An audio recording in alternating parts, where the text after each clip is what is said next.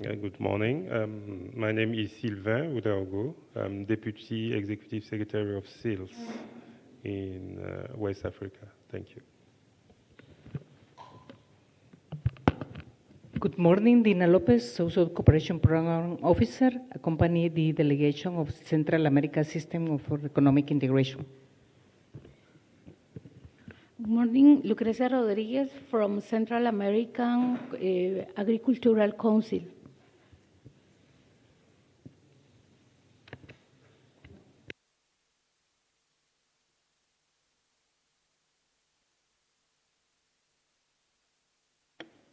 Good morning. My name is Lisa Danzig. I'm an infectious disease physician, former vaccine and diagnostic developer, working for Pan Defense Advisory and consul to the country of Bhutan.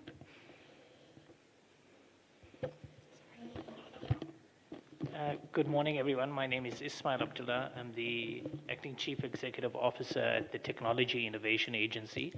The Technology Innovation Agency is a national innovation agency providing funding to early stage projects as well as providing seed capital to a number of catalytic programs within the South African environment. Thank you.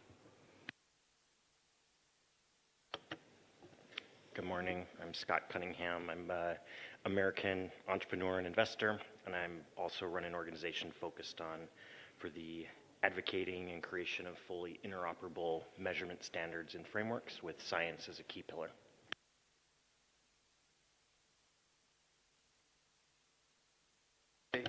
I'm Declan Curran. I am with ISC. I'm the manager at the Africa Europe Science Collaboration Platform, and I am the managing director and chairman of the Science Summit at the United Nations General Assembly. Great to be here. Sorry, just on a point of information, Ma'am Lovely.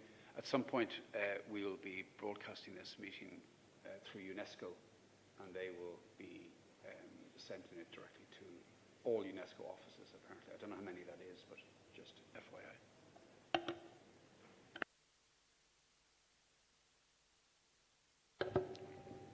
Good morning, everybody. I'm Rizwana Mia. I'm from the South African Medical Research Council. Thank you.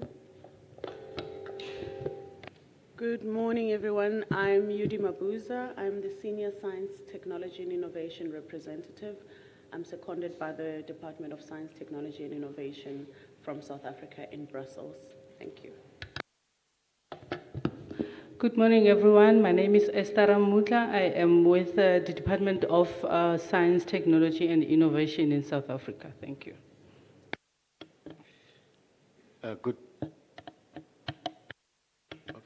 Good morning. My name is Modikwe Pachani. I'm also with the Department of Science, Technology in South Africa from the Development Partnership Unit. Thank you. Yes. Thank you, everyone, for that round of introduction. We're going to be hearing from two institutions in South Africa, the Water Research Commission and the Medical Research Council, but we also have the Technology Innovation Agency in the room, and I'll just afford them just a few remarks at some point. We are also expecting a representative of the Arab Gulf Fund, and as soon as they arrive, they'll also be part of the panelists for this session. However, we need to start as time is not on our side. We are here to talk about innovation, innovative financing and partnerships to drive sustainable science, technology, innovation development in the African continent. I think we all know about the issues that we experience with development finance, which are exhibited by the climate change, the inequalities, the debts that the countries are having, and so forth. And this summit, the FFD4, it's really to renew and advance global financing frameworks to provide opportunities for funders to meet with some of the stakeholders that may be requiring funding and so forth, but also importantly to promote multi-stakeholder partnership and ensure that we strengthen this partnership to have sustainable innovative financing. And if we bring it now to the Africa-EU partnership, We know that there's a strategic partnership between Africa and the EU, and in 2023, there was a joint innovation agenda adopted by Africa and the EU, and this agenda is really to promote research and innovation collaboration between EU and African stakeholders, is to build capacities that are required for science, technology, and innovation, and also to work on issues of strengthening governance and ethics in the science sector. And of course, we all know that there's different funding mechanisms that the European Union has to fund research and innovation that already exist, and a lot of projects that have been supported through the EU platforms. So in South Africa, we also have institutions that fund research and innovation, and the MRC, Medical Research Council, and the Water Research Commission today is going to be sharing with us some of the work that we are doing or funding in South Africa. So this session is really to just share with you how we do it in South Africa, to share with you partnership opportunities to work with us in South Africa, and just rethink and reshape financing for partnership models to advance STI in Africa. So from the WRC side, the CEO will be sharing with you our journey as a water and sanitation funding institution, how we are unlocking innovation to scale up water efficient sanitation solutions, our vision to scale up, and the partnerships that we've put in place for now to scale up. And from the Medical Research Foundation side, the colleagues will be sharing with us how they are rethinking the health and financing to address some of the non-communicable diseases in the context of climate change. And by the end of the session, we're hoping that you'll be more aware of what is happening in South Africa in water, sanitation, and health. You'll be aware of the opportunities to work with us. You will be aware of some of the good practices and funding models that we have on the ground to ensure that research and innovation really does make an impact on the ground with regards to sustainable development.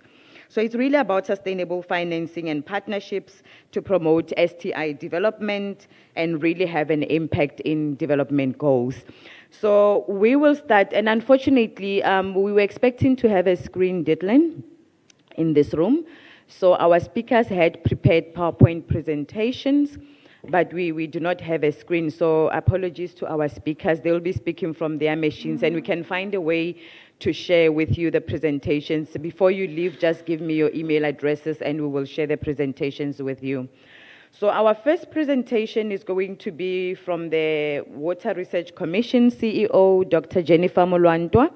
And as I've said, she's going to be sharing with you the South African or the WRC case study, highlighting how we are funding water and sanitation, but also our vision to scale up water-efficient sanitation solutions, not only in South Africa, but in partnership with the rest of the African continent stakeholders.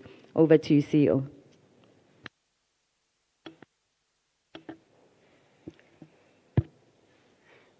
Thank you very much. Am I audible? Thank you very much. Yes, yeah.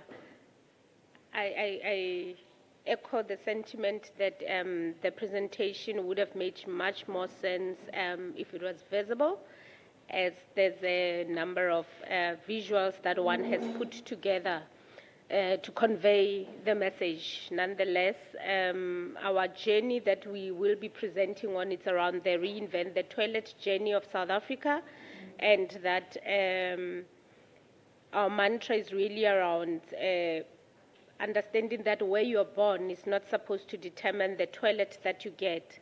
And this is premised on the issue that with the looming 2030 and the United Nations SDGs, we understand that there is still a backlog to meet the sanitation, universal sanitation goal, and therefore we had to rethink over the last 10 years how we pioneer solutions around sanitation, specifically to answer the question of the unserved, but also to look at the question of those who are living in the arid parts of South Africa.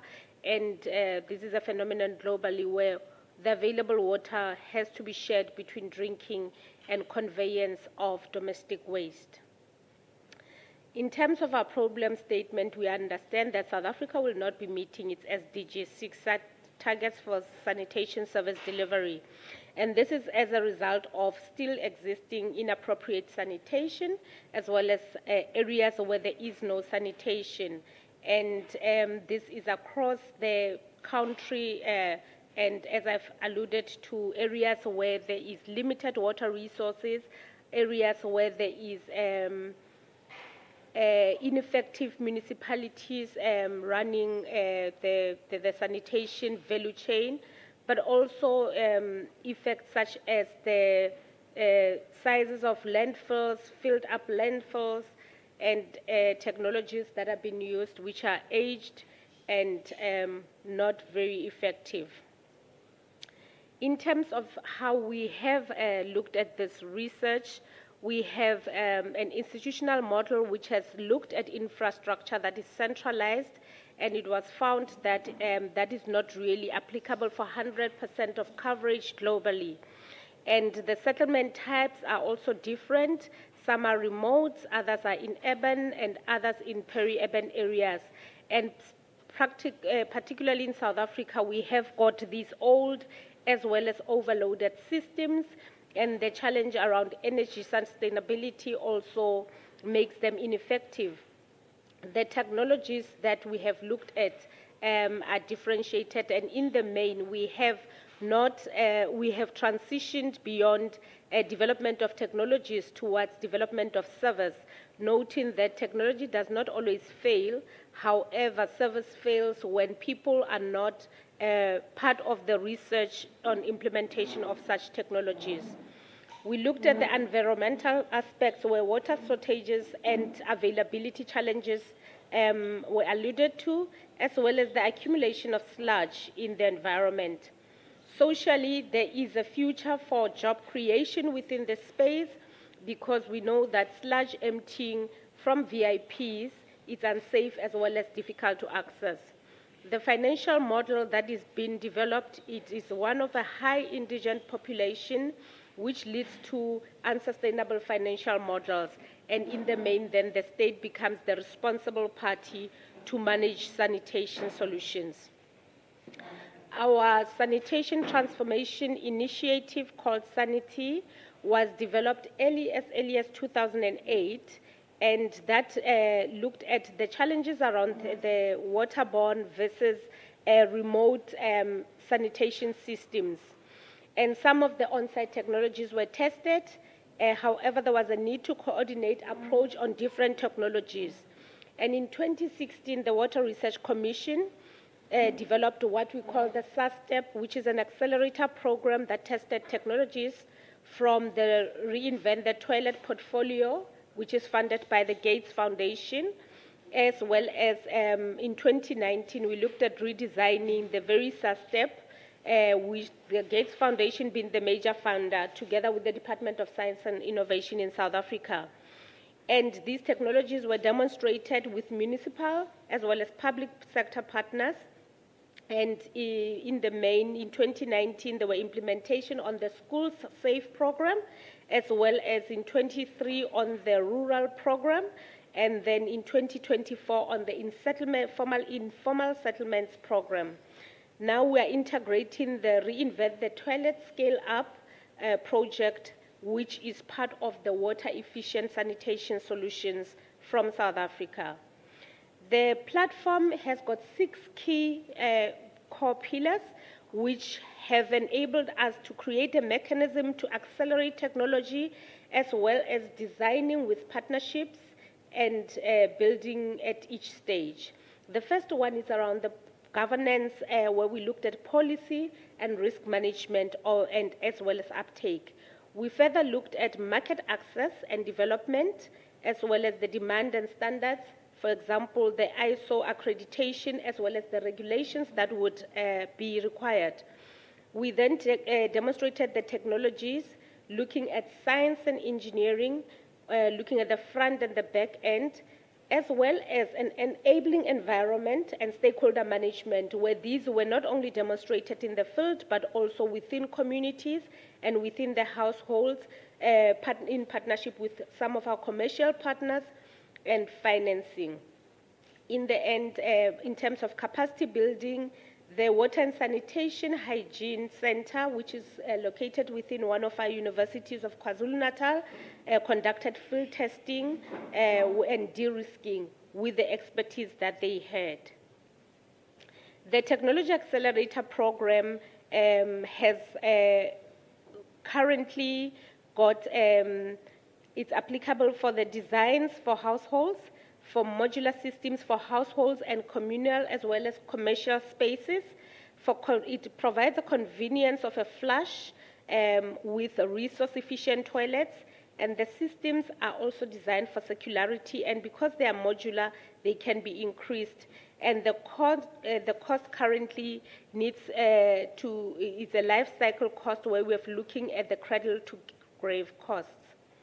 The technology journey has looked at different types of technologies, including low suction toilets, urine diversion toilets, dry toilets, fecal sludge management, full recycling toilets, low flush toilets, solar and septic toilets, as well as incarceration, as well as incineration and HTC toilets, where the solids are also beneficiated. In terms of our demonstration projects, we currently have 93 projects that are already on the ground, from the basic schools, as well as informal settlements, rural developments, as well as an Africa Extended Demonstration Platform, where we are working together with the EDE-TA Hub Partnership, which is demonstrating on the African continent. We have settled on the following design parameters for our systems, which are applicable for water and efficient sanitation systems.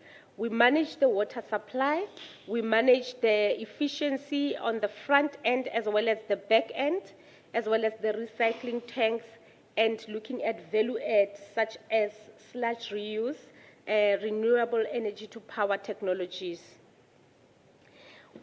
The South African Department of Water and Sanitation and Government has also enabled this process to take place through policy enablement, where integrated policy action plan and studies have been conducted by the department, which identified the states of the opportunities. And the National Sanitation Integrated Plan has also been developed with norms and standards, regulations to incentivize uptake and disincentivize poor decision-making has been enabled, where sewers that are overloaded and there is no water available are tackled through the departmental regulatory framework of enforcement. We also want to highlight that this would not be possible without collaboration and partnerships, and this requires leadership, funding partners, technology partners, testbed partners, policy partners, service partners, scale-up, procurement partners, finance partners, and country leadership. In the main, there were a number of partners that we had, from government to the university, as well as the accreditation standards, the funders including Gates Foundation and the Development Bank of South Africa. The opportunities presented by these technologies is that we can now frame the sanitation system templates for the water-efficient sanitation solutions, where the user benefits are clear. In terms of the first phase, market segments are well understood. There is an enabling environment in terms of policy and regulation in the pipeline, and aggregated or centralized systems are non-negotiable to long-term sustainability for sanitation services. We know that the implementation model is currently being assessed for a scale-up, which would be a country-wide program, and a procurement model is being also pursued in collaboration with our Development Bank of South Africa, and different financing models are being advanced in that area. The time is now to scale innovation and replicate. It is estimated that just in South Africa, within the schools market, it represents about 26.4 billion rands, which is an opportunity of about $2.6 billion. And in the residential market, it's about 29.3 billion opportunities for new built areas and new developments that are not necessarily for the poor, but also for affluent areas that are busy cropping up in South Africa, particularly taking into effect the fact that water availability is no longer secured under climate change conditions. Thank you very much. Thank you very much, CEO of the Water Research Commission, for that presentation. I think she shared with you how the Water Research Commission is contributing towards the countries achieving the SDG 6, which is access to clean drinking water and sanitation, and focusing on the underserved and the communities that are living in arid areas. She also shared with you some of the work we're doing in the schools. Unfortunately, due to the not having a projector, you would have seen some of those solutions that she referred to. But as I promised, I will share the presentation as soon as we finish with the session with the participants. I think another thing I would like to point out maybe is the journey. I mean, she painted the journey of the Water Research Commission or South African water sector with regards to our technologies and innovation, policy and regulatory environment, and so forth. And I liked it, CEO, when you said the time is now to scale innovation and replicate. And she mentioned that we're already having a program, WESS, we call it WESS in short, which is the Water Efficient Sanitation Solution platform that we have put in place with partners like the Gates Foundation, the Southern Africa Development Bank Water Partnerships Office, the Ministry of Water and Sanitation in South Africa, WRC, other African partners. And with this platform, we're going to try and scale up the solutions that have already been tested to work in South Africa to ensure that the underserved rural communities in Africa do have also dignified sanitation solutions. And then with that, just hold on the questions. I'm going to take the MRC presentation, and then we will open the floor for a little bit of a discussion and also Q&A from yourself. So if you can just jot down your questions, we'll take them just now. So the Medical Research Council, we're going to have a presentation by Rizwana Mia, who's going to also be sharing with us how the Medical Research Foundation is funding research and innovation and rethinking their health research financing in a climate, in the changing climate that we are having now in South Africa, and also touching upon some of the partnerships that they are having as the Medical Research Council. Thank you. Over to you, Dr. Good morning, everybody. So firstly, I must apologize. I'm just stepping in for my CEO, and he was supposed to be giving this talk to you. So apologies from him because he's got an urgent engagement. So, thank you firstly for having us, be able to giving us an opportunity to tell you more about positioning Africa as a global health innovator and addressing non-communicable diseases, genomics, and the climate and health nexus through sustainable, locally led financing. And because this is both urgent and transformational, and how we can address the critical health challenges facing Africa, in particular the rise of non-communicable diseases and climate-sensitive health threats, while investing in sustainable solutions that are rooted in local innovations such as genomics.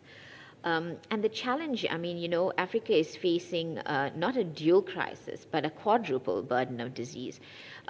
First, non-communicable diseases such as diabetes, cardiovascular disease, and cancer are on the rise, now amounting to over 40% on of the continent's mortality.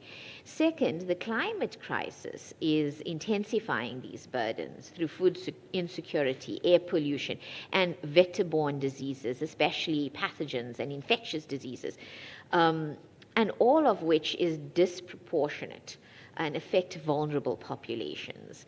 We also have a very huge burden in terms of violence and injury and mental health, actually, that is also not really addressed. And then maternal and child health, which is a pertinent issue, also needing to address one of the SDG goals, especially maternal and child health. Compounding these challenges is the lack of robust data and research capacity to fully understand how these diseases manifest in African populations. Genomic data, essential for precision medicine, is still largely absent in most African communities. And without inclusive research, we risk developing solutions that simply don't work for us.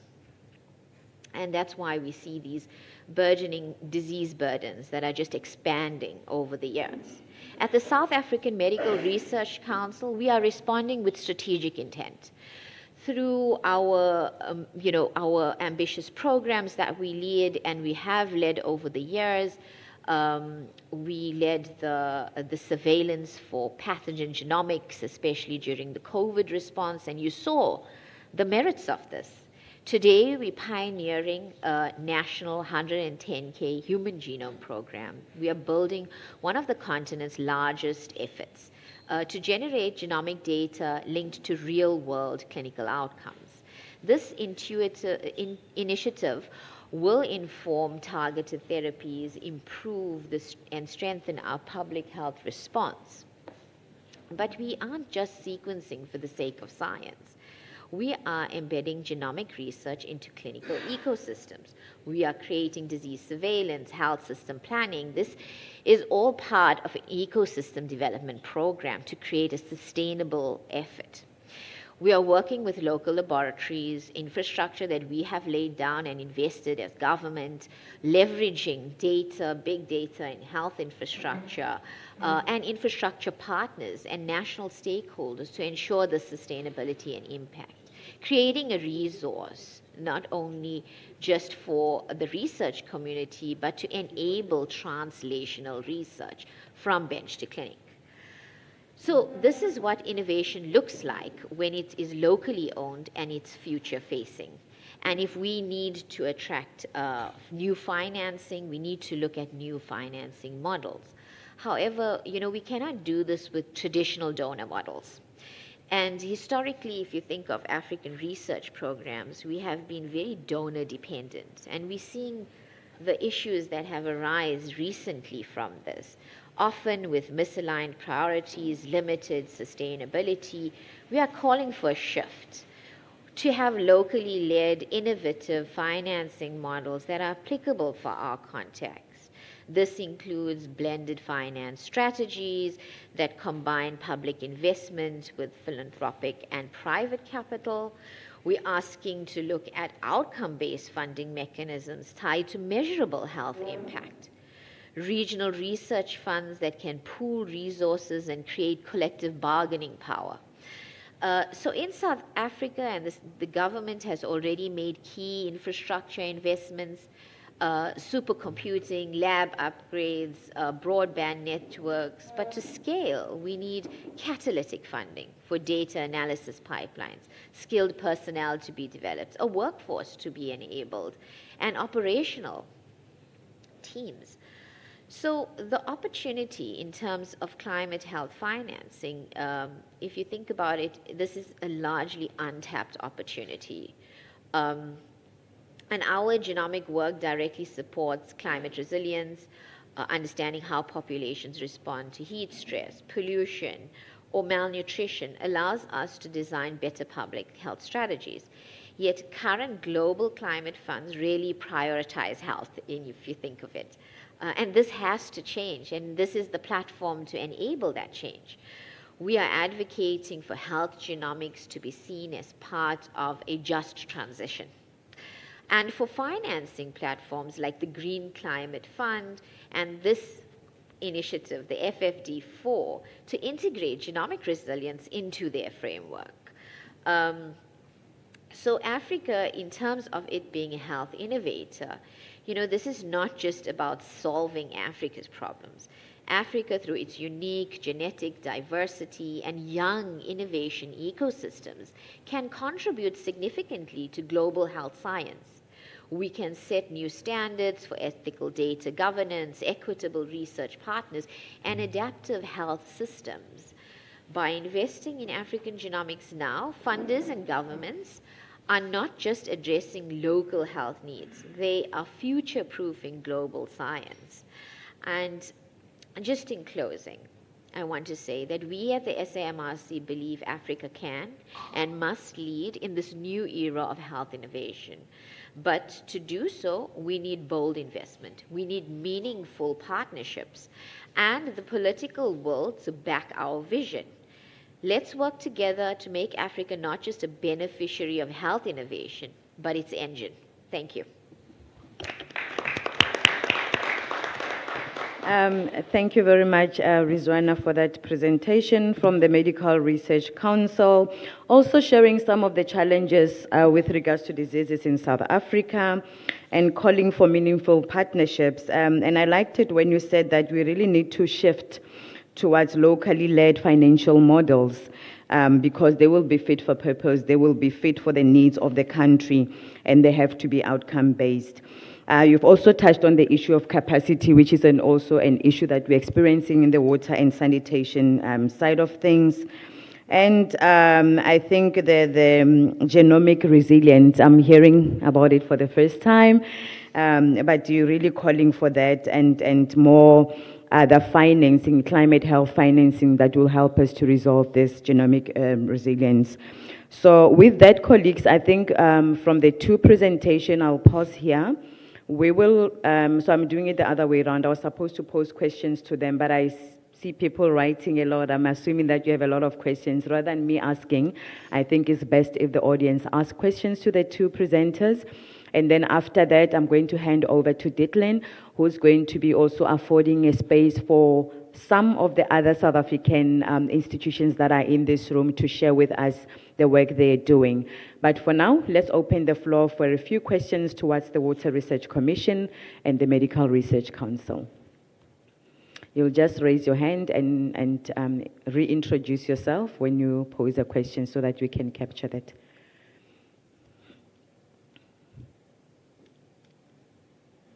Yes? Yes, Lisa Danzig and from Pan Defense Advisory. I have a question that ties the two together, and maybe I didn't hear, but it's with the water research and pandemic resilience future-proofing and getting information. Are you doing, or could you talk about the great work you've done on wastewater surveillance and what your plan is moving forward and how that ties in to genomic surveillance and some of the use cases that you've laid out for us so nicely? Thank you. You can take it first and then I'll take it, yeah? Thank you very much. That's a very important question. So with the COVID-19 surveillance, we started the environmental surveillance project, working together with the NICD, which is the Non-Communicable Disease Department in South Africa. And we have then moved on now to do further research on the detection and trying to make sure that we are spreading just for more than COVID, but for other diseases as well.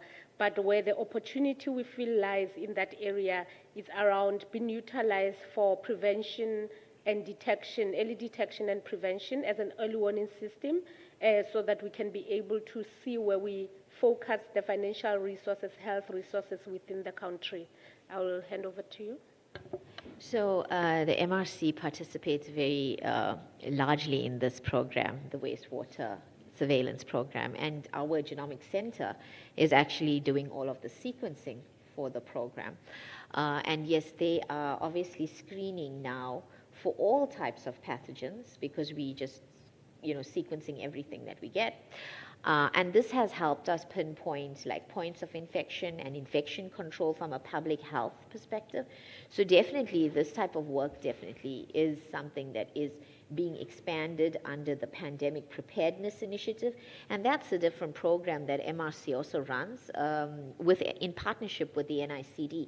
So the NICD is the National Institute for Communicable Diseases, and they are largely in terms of the Ebola crisis, they took charge, they executed. During COVID-19, we ran the National Genomic Surveillance Program with the NICD and all of the laboratory infrastructure in South Africa. And now what we have done is we've scaled all of this infrastructure to human genomic sequencing, We have systems in 5 different labs, and together they are going to help us achieve the ambitious target of sequencing 110,000 human genomes in South Africa. And what that will do is will create a sustainable ecosystem in terms of a national genome archive that can then not only be available for the research community, but helping the research community engage better with the clinical community, and this can become a resource for the health system down the line. So I hope that has also answered your question. Thank you. Thank you very much. Declan, your hand was up? Oh, okay. Any other questions? There's a lot of work that is shared with the 2 colleagues and call for partnership, investment opportunities with the MRC and the WRC. Let me pose just 2 questions, one to each of you, and then I'll step down to afford the other speakers to get an opportunity to remark. So maybe to the MRC, you've spoken about needing a locally led financing models and so forth, but how do you ensure alignment of priorities amongst funders and investors, policymakers and implementers? So we've been running research programs in South Africa through the funding from the Department of Science and Innovation, the health innovation budget that comes to the MRC. And we report both to the Department of Science and Innovation on the innovation budget that we receive, and we also report to the Department of Health as our reporting line. And so the alignment in terms of strategy comes from both these departments. We have to address the burden of disease within our country, which is a similar burden of disease throughout the continent. And we have to develop programmatic research that aligns to those priorities. And we have done this very successfully. If we look at some of the programs that we have run, we do what we call a leverage funding partnership. So we basically invest X amount of money with different funding partners through the years, and we've managed to increase our funding budget like that. We've also increased the level of collaboration. We've also managed to develop sustainable capacity in this way and address the priorities locally. And so we've managed to find very good global funding partners. The Newton Fund was a very big success for us. We create this product development partnership model with the Gates Foundation and the Global Grand Challenges. We run Global Grand Challenges South Africa. We've invested in that. We invest in the EDCTP. EDCTP is also residing within the SAMRC. It's a strategic program where we invest in clinical research, but it's Department of Science and Innovation that actually invests in the big partnership of the EDCTP. And the MRC really just implements and operationalizes for both these departments. And we've done this very successfully over the years, working together to achieve what we've achieved. And you could see the collective power from the MRC, the DSTI, Department of Health during the COVID response and how well we had done through that response. And I think that that's something that showcased our strengths. And I think that that's something that gives confidence to people that want to partner with us and to work with us.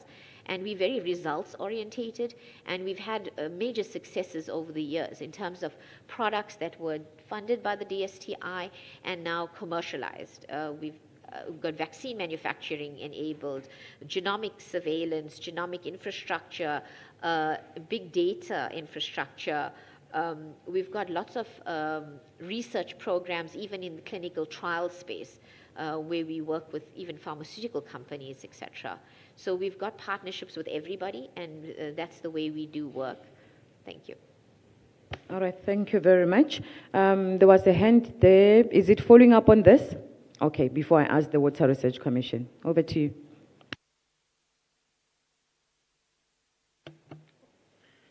Thank you. My name is Hassan Masood. I'm an editor with Nature in London. Pleasure to be here. I just really wanted to follow up on your point about alternative funding models. And you mentioned the Newton Fund, which of course was cut.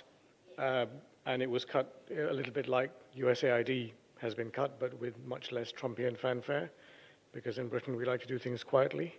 And I wondered what's the approach, given that a lot of your previously traditional donors now are just behaving in this sort of way, just coming along and just stopping funding. I'm guessing philanthropy wouldn't do that, but governments are clearly doing this. So how is that influencing your thinking? So I think that, we're very adaptive. We're quite agile in terms of our mindset, in terms of funders. If you look at the Newton Fund, even though the Newton Fund was cut, I think the successes from the Newton Fund just spoke for themselves. And so what happened after that is the British government came back to us, and we've got partnerships with UKRI. We ran a very successful calls now in partnership with UKRI and are jointly funding programs in South Africa. So I think sometimes, sometimes one door will close. You need to be agile enough to look at how you open the other doors. And what we are trying to do is create a sort of solidarity amongst the funders. So we also run something called the African Health Research Innovation Funders Forum, which is a group of African health research funders. We bring them to the table and we help them understand, what are the needs on the ground and how do we solve these issues together, because I think there's a collective mindset amongst different funders. There's just, maybe the USAID has closed today, and maybe there's other private sector funding that can open up for us. And I think it's also, sometimes, there's a silver lining to everything that does happen. And as much as it's been a very abrupt cut, and it's quite impactful in terms of, the local talent pool, job security, etc. And we just have to basically, we've just basically joined forces with everybody to say, let's create a sort of solidarity fund to plug a gap. So that was the first approach, and Professor Ntusi is at this meeting. So I hope that you also get to engage with him, because he's really leading and championing this initiative for South Africa, speaking to all of the different global funders, and he's really assisting in terms of plugging the current gap, because the impact is quite large. So if you think of PEPFAR, for example, that was cut, this is the rollout of ARVs to the HIV population in our country, and we have a large HIV population. Although our government pays for medicines, that infrastructure is supported by PEPFAR. And so now you have nurses and doctors that were basically administrating this, are not able to do so. And so that's a very large, on the ground kind of impact. And then at the research level, you've got researchers that, their projects are now unfinished because everything is being terminated, like literally terminated. So I think you've got projects that are half done, and obviously it's very hard to just sort of plug the gap, a few months down the line, because everybody has, they need to work, they need to earn money, and they need to move on. And so, that sort of abrupt move has definitely been negative for us. So, but we are trying to look at the silver lining. Thank you. Thank you very much, Rizona, for that. Let me ask the last question to the Water Research Commission CEO. When you're talking about vulnerable communities, we're talking about, you can never exclude women and youth. And my question is, from the WRC perspective, what are you doing to develop, support women and youth to be involved in the water and sanitation work that we are doing? And what would you consider are key partnerships that we still need to establish to ensure that we support women and youth in the work that we are doing in water and sanitation? Thank you. Thank you very much for that question. I think it's quite important, particularly in South Africa, where there is a very young population, and youth participation is quite important, noting that there's also a high level of youth unemployment, but also taking into consideration women being the primary caregivers and their requirement to ensure that there is water and sanitation for children and as also carers of the aged. So in this area of research, we have, as the Water Research Commission, prioritized a lot of our research as part of the National Transformation Agenda to ensure that there is active participation of women researchers, not only at an academic level, but also through consultancies, through cooperatives, as well as through young women research initiatives to participate in our research. But also with youth, we are focusing primarily on ensuring that there is youth participation, particularly your postgraduate students that are in the master's and PhD, where we are now driving a research funding cohort, this cohort, and ensuring that they become researchers of the future. And also we are looking at funding them to participate at postdoc levels, hopefully at an international scale, so that they can also come back into the country and be funded to contribute into research. And in the main, it's really around transformation, but also ensuring that research does not become a scarce skill, so where you're finding that in most countries and in most cases, researchers are the old professors. So we are trying to make sure that it remains relevant by empowering our youth and women. Thank you. Thank you very much, CEO. I think More? One more? No more. one more question, Declan, sorry. Okay. Yes. I think it's directed this direction.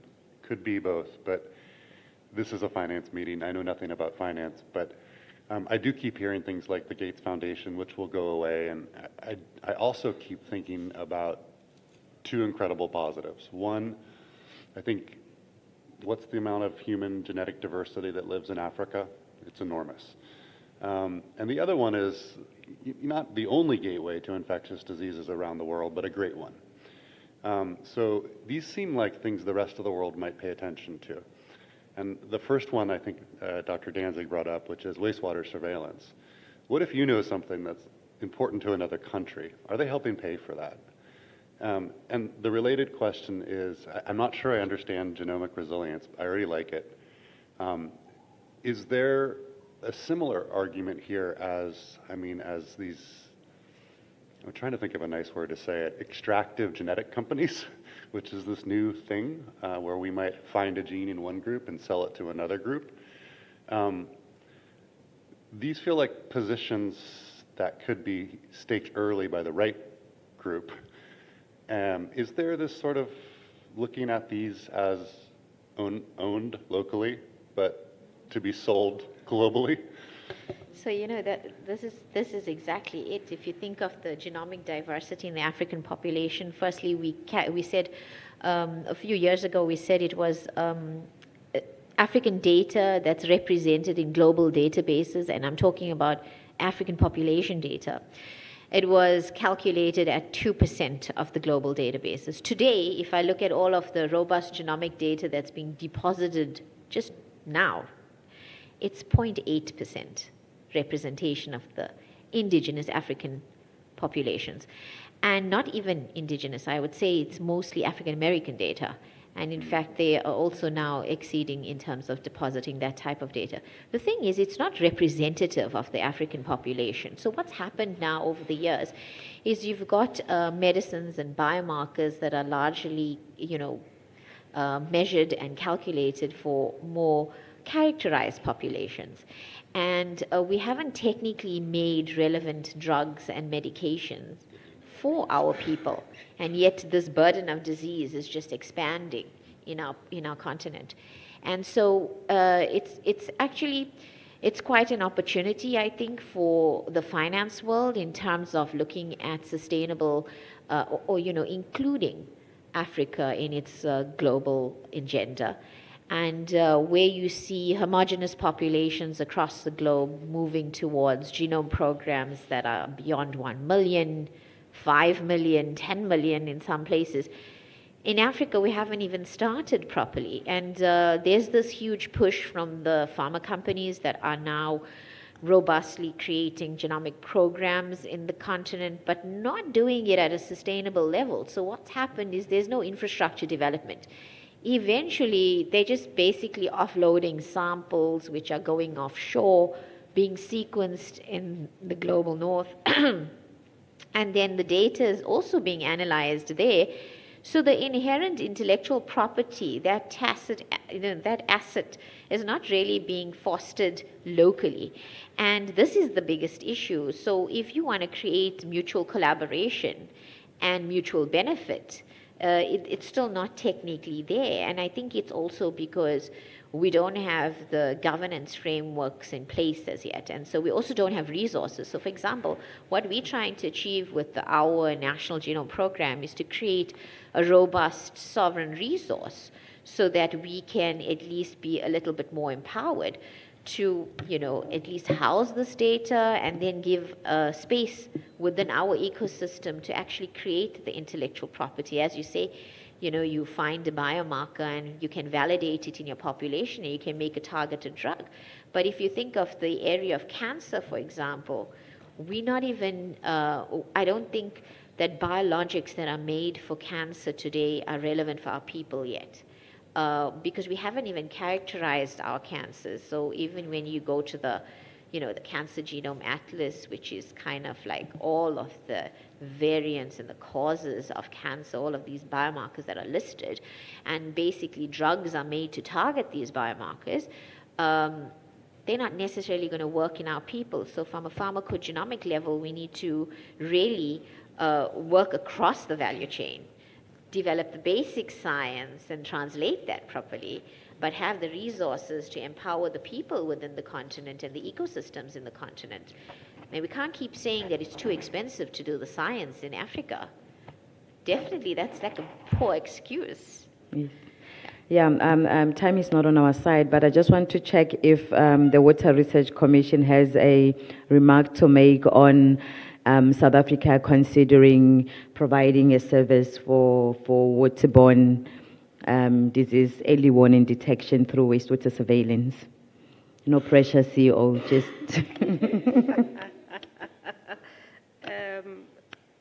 No, I think it's a very important question. And look, we still have got a lot of people in our country that are not served, that don't get reticulated water. And sometimes when they do not get the good quality of water that meets the national standards. For some reason, there's also been immunity, I think, that people have over the years grown. But we do have got some of the indigenous people who have got their own practices of how they've always, managed to survive, and they're not dead yet, even though they don't have proper reticulated water. So the research agenda around waterborne diseases, it's a big one that we are focusing on in our area of water quality and health. And as we've discussed earlier around environmental surveillance and using the different genes, and also trying to ensure that due to the areas also being mainly in the rural and mostly also informal, is just to try and make sure that you are able to have early detection and move the necessary resources where they need to be in order to counter the waterborne diseases. However, what we have said is when we're investing in water and sanitation, when we're realizing that there are choices to be made between drinking water and conveying waste, the issues around this water efficient sanitation system where the water is recycled within the system itself, which we have piloted and demonstrated at school, at informal settlements. It's really an option that really should be considered, so when the water has to be shared, drinking water can be prioritized. Thank you. Okay, and now for real, I'm going to hand over to Declan. There's another hand, but I think we can have a chat and follow up with the colleagues after the session, but we really need to give other colleagues from the South African side some time to remark. Over to you, Declan. So all these conversations are connected, really. I mean, they're all part of a very broad narrative, and certainly when we're here in Seville looking at the role of science in the SDGs, or indeed the post-SDGs and funding thereof, etc. So we're all really we're all connected. But thank you very much, Ma'am Claudine. And I would like to invite the CEO of the South African Council for Natural Scientific Professions, Professor Mampu Malelo Obuku, to address us. And also delighted to have this focus on human capital. I mean, we don't have much science without the professions. Can you? Is it the right one? Yeah. Okay, I believe that I'm audible. Good morning, everyone, and thank you very much, Ditlen, for organizing this session for us, and really to thank all the. Okay, it's the right, yeah. You can hear me. All right.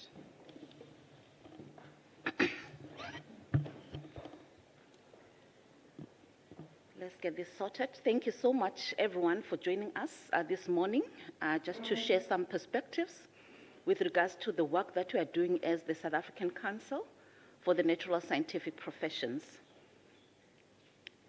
especially in the area of strengthening capacity for science, technology, and innovation in the country.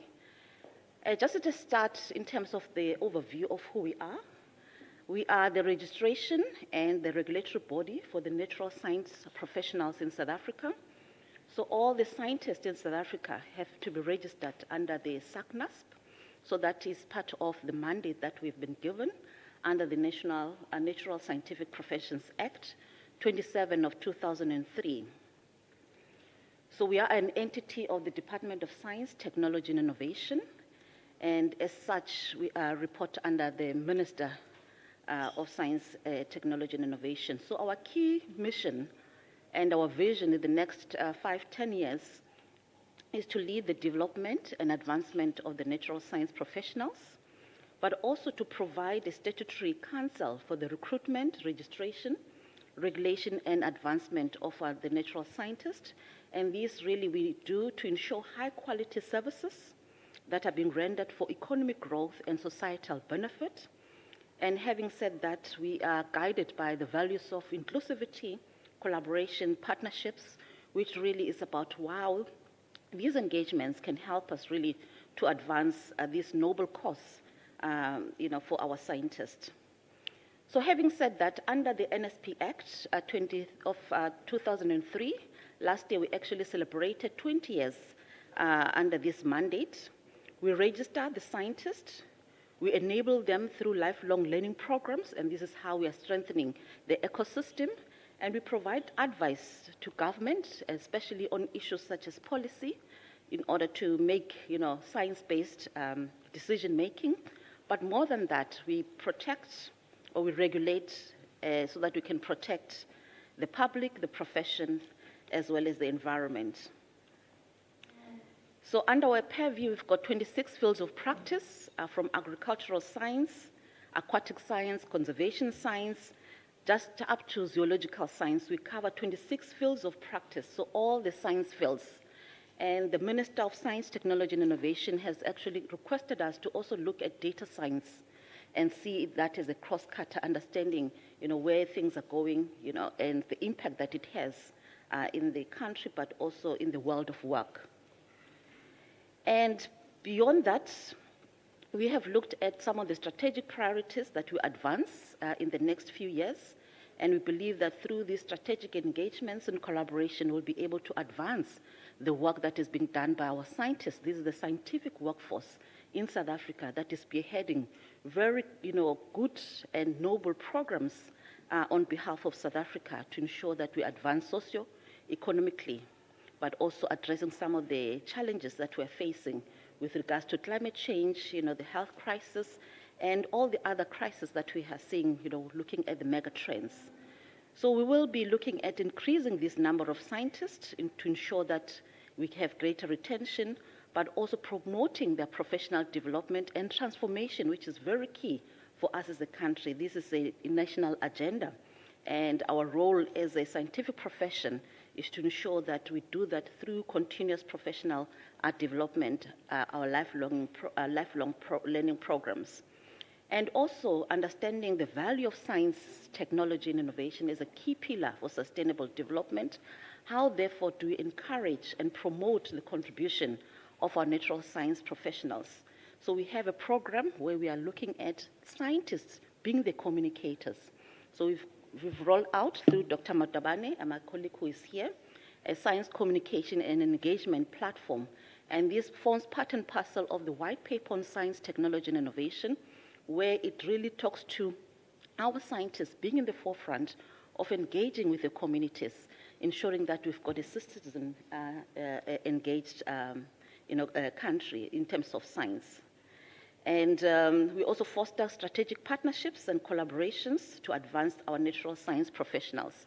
So what we are saying is that as much as we are looking at financing the research endeavors, the infrastructure, the people behind are the scientists. How, therefore, do we hold their hands and ensure that as they conduct their work, they are doing that with integrity, fairness, as well as ensuring that they can deliver with high standards. We have been confronted with a number of challenges at municipal level, national level, and so forth. So we need, therefore, to come on board as a scientific body to ensure that the work that is being conducted is of highest integrity, but also accountability becomes key. So this is where our regulations come in force. We have a code of conduct that was gazetted in 2022 that really speaks to how our scientists should be held accountable if there are any transgressions to the Natural Scientific Professions Act. So looking, therefore, at the way that we are looking at lifelong learning programs, we are starting it right from the beginning because we want to ensure that we are creating this pipeline of scientists, meaning that we don't just look at the universities, but we go a step back at high school level as we are preparing them, to the world of work. How, therefore, do we engage with those? So we've got good partnerships with our other departments of education at the provincial level, and then working through as they enter the university to ensure that we create and we sensitize them about, and excite them about the world of science. And here then, when they get into the university, we've got what we call the continuous professional and continuous candidate mentorship program. So these are the candidates. They are coming to us to register as candidate natural scientists, and they are continuing their journey so that they can then be professionalized. And then when they now start working, this is where we now introduce the continuous professional development program to ensure that they understand and we can continue to capacitate them to be competent in discharging their work and ensuring that they do that with integrity and upholding the code of conduct. So there are quite a number of initiatives that we have introduced as part of building that capacity. And currently we're looking at a professional development academy. So we're engaging with the WIPOs, we're engaging with the FAOs, we're engaging with quite a number of other international bodies, including the International Science Council, to ensure that we've got a number of programs and courses and modules that will continue to be used to advance our scientists as the sector evolves and changes, so that they are at the top of the range when it comes to service delivery and providing the necessary expertise at the national level, but also through research and technology and innovation. So there are quite a number of areas that we're looking at, understanding that quite a number of them are involved in research, so issues of intellectual property and management. We have what is called you publish or you perish in the country. So now we want to evolve from that and say, it's important that we understand the value of protecting our intellectual property. And yesterday I made an example, or just a comparison, that we only have annually 10,000 patents that are filed within the country by our scientists, starting from the CSIR, the Water Research Commission, all the projects that are coming and are funded by your National Research Foundation, and the industry as well. And when you compare with other countries, with a similar budgets and investment in science and technology, so this is quite not at the level where we want it to be. But moving forward, then how much of that patented, those inventions then translate to commercial products is even very low. So there's work that needs to be done there, where we can also learn, some of the best practices and also work closely with other entities and international organizations. So moving on, in terms of our candidate mentorship program, this is an initiative that we started in 2020, 2021. Here we're building a pipeline for the next generation of skilled natural science professionals in South Africa. And our focus is on the women and the youth, understanding that we need, therefore, to hold their hands and ensure that they contribute their quota in terms of national development. And this work we're doing with quite a number of voluntary associations in the country. And here they are looking at various skill sets, technical as well as soft skills, to ensure that they are therefore prepared for the world of work. And we've seen quite a number of young people going through that program, and this was really commended by our portfolio committee. You know, looking at that, we are looking at the entire value chain of capacity building. And there's another key instrument or flagship program, which is called the She STEAM, where we're looking at women and girls, especially in served communities. So we go to the rural areas. We ensure that we build that pipeline again and engaging with young people and ensuring that then we can prepare them as they continue with their school, but also, going to universities. And I indicated earlier that we have what we call continuous professional development, and this is quite strategic for us because we believe that as our scientists, they continue with their professional journey, they need to be exposed, they need to be engaged, and ensuring that we've got dedicated programs. It's not a tick box exercise, but it speaks to where they are and the value that they would need to contribute to the advancement of their work, either with the private sector, the public sector, and so forth. And in this case, we have, through the presidents, a directive to ensure that there is professionalization of the public sector.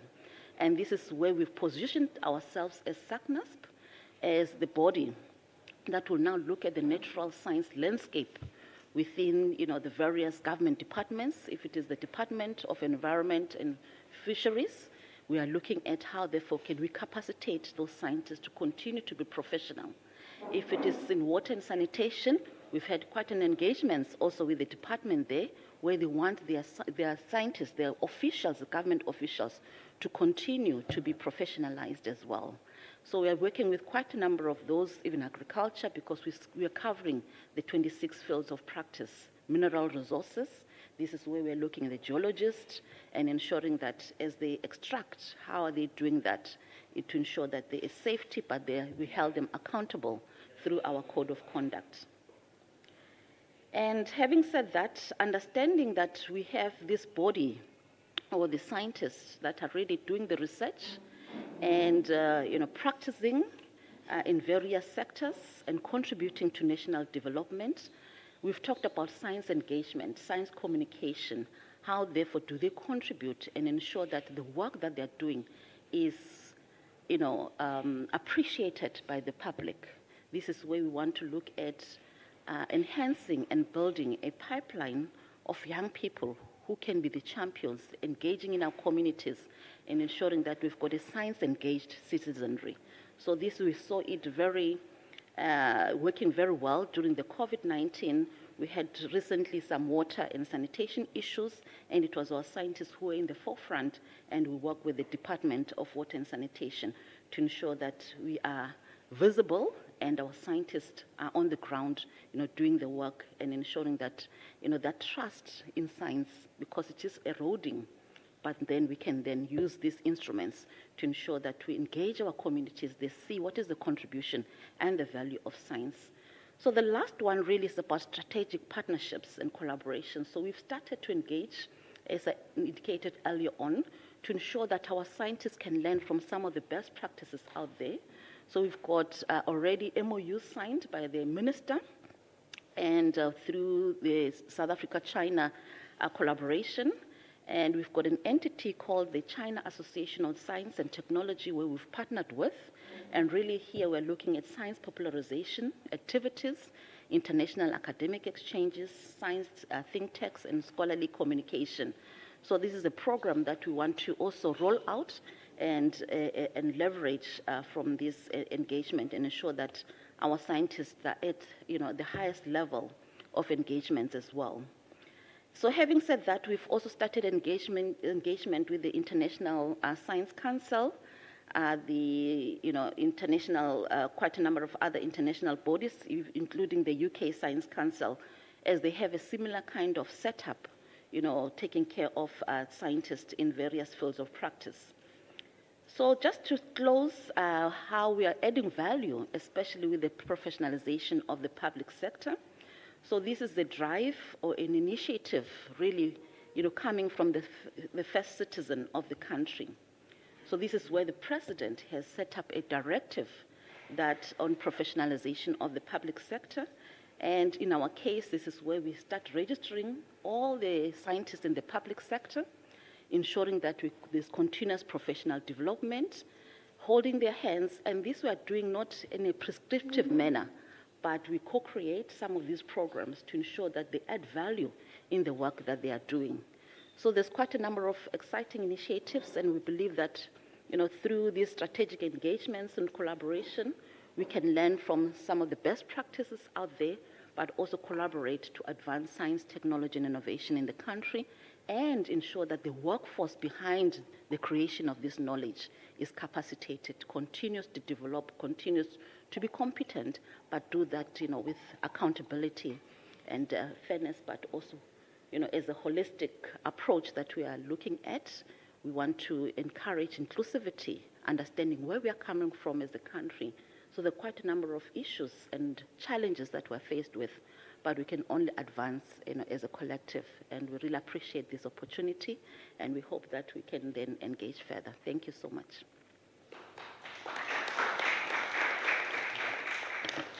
Thank you so much, Professor, for that very enlightening presentation and for helping us to focus on the human capital dimension of science. And as I listen to you, I'm intrigued to try and understand what this says to funders in a broad sense, the contribution of African scientific leadership at a global level, not just in Africa.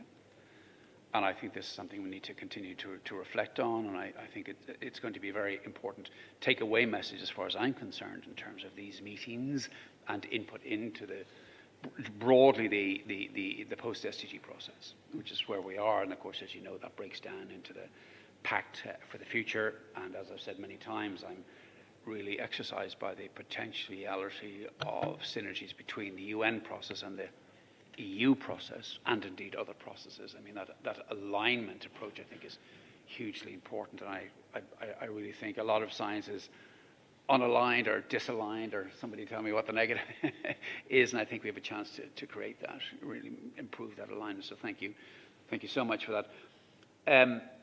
We're delighted now to listen to our next speaker, Nishka Sharma, a real live young scientist, future Nobel laureate in my view, and Nishka is the chair of the Youth Parliament at the Science Summit. And what does that mean? Well, two things really. One is advancing the contribution of the younger generation to policy making, and the reason we call it a parliament is because we're not just talking about, you know, ministers. I mean, where do ministers get their inputs from? It's from legislators, parliaments.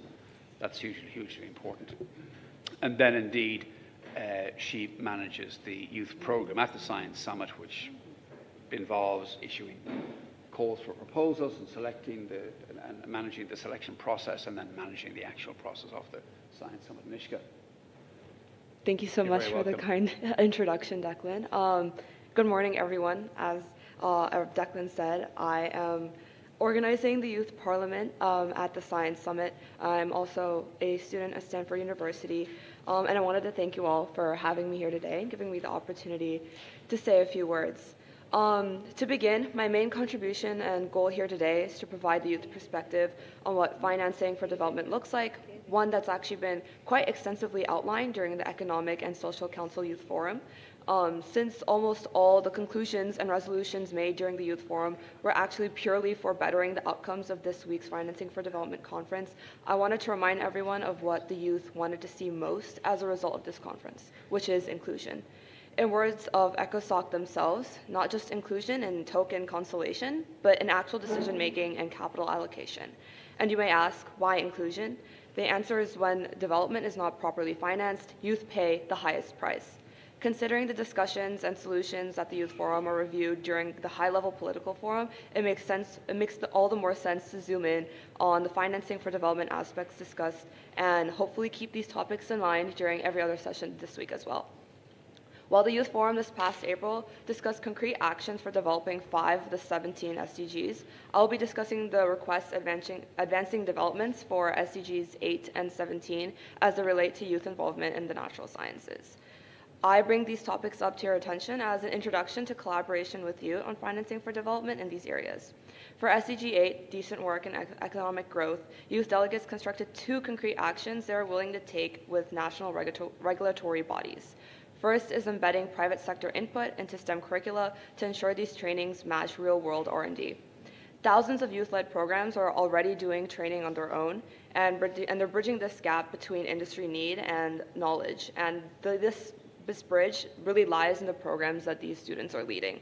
Working with regulatory bodies, this process can be extremely streamlined.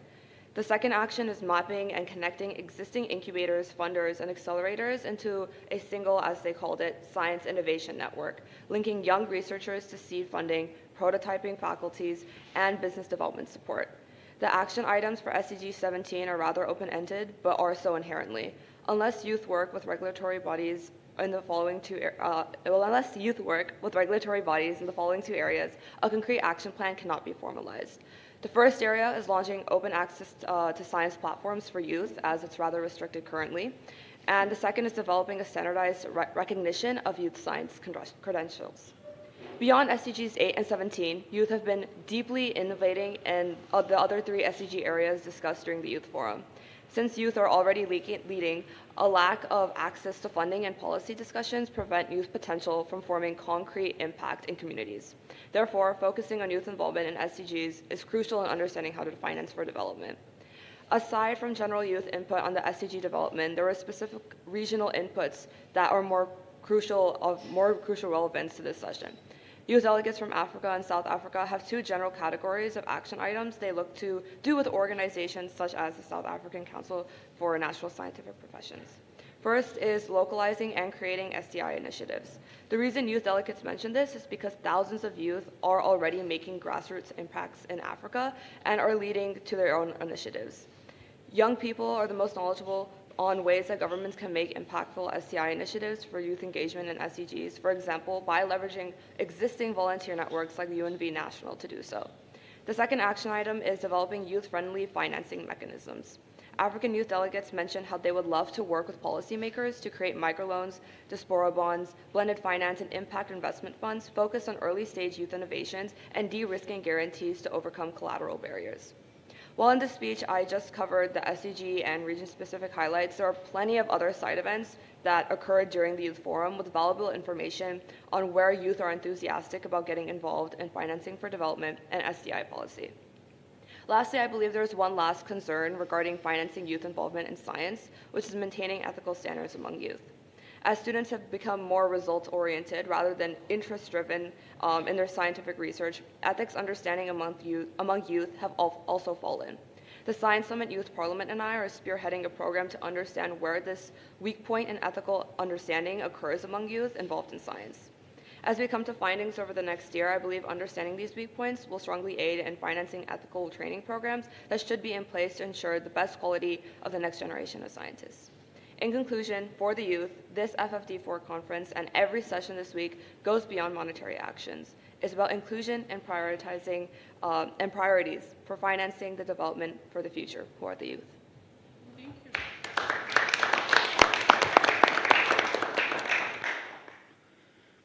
Thank you so much, Ishka. And again, many important takeaways there, and hugely important messages. So I think in this forum and the other ones we'll be participating in, I think we have to find ways to mechanize that in terms of policy making. And I think you're speaking to a global youth audience. And of course, there's different aspects of that in terms of the intergenerational dimension, but I don't like to compartmentalize, because I think when we're going to talk about health now, I mean, that has a doesn't break down into age brackets as much as perhaps policymakers would like. So thank you, Nishka. Yudi, we're just going to do a brief the health panel now, so let's begin with that. We have lost Ntobeko, so we have his representative here on Earth, Rizwana. So you can talk to us now. Oh, he lost his phone. Actually, he lost his phone. So yeah. Yeah. So I think we need to highlight the fact that from capacity comes capability. Investing. Oh, sorry. Good morning, everybody. These impromptus are getting to me now. But anyway, this is a very important topic. I'd like to start by talking about, from capacity comes capability. Investing in Africa's clinical and genomic research workforce for resilient healthcare systems is pertinent. We've, of course, run more than just, the genomics ecosystem. And because I champion this, I'm very au fait to talking about it very quickly. So please don't take this limitation from me as well. So the honor, I'm honored to represent the South African Medical Research Council today. And we at the Medical Research Council, obviously, we believe that investing in people is the most powerful initiative in building resilient healthcare systems, because it is those people that drive good healthcare and manage it and take care of our patients.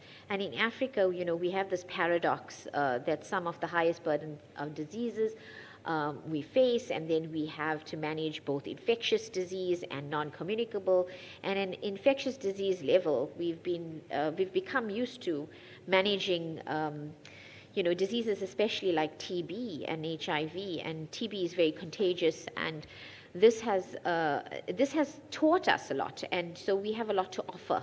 It's not only about us seeking capacity development outside, but also within, and what we can also give to others. And I think we saw that during the pandemic response. And so, why does this matter? Because, if in order for us to achieve universal health coverage, which is part of what our government wants to move towards, we need to be able to create equity and evidence-based care, and we need to strengthen preparedness for emerging and climate-related illnesses as well, and sensitive threats that might come up. And so we have been building sort of a multi-level capacity development model over the years. And some of these are, we have a clinical research capacity development program where we want to empower our doctors that are being trained, for them to enter a postgraduate level and become clinical scientists, because there's a huge gap in terms of the clinical scientific workforce. And especially the way pandemics are also moving these days, it is very important for us to empower our workforce. And so we run this huge program. It's the Bongani Mayosi program. And we recruit doctors across the board that have qualified with the Now Healthcare system, and allow them to engage in clinical research so that they can at least give back in terms of promoting and pushing towards evidence-based healthcare or a learning healthcare system. And I suppose that's kind of what we want to also see emerge within low middle income countries and countries like South Africa, and under the Universal Healthcare Initiative.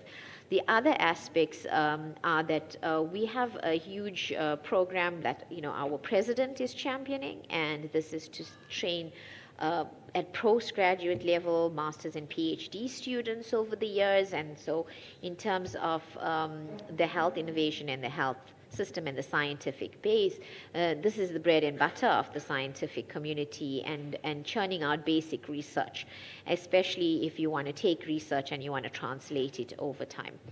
And so, we have to also engage when we develop capacity programs on addressing priorities, and we always get back to what our health priorities are when we create these programs. And so we have to focus on translational research, mentorship, and diseases, especially such as HIV and TB management, in terms of enabling these aspects of research within the healthcare system are very important, and within those training programs themselves. So every research program that we run has a capacity development component. We drive milestone-driven research for product development, but at the baseline of it is the talent pool that is being managed. But the issues that we do have around capacity development at the academic level, it's happening very quickly where we can train everybody, and the issue is the uptake in the job market. And if you don't have the industry push or the pull for these scientists to work within your ecosystem, then they tend to be trained to leave and go elsewhere. And so there's a huge brain drain issue. And so alongside capacity development has to be some level of sustainable initiative, such as, if we create clinical scientists, we must have a place for these clinical scientists to work. And we must also have enough of research, like programmatic research, for them to engage in. And besides creating an academic workforce, you have to also create a manufacturing workforce. So I think the opportunity for us came along with the mRNA hub that we participate in.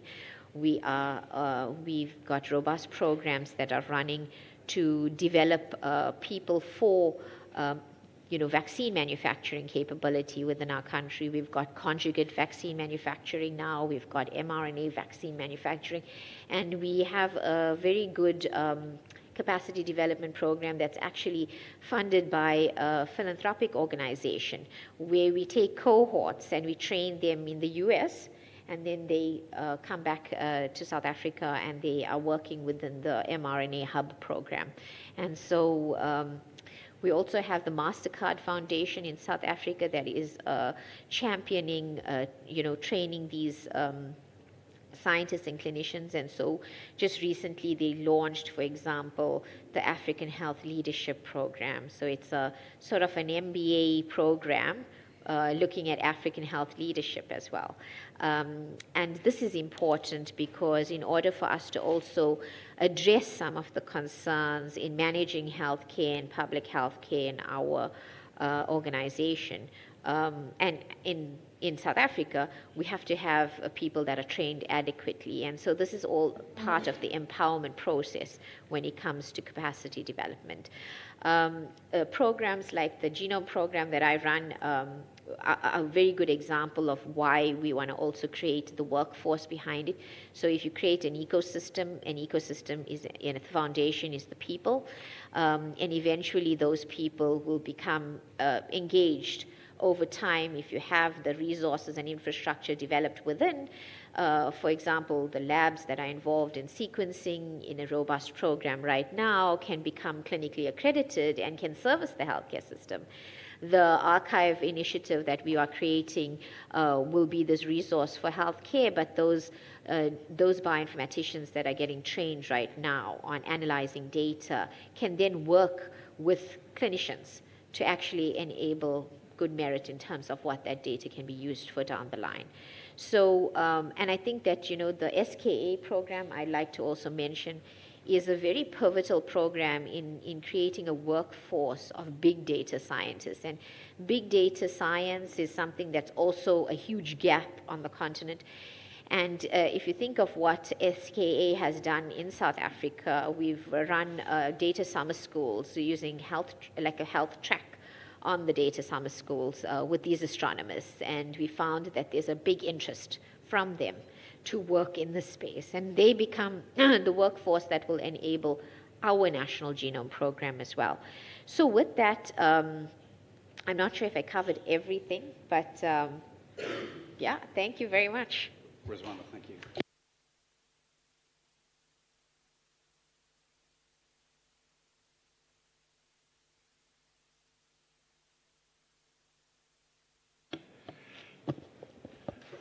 Okay, thank you so much. What I would like to try to do in the next few minutes, just showing you in one example how closely science and policy is connected. You cannot separate it. I give you one example. On SDG 3, we have a goal defined by policy. providing access to quality healthcare to everybody, which is a very obvious, important goal.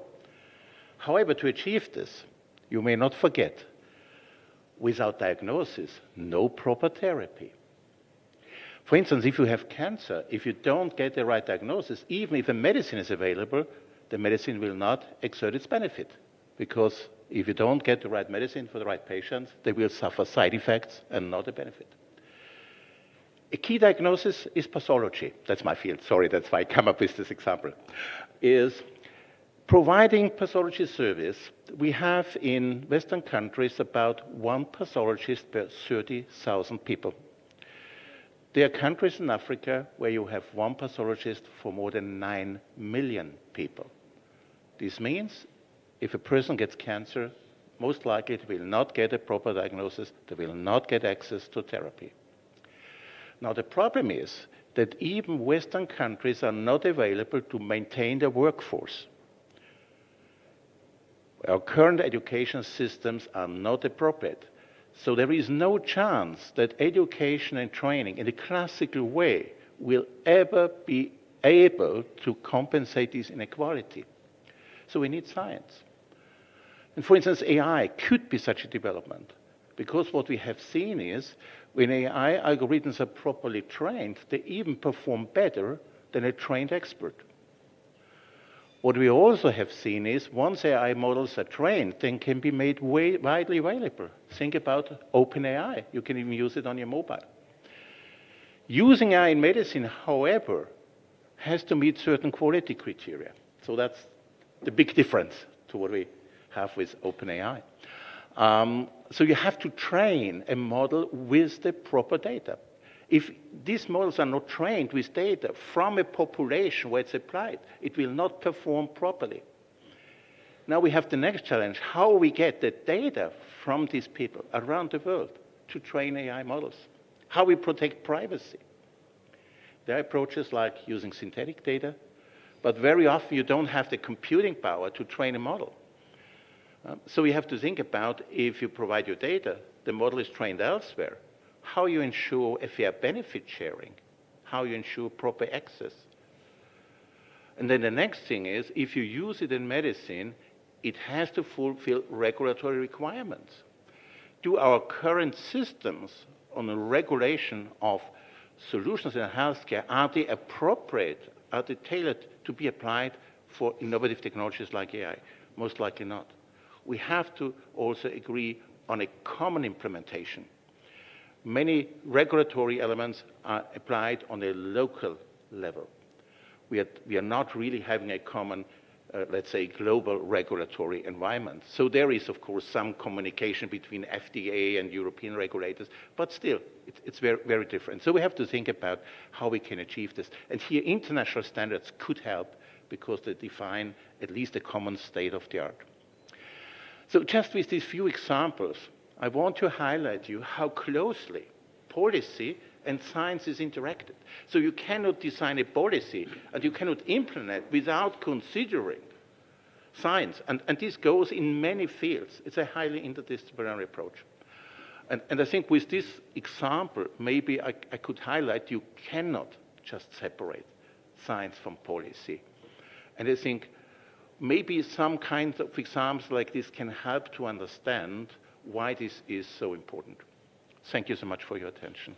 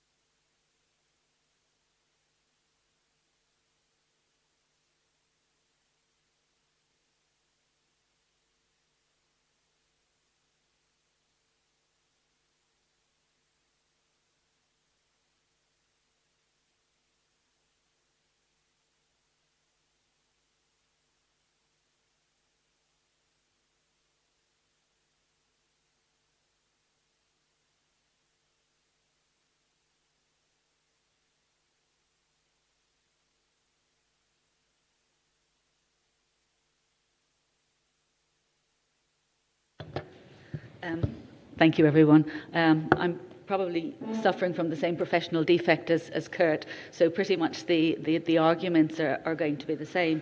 Particularly with regard to the issue of pathology and training. And I think it was a Lancet Commission on Diagnostics that a number of years ago said to recover the lack of pathologists available, particularly on the African continent, would take something like 600 years of training. And so therefore is absolutely something that is not even possible. And therefore we have to start to look to the other mechanisms that we potentially have available. And as Kurt suggested, the issue of AI is in fact of great possible potential.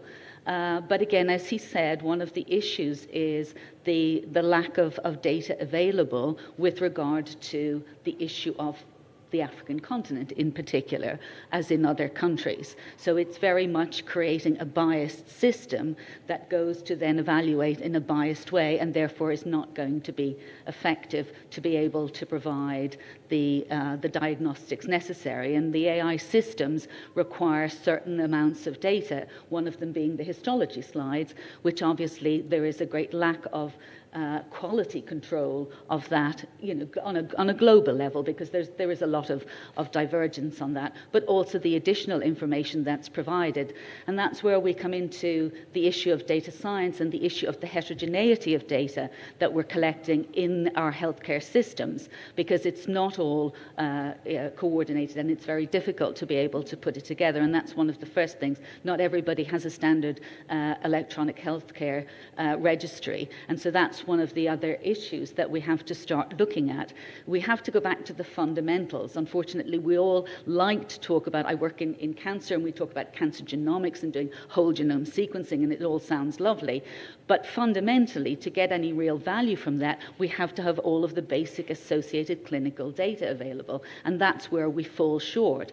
And to be able to bring that in together and to be able to create it in a harmonized fashion takes an awful lot of effort that at no level is actually financed, because it's not considered one of the hot topics or one of the sexy things to do, because it's not actually producing these great results. But without it, we don't get to produce the great results. And so that's where I come into the issue of we need to be financing at a very basic level to be able, or investing. I don't want to use the word financing because that sounds a little bit like our European projects. You give the money, it lasts 5 years, and then you fall off the end of the cliff because you don't know what to do with it afterwards. I'd much rather use the word invest, because the invest gives also the potential of return, and the return it feeds into the SDGs, it feeds into the actual value that is provided for the people within the healthcare system. And so that's where I'd like to consider that if any of the funders are listening, that we change the model to investing, where there is an actual partnership with the people that you are financing, so that we do get a proper return. And feeding into the other issue that we're talking about on the regulatory level, I think we need to start talking about sustainable governance. And that has to be part of the infrastructure that we start to invest in. We talk about investing in infrastructure, but I think we tend to think of it always as big machines to do the genomics, great big data centers to handle the big data, all of the stuff that's exciting and interesting because we think that's what produces the value. But we have to go back to first basics and talk about sustainable governance, where we're creating the actual trust proposition from both the patient's standpoint, but also the researchers. We've heard earlier the difficulty of collaborating on a global level is because there is a lack of trust. I give you my samples and data, you go off and do your thing. What do I get back? And so we think in this day and age we should be over that. That was something that happened 100 years ago. It shouldn't be happening today, right? And so we have to find a mechanism to address this continuing lack of trust on all levels. And so that's why I think, again, if we're talking about infrastructure, the infrastructure has to be sustainable governance. that creates the trust proposition where we understand what is the value and, as Kurt said, the benefit sharing on every level, not just for the patient, but also the researcher, which then goes back to the patient because it's the end goal, and it creates a virtuous cycle or circle, if you will. And that, by creating a sustainable governance, feeds also into the issues of regulatory governance. And that's one of the other things that we've created a fragmentation by governments creating data protection regulations intended to protect the person, the individual, but perhaps recreating a fragmentation on a global level for this collaboration that is required. And you are right, because we can't do the genomics, let's say in Africa, people in Africa are going to the UK Biobank to get the genetic or the genomic information and trying to extrapolate. We shouldn't be doing that, we should be actually collaborating. But we can't always do it because the regulations are not permitting us to be able to actually put information together and share it. And so I think, again, I'm going to keep using the word sustainable governance, I think addresses a lot of the issues. The first one of trust, but also to show a mechanism where the regulations can be addressed to permit data sharing, because we are in a global context and we need to be talking about that now and not refragmenting ourselves on regional levels. So I'll get off my hobby horse now.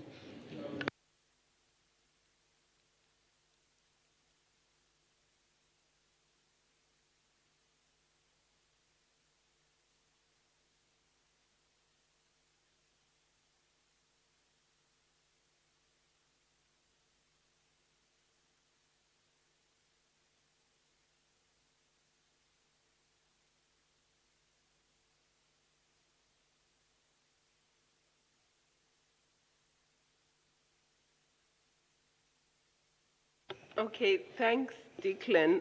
So I just want to build on the issue of African science leadership and how we can unlock the full value of that, and specifically in the context that there is a limitation in terms of the investment in research and innovation, but somehow, despite what we are putting in, we are not having the right partnerships to get the maximum value out of it. I'm with the Agricultural Research Council of South Africa. And in terms of the technologies that we develop, we have about 400 plus plant breeders' rights that our scientists have developed, and they are registered. And this links closely with the capacity of seed systems. And then we also develop livestock vaccines and a range of solutions in terms of livestock health. We have about 100 plus registered trademarks, as well as a couple of designs. But from that portfolio of intellectual property, what we earn in a year from royalties is just about $1.5 million. So we are obviously not doing something right in terms of trying to extract value from those investments. And this is where then the issue of these innovative partnerships and financing becomes relevant. And for agriculture, it's a bit complicated in the sense that a lot of these technologies are actually meant to serve, they are public good kind of technologies. So if you look at staple crop technologies, your maize, your legumes, sweet potatoes, for example, they serve quite significantly in terms of food and nutrition security. But at the same time, we also want to put them out to the market in order to get some value that we can then reinvest. So I think if one looks at what is coming out of Africa, there is a lot of potential in terms of research and innovation products, but they are not also adequately utilized in terms of the commercial or the monetary value out of that. And this also includes the technologies and some of, I think, the value that exists in indigenous communities. So discussions like these and the kind of partnerships that we should also be looking into should be asking the questions, how do we derive value from what is coming out of Africa, and how do we scale to the extent that we are able to get impact from these research and innovation products. Thank you.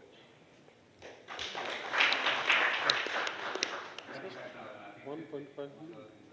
Oh, that's very low. Yes. Oh, sorry, Petronella. Thank you. Are we playing tug of war? Okay, sorry.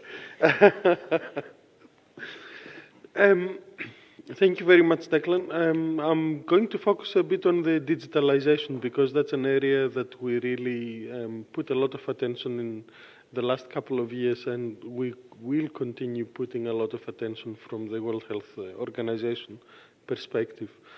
One of the reasons is that we can see there are issues regarding to data infrastructure, as Rita has said, but we can also see that there is a lot of development, and we are talking about 30-odd national genome projects across the world, so we're starting to see middle-income countries contributing to the genomics globally, and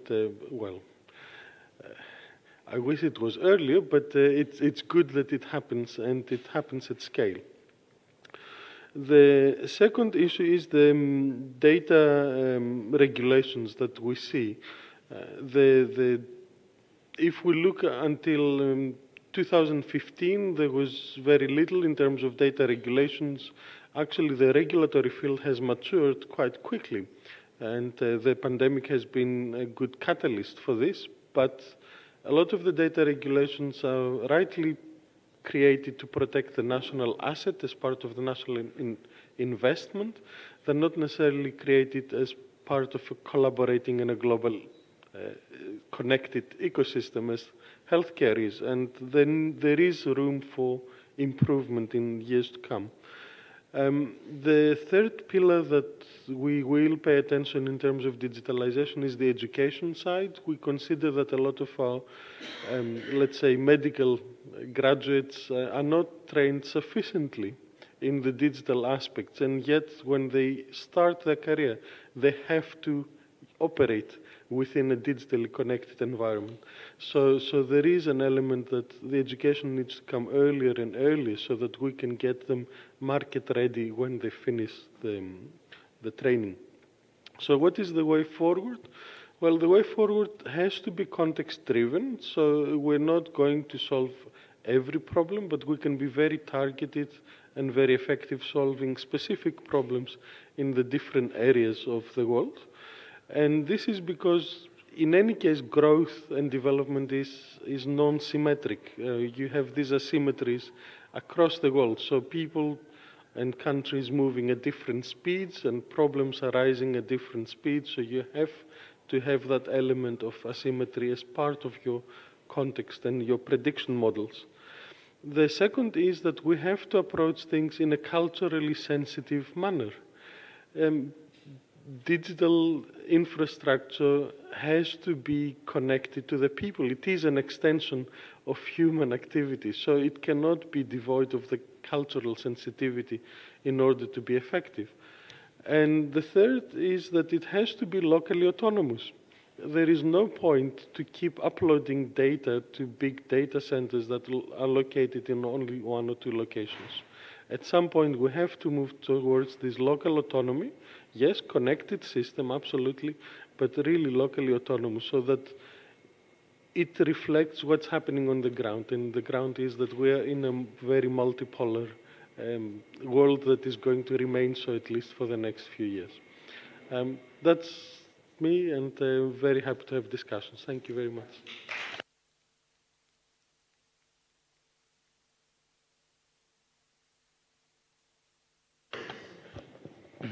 Well, every time I come to these events, I learn a lot more.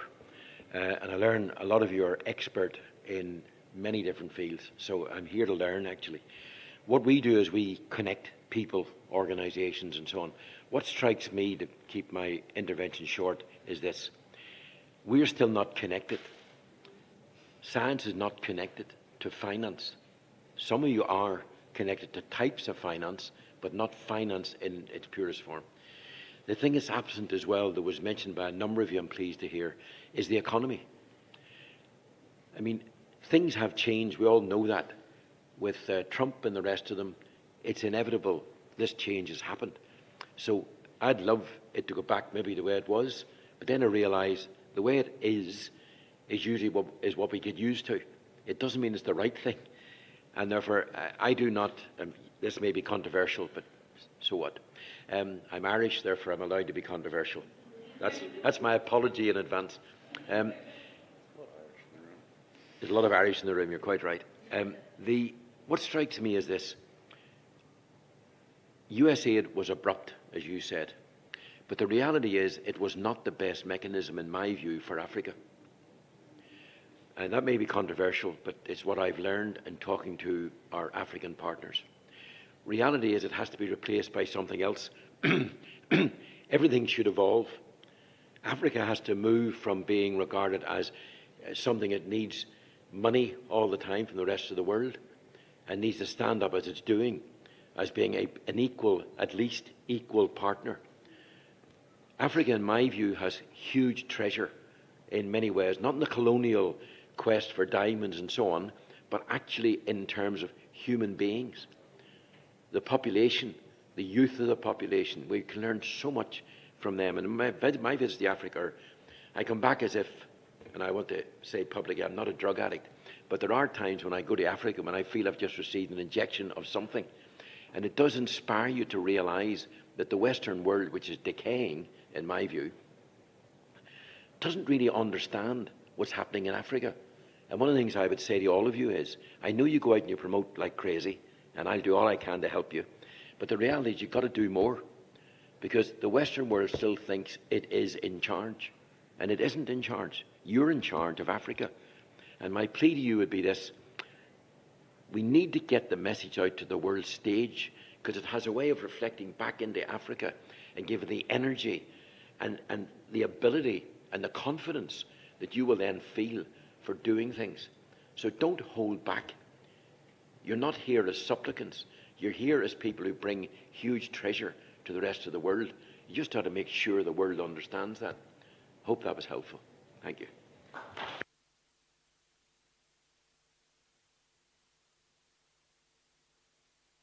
Okay. Okay, I think from both, you would have seen that we've done two sessions, right? We've merged them. We realized that, yeah, there was a challenge with the two sessions, but we managed. So we merged the two sessions, and I think what I'm picking up from both of them, I would say that there's a lot of work that has already been done, especially in South Africa, in partnership with the world, global leaders. And however, there is still some questions that we need to answer as science, technology, and innovation stakeholders. And this, for example, it was not specific for one sector, for example, health or water, but what I picked up is we still need to do a lot of research and innovation. We still need to build capacity, especially institutional level and also at individual level.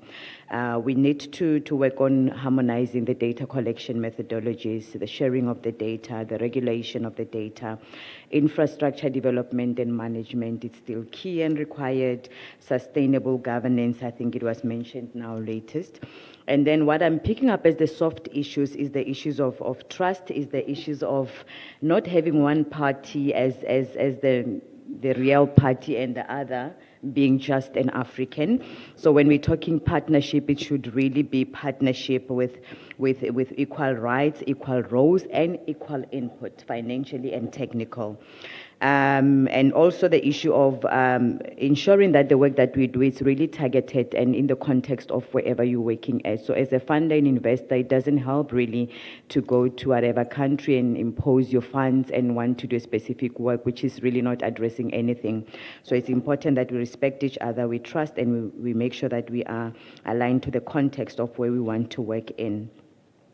And I think also another important issue is we need to really make sure that we derive value from this investment and funding that we put in science, technology, and innovation, and ensure that the work that we do does influence policy and decision making at some point, because it's really make no difference to have brilliant science that's sitting somewhere in the shelves, but we don't see any implementation or input to the policy implementation and so forth. So in closing, I think we all are just saying there's a lot that has been done, but there's still a lot that needs to be done, and only through partnerships we'll be able to achieve that. So we are calling for innovative financing, and I want to also still the investment. It's not only financing, but investment to accelerate science, technology, and innovation progress to ensure that we really make an impact where it's supposed to be. And I will end there. I don't know if Yudi or Ditlen is going to also give some remarks as we close the session.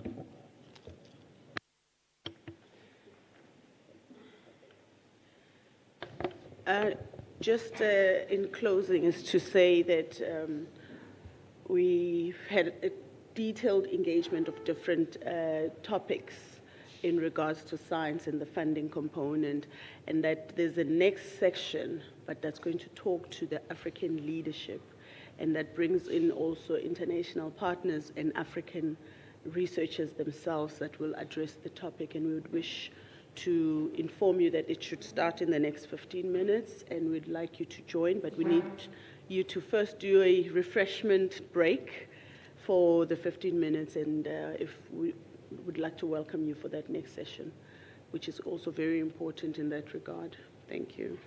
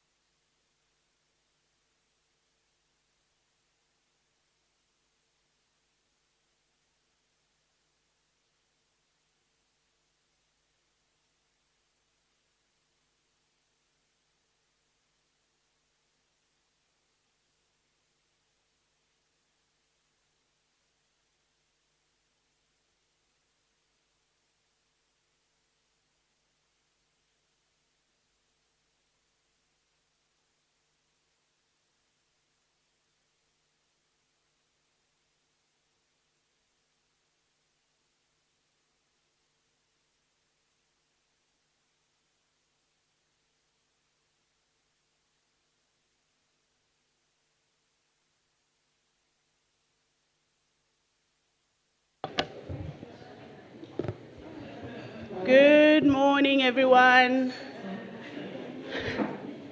We are starting the next session, and we kindly request to come and move forward into the round table, please. No.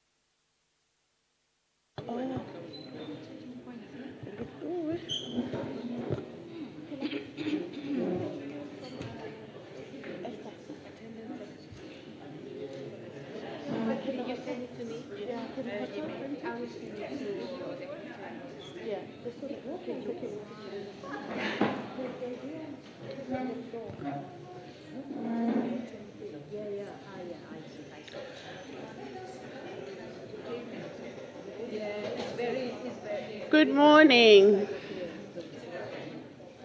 It is, morning. Good morning, everyone, and welcome to this vital session on African science leadership and fueling the development through research and investment. We are gathered here today as part of the United Nations Financing for Development Conference, as a critical global platform for discussing how we can mobilize and utilize financial resources to achieve our sustainable development goals. In this crucial context, it is clear that science, technology, and innovation are not just supplementary. They are essential drivers for sustainable development. They provide solutions to complex global challenges such as poverty, climate change, health, and education, and they directly contribute to accelerating progress towards the SDGs and fostering inclusive economic growth. Today, we place a spotlight on a spotlight especially on critical aspects, the indispensable role of African science leadership. African science leadership is not merely contributing, it is absolutely vital in advancing the development agenda and strengthening global sustainable development efforts. This session aims to underscore the urgent need for greater investment in research and innovation, ensuring that science-based solutions are central to our financing strategies for development. We also aim to showcase the successful examples of how funds have been leveraged for scientific research across the African continent. To effectively tackle global challenges, research collaboration across the globe is required, and this collaboration must build on principles of reciprocity, mutual respect, and equity. As highlighted in some of the international cooperation, we need to reflect on some of these principles to enable research funding organizations to address global challenges. This means that the regions should co-design partnerships that truly reflect the specific needs and objectives, ensuring that research activities and its outcomes are a public good that benefit all partners. The SDGs themselves are a key example of how defining shared objectives can drive collaboration and co-creation. And we must acknowledge that the persistent challenge that hinders effective collaboration, these also include practical barriers such as visa processing. the complexity of administrative processes within funding framework, and the need for greater research and policy alignment. And in the discussions that we will have today, they build upon previous and important dialogues that we've held and were facilitated by Science Europe, who are sitting today in this session, in their high-level workshop on research areas. And it's the event on reciprocity in multilateral research collaboration. So today we are here as a diverse group of Africans and global policymakers, funding agencies, and international partners to foster a strong voice in these critical global financing for development. I'd like to open and welcome this session today and to thank you for attending. And we'll give the session now next to our next speaker, who will officially do the welcome address, which is Professor Liz Costin, who is the president of the African Academy of Science, which is based in Kenya. And her welcome address will be on the importance of African leadership. Professor Costin.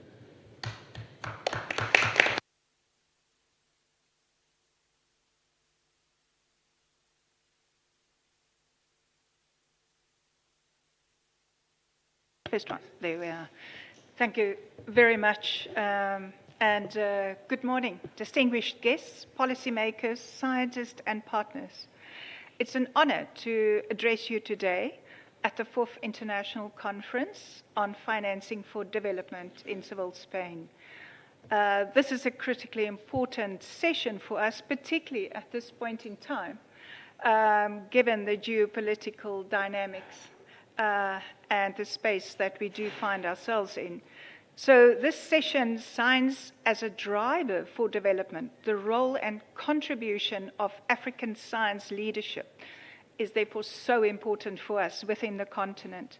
As President of the African Academy of Science, I extend my heartfelt gratitude to the organizers, including Science Europe and other key partners, including the host Spanish science community at large, and all the organizers for inviting me and enabling me to do the welcoming address. Africa stands at a transformative moment. With over 60% of its 1.5 billion people, approximately 900 million, under the age of 25. Now that's a very important statement, and I would like to unpack that hopefully during this morning and with my presentation.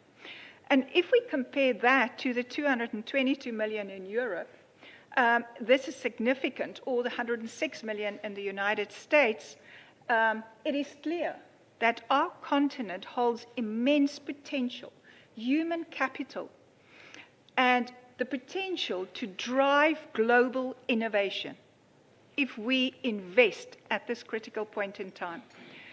Today, I will outline the state of African science. I want to unpack that to identify the key obstacles and also the opportunities we have. The challenges, particularly in education, funding for science, and research infrastructure, must be addressed and unlocked. I want to outline not only African science, but the critical role that funding needs play in building the capacity and unlocking this potential youth that we have for the future. It is also important to focus on research priorities within the African continent and within the context of SDGs and the global agendas. We need to ensure that entrepreneurship and actionable recommendations to integrate science into the global financing strategies is important, and it must align with the Sustainable Development Goal and the African Union's Agenda 2063. But let me take a step back and just reflect on the realities within the African continent. Africa's scientific output is limited.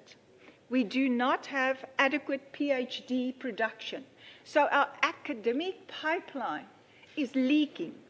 And we need to take a step back into the educational framework and address the critical reasons why we are losing so many young people along this educational pipeline, why we are not putting them through to PhDs and postdoctoral levels, because they are the professors of the future.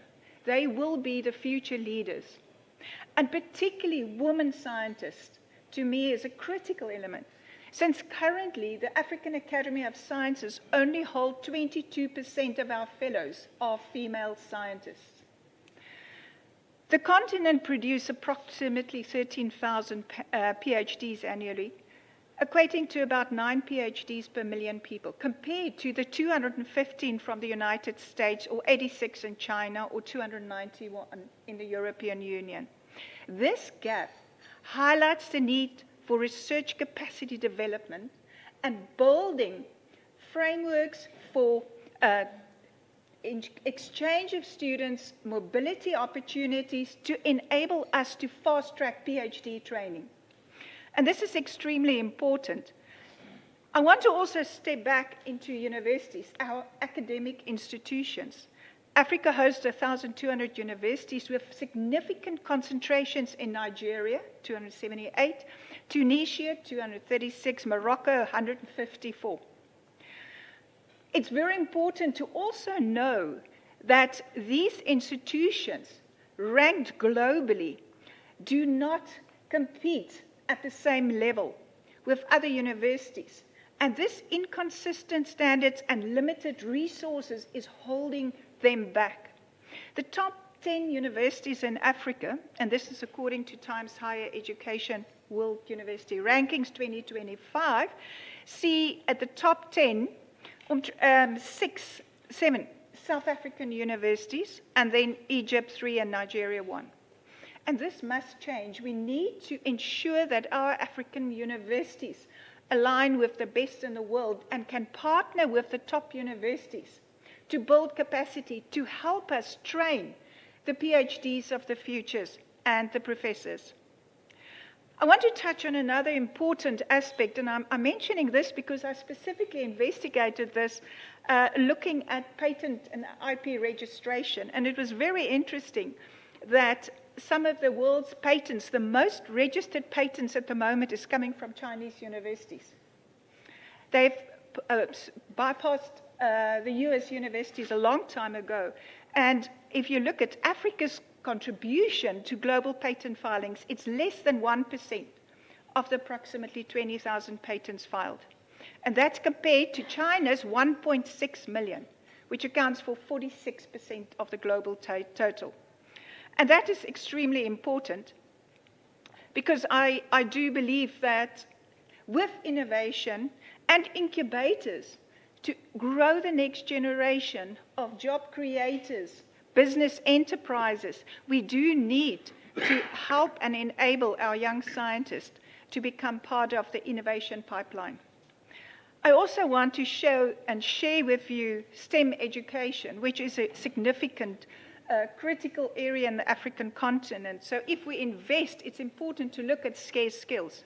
And with only 15% of degrees in Africa in the STEM fields, it is important that we identify these critical areas and substantially invest in building that capacity.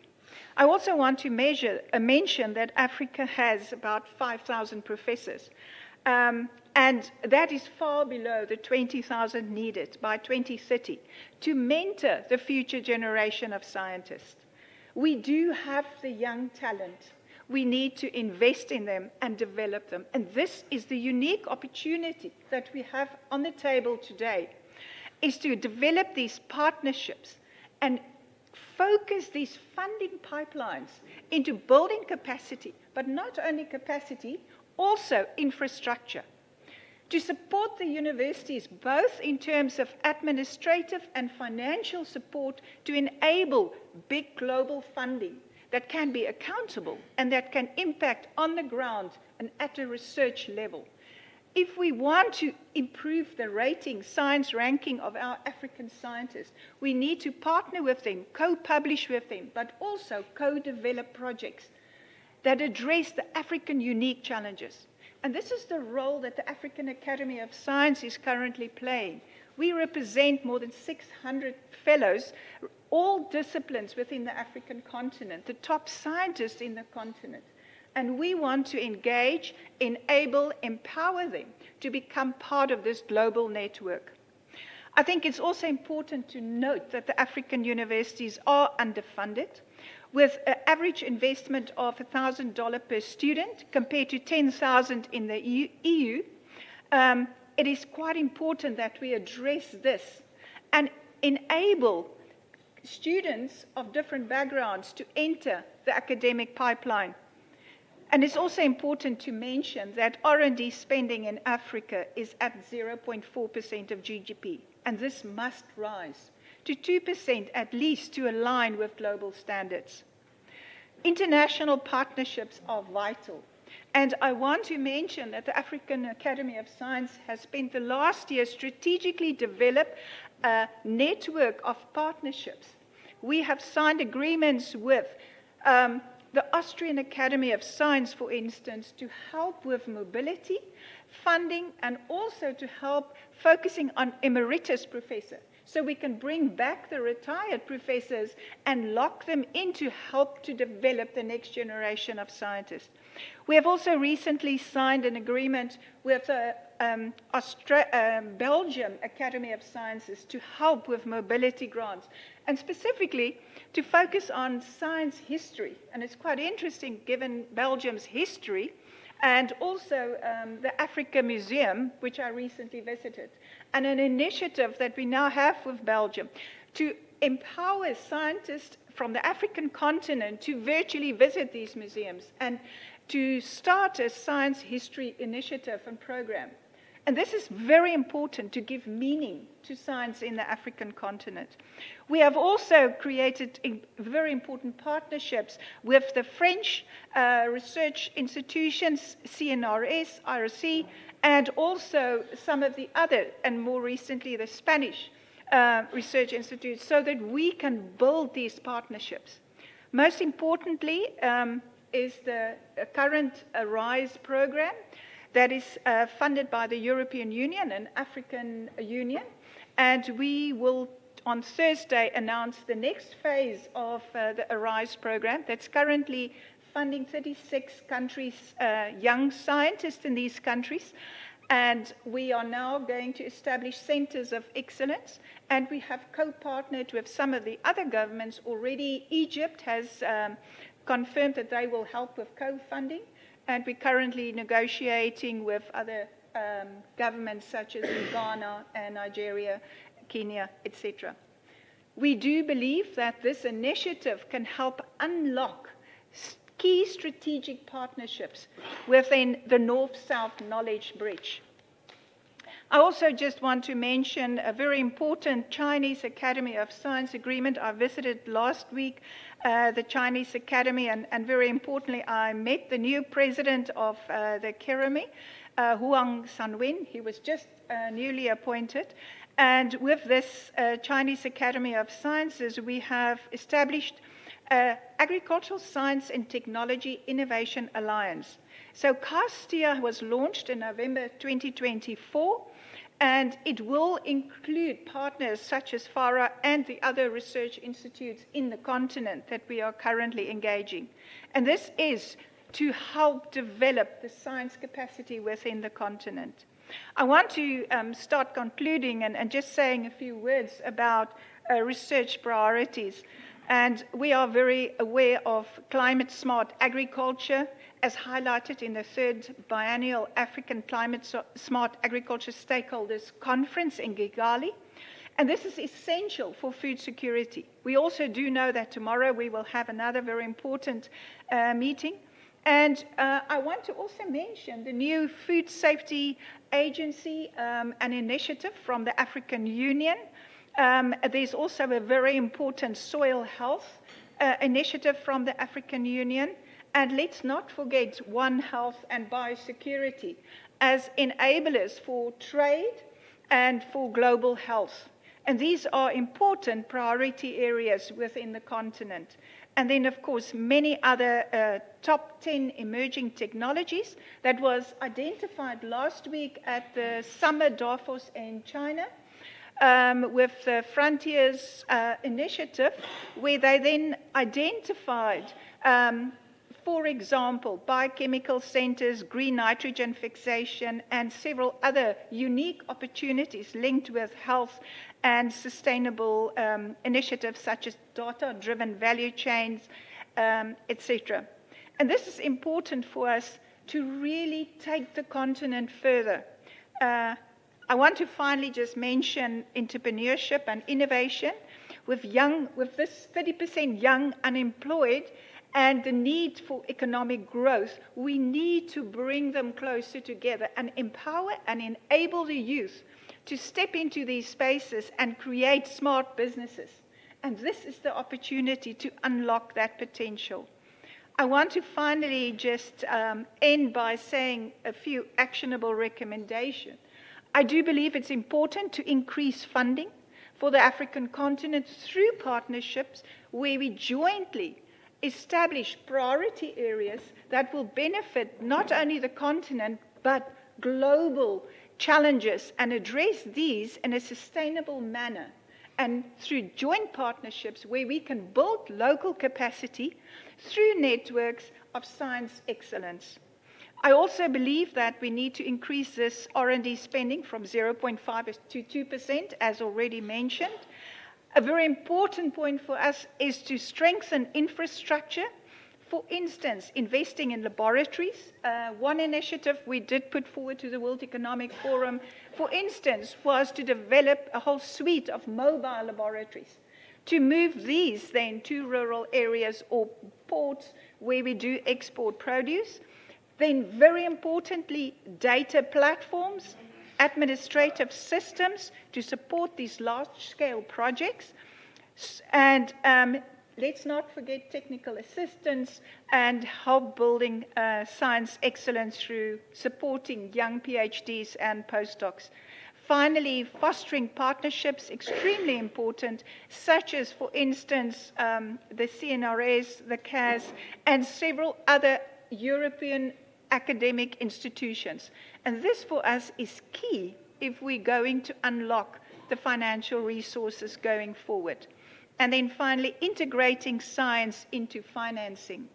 And this is very importantly that we are looking at science as a vehicle for development, that we focus on financing strategic priorities and high impact research areas. And finally, I believe investing in African science is a moral and a strategic imperative. Restoring our scientific heritage and building a collaborative future. By increasing funding, strengthening education, and prioritizing research, and promoting entrepreneurship through partnerships is important. Africa can lead in global innovation. Let this session catalyze actionable commitments to integrate science into development financing and ensure a prosperous future for our continent and beyond. I want to say Africa's health is the world's wealth. Thank you.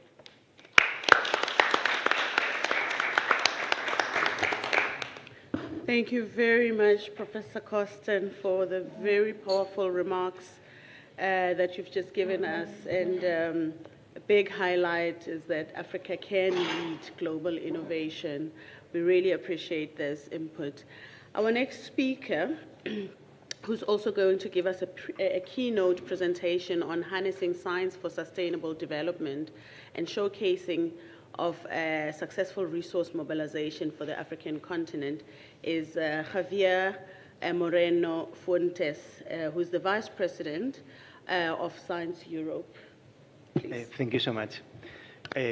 First of all, of course, thank you to the organizers of the event. It gives us the opportunity to sit and discuss and share ideas and thoughts, and that is always on itself extremely useful. The first thing I would like to say as Vice President of Research Europe, Science Europe, is that we have been focusing on this reflection about how can we put the science into the development agenda together. And this is something that not always comes hand in hand.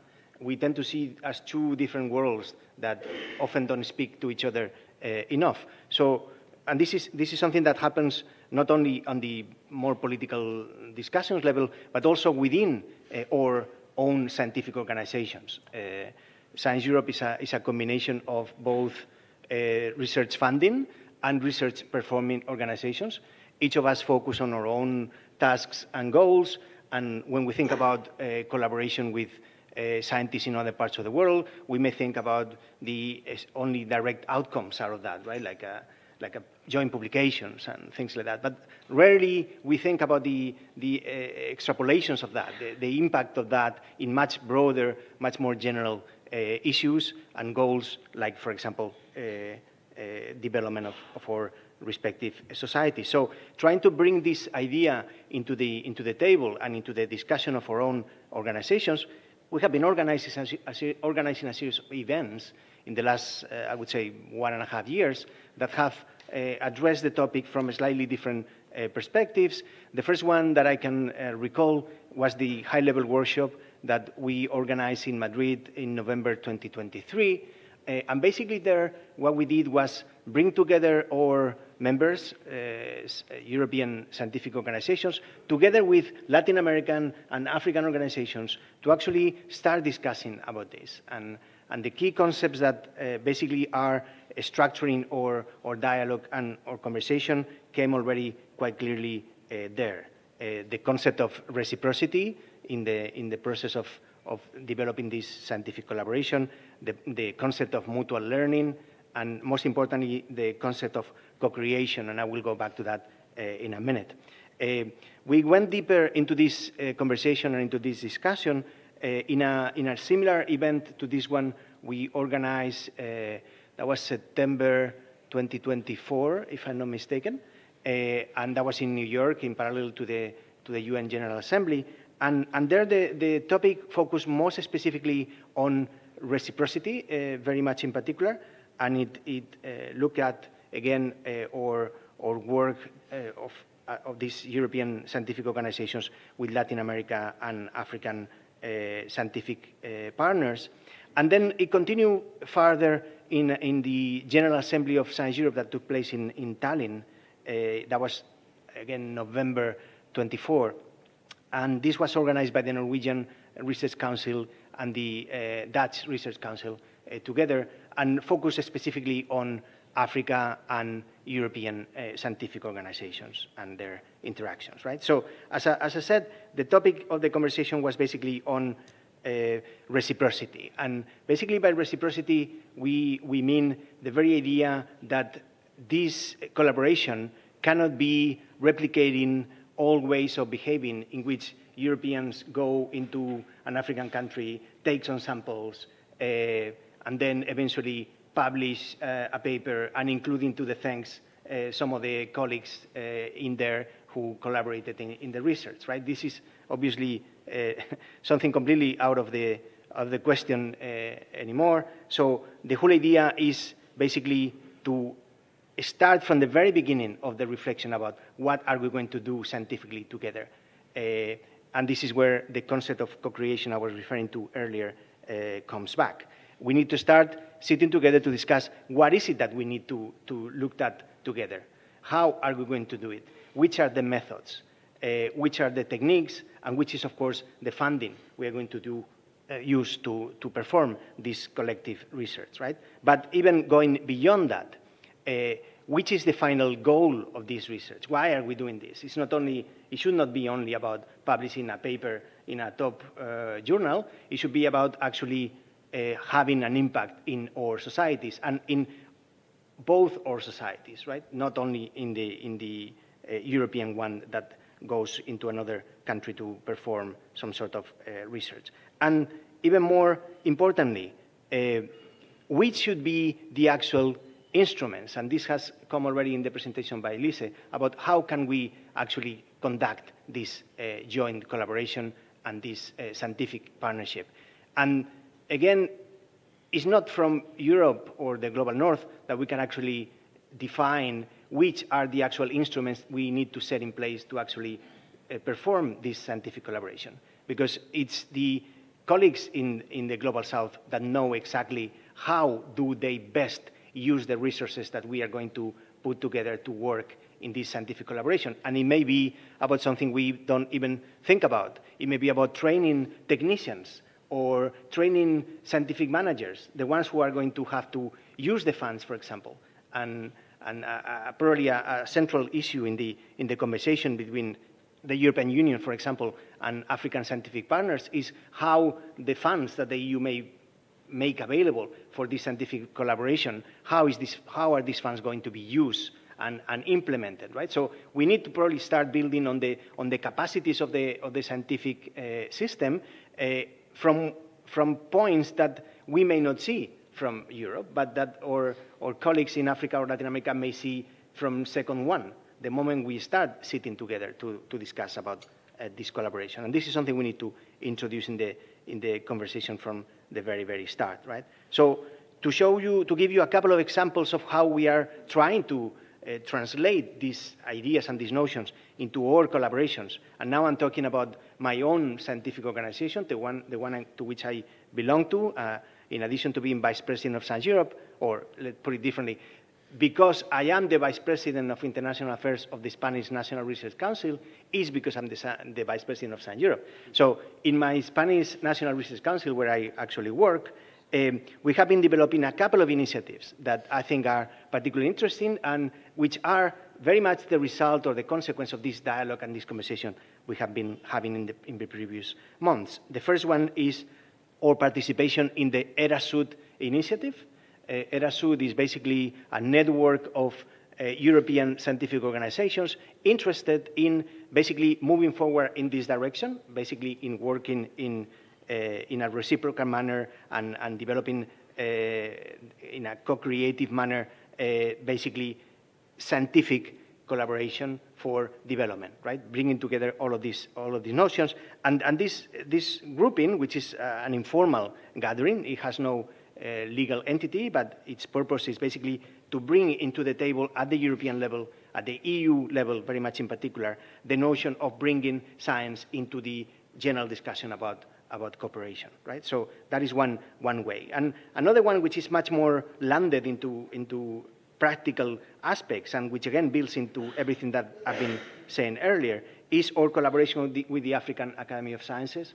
Lisa already mentioned earlier, we are working together with them within the general framework of the ARISE 2.0 initiative, which is again going to benefit from the Team Europe Africa initiative. But what we are doing from FESIC, from the Spanish National Research Council, is to land it in a very specific program in which we will fund our scientists, Spanish scientists, going into African institutions to actually conduct joint research, and the African Academy of Sciences will finance their young scholars that are funded under this ARISE 2.0 scheme to come to FESIC institutes to continue with the research and to continue with the collaboration with the Spanish scientists. So I think this is a very good way to actually land this general reflection we have been talking about, right? The human capital formation, in particular postdoctoral students, the notion of brain circulation, the idea that both Spanish and African scholars will be spending time in their labs and working together and pushing forward not only, as I said earlier, their papers, but most importantly, their science, their research for the sake of responding to the global challenges we are all facing. To conclude, I would like to emphasize one point that I was just thinking basically this morning when coming over here and concerned about everything that is happening in the world around us, that basically reflect a couple of thoughts. The first one is the paradoxical one. We could actually claim that we all scientists have been relatively successful in bringing to the forefront the concern about the challenges we are facing as mankind, right, as humanity. The very notion of the SDGs are, in a way, a reflection of this, right? We have brought forward to the political conversation the need to address global challenges like climate change, the energy crisis, poverty, and all of the other dimensions that are included in the SDGs. And this is actually the result, to a large extent, of the work of scientists, right? In the whole discussion about what we could call science for policy, right? The idea that science is actually saying to policymakers, we cannot ignore scientific knowledge, you cannot ignore the empirical evidence we produce from science, and let us show you things that are happening, right? From the climate transformation to the increasing human mobility derived from these precise climate transformations and so on. So we have been able, as I say, in a paradoxical way, to increase the level of awareness about these problems. But what I think is paradoxical is that with that, we have also increased the level of anxiety about these challenges. And anxiety may not be necessarily a very good advisor when it comes to responding to policy challenges. And this is where I come with my plea. I myself come from the social sciences. I'm a political scientist, and I generally don't speak about the social sciences very much in particular, because I think that they should just be treated like any other sciences. But I'm increasingly concerned about the fact that this is precisely what is not happening. I think we are in a particular context in which the humanities and the social sciences are, we could even say, under threat. In a logic of, on the one hand, scarce resources devoted to science, and on the other hand, in a context in which the social sciences and humanities are perceived as relatively useless when it comes to other concerns or goals like competitiveness or addressing the very kind of global challenges I was talking about earlier, right? Like energy or climate. It may seem as if the humanities and the social sciences are basically a way of wasting money instead of putting it into the most important things. And that's precisely what concerns me. I think that if the challenges we are facing as mankind are growing quite fast, there is something that is scary, which is growing even faster, which is basically a development in our societies towards closing down, towards disconnecting, towards bringing down the multilateral organizations and mechanisms that help us address the very challenges that we are facing.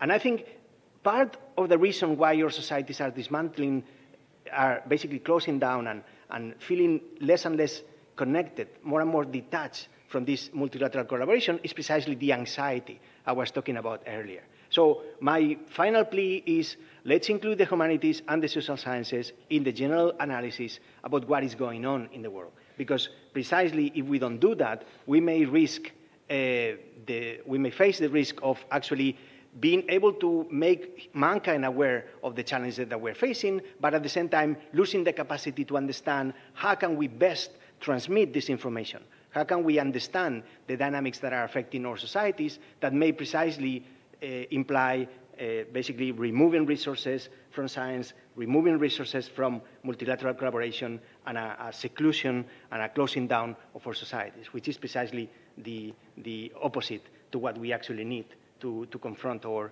joint challenges. So with this, I would like to conclude, and again, back to thanking the organizers.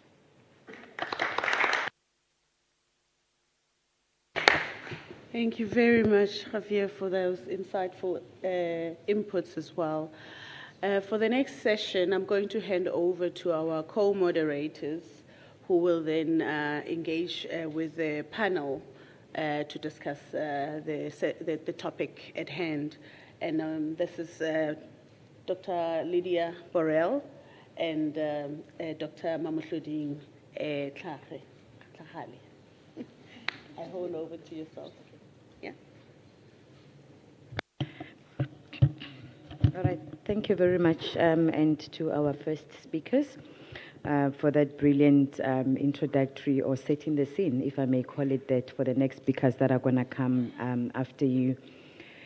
Now, myself and Lydia are going to be facilitating a panel discussion with 5 colleagues. And I think the first part will just be to ask the colleagues to give their reflection or their thoughts on what is the role of African science leadership in global agendas, as we are talking about science as a driver for development. I think the two speakers have highlighted critical needs that are there. The need to develop new talents, building of the capacities, and all the other issues. So from your respective institution, let me start with Thandi, who is the group executive from the National Research Foundation in South Africa.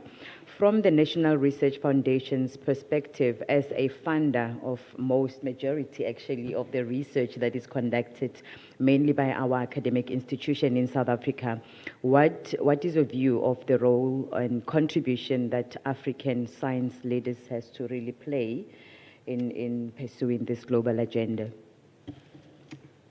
Thank you very much, Chair. Good morning once again, colleagues.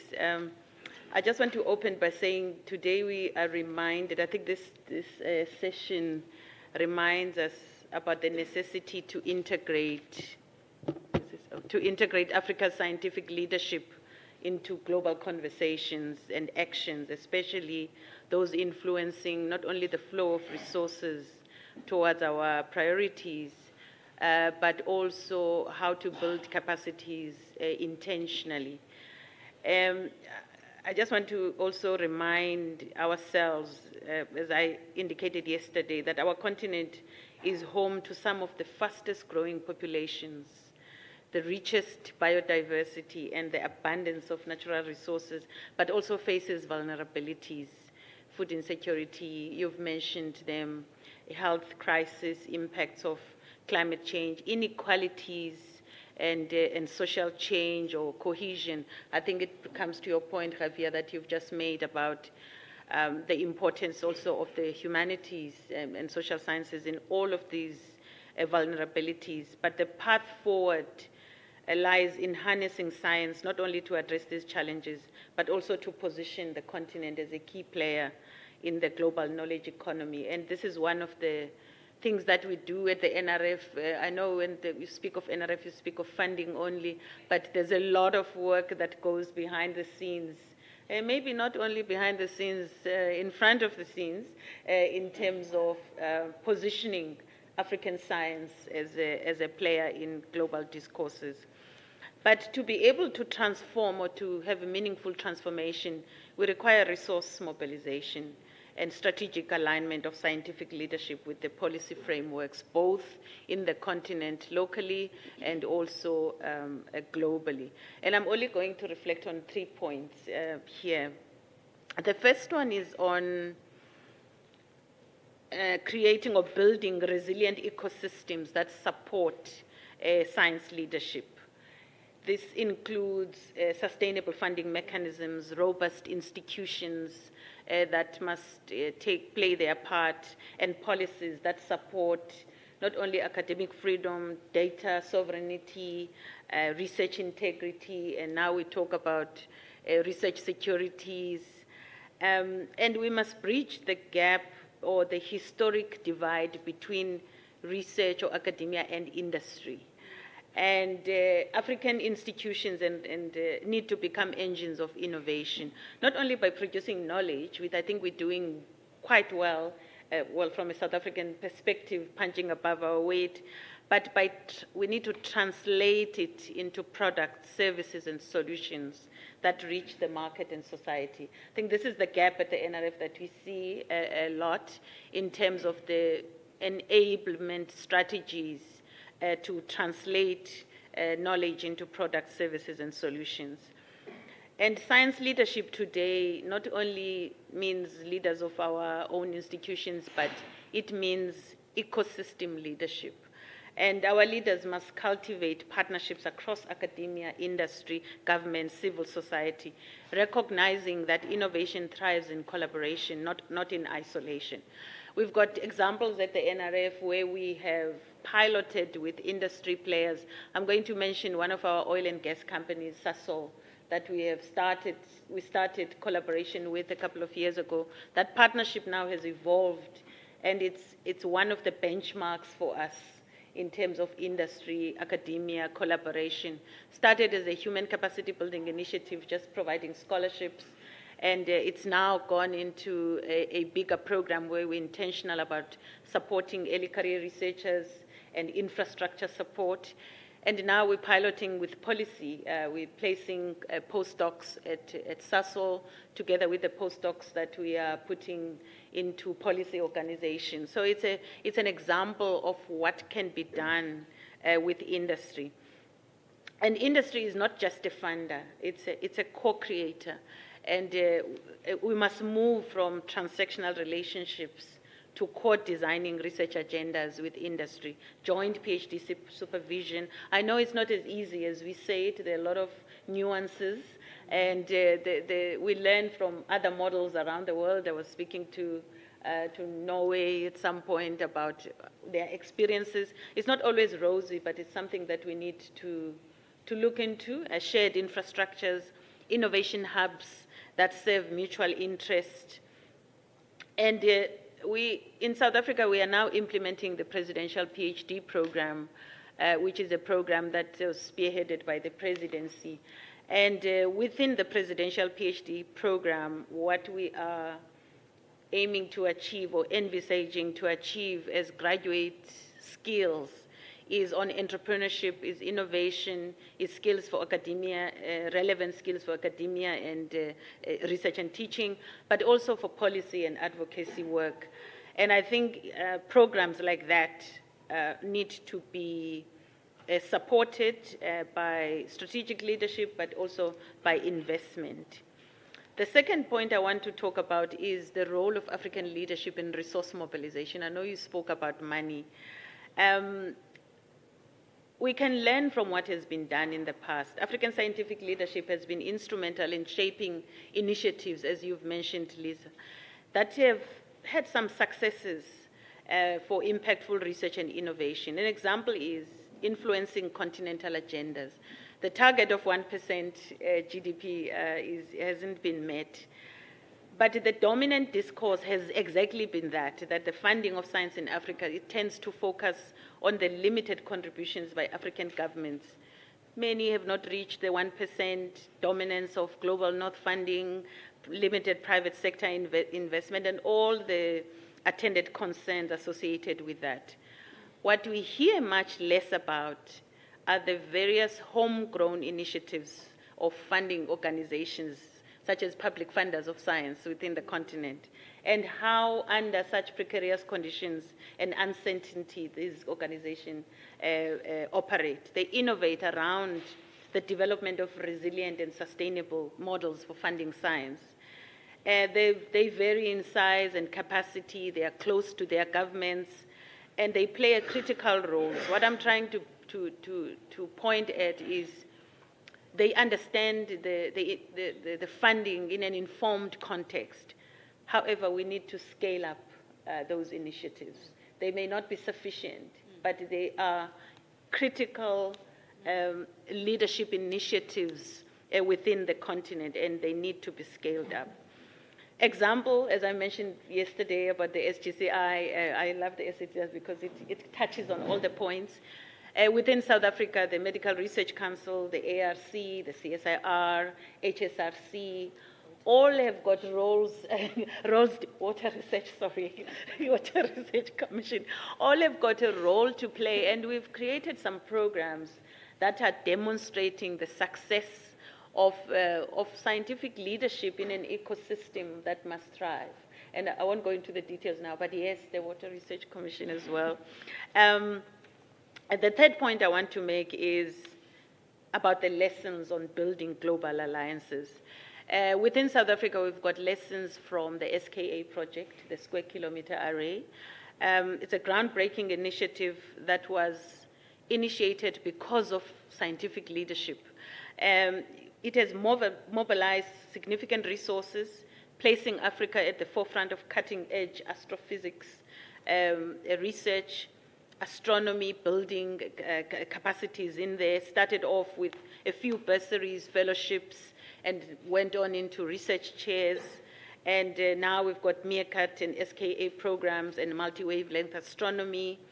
It has built impacts not only within South Africa, but across the continent in partnership with Europe, with Australia, with China. So there's a lot of lessons that we've learned about building global alliances, and I mean, SKA is just one.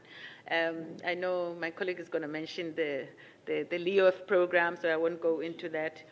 The Southern African Large Telescope, SALT, has boosted South African economy with local industry manufacturing. Around 60% of the telescope components now are built or manufactured locally. It's been a boon for the tourism industry. So there's a lot of spin-offs that come from just doing research, and now we've got the what is it called? The astrotourism strategy that is being implemented just as a result of having the Southern African Large Telescope and the SKA. The last one I want to mention is the African Institute of Mathematical Sciences, building capacities in the African continent. I invite you to look at the alumni book of AIMS, which shows phases of transformation within the continent, how through AIMS we've built technologists, industrialists, and knowledge workers that are across the African continent through the centers of AIMS. My final thoughts, I'm going to talk about everything, is that moving forward with the leadership and guide of the Department of Science, Technology and Innovation, we are now exploring the establishment of the Pan-African Research Fund. And we acknowledge that leadership. To ensure alignment with this, we're looking at a mixed strategy, policy positioning at a higher level with the AU, UNDP, leveraging on targeted partnerships and quick wins through the programs that are funded through the NRF DSTI. And I think that's what I wanted to highlight here about the role of African science leadership. And the final point is, Yudi mentioned reciprocity in multilateral initiatives. I think, as I said yesterday, this is something that we need not forget when we enter into these horizontal partnerships. Thank you. Thank you very much, and we will come back with follow-up questions, but for now we're just taking all the introductory remarks by the rest of the speakers. And over to you, Linda. Thank you very much. Good morning, ladies and gentlemen. My name is Lydia. I'm the Secretary General of Science Europe. It's a pleasure to be here with you today. And also following the excellent talks by Lisa and Javier, and now the first thoughts of Tandy, let's hear the thoughts of Barry Bonenkamp, who represents the Dutch Research Council, and he is an expert in international relations, and in particular in developing new relationships with Africa. So over to you. Thank you, Lydia. Distinguished speakers, Professor Lisa Korsten, Dr. Javier Moreno Fuentes. I'm really delighted to be in this session, this important session on science as a driver for development, and to say some words. And let me highlight two main issues. First, the role of national research funders aligning national and international agendas, but also joint programming, joint funding, but first and foremost, strengthening international collaborations, mutual beneficial collaborations, and the dialogue among, but also with research funders from Africa, but also other parts of the world is really crucial. And the second point I would like to raise in a moment is a best practice of leveraging funding for scientific research on the African continent. And it's a joint commitment to a just, equitable, and inclusive scientific collaboration, the so-called LEOF program. I myself worked for the national funder of the Netherlands, the Dutch Research Council, NWO, and NWO has an important partnership with a number of research funders on the African continent. For many years, we have been working closely and very successfully with the National Research Foundation, NRF, of South Africa. And recently, through our partnership with NRF, we are now working with new partners in Africa, and we are learning a lot from the African perspectives. That's really very beneficial.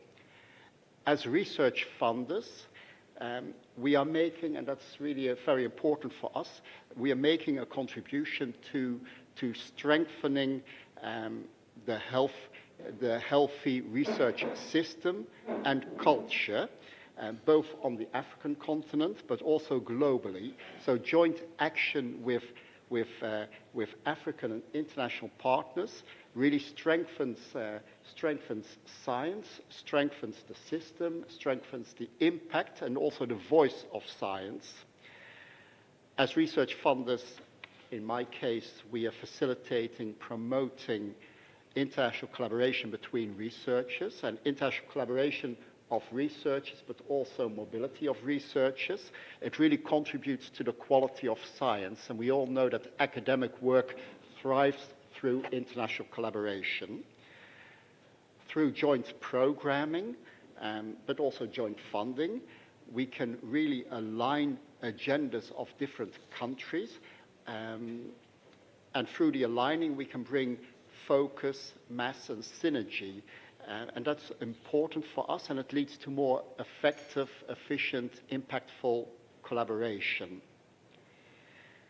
International collaboration in our context with Africa also requires clear choices.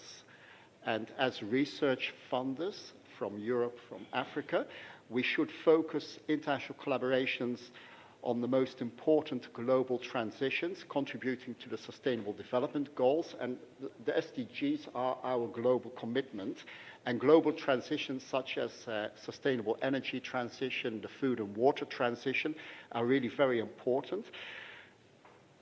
In these partnerships, we are looking for balanced partnerships, balanced international cooperation. And just to mention some buzzwords, it's all about co-designing, mutual learning from each other, and also sharing the responsibility. For international, and I strongly believe that for international partnerships to be effective, they really have to be equal, they have to be fair. So partnerships in our sense and in our collaboration with international partners are really characterized by reciprocity, by equal and sustainable collaboration among the partners.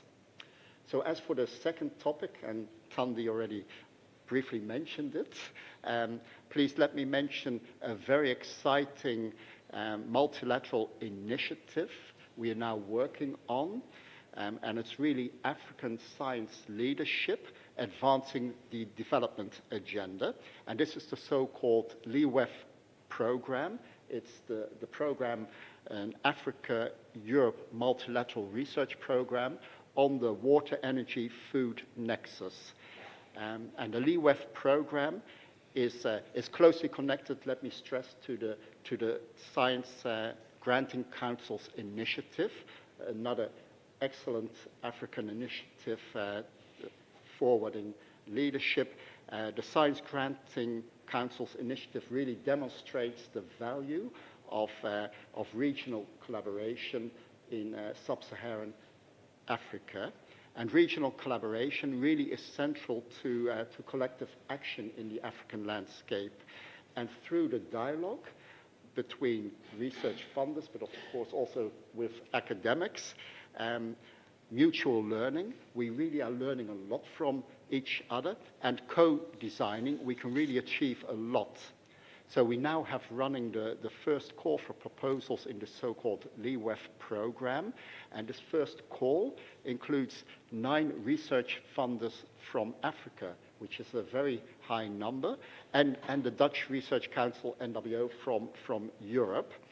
And the program, it really builds on the bilateral collaboration between the National Research Foundation of South Africa and the Dutch Research Council, NWO, for many years.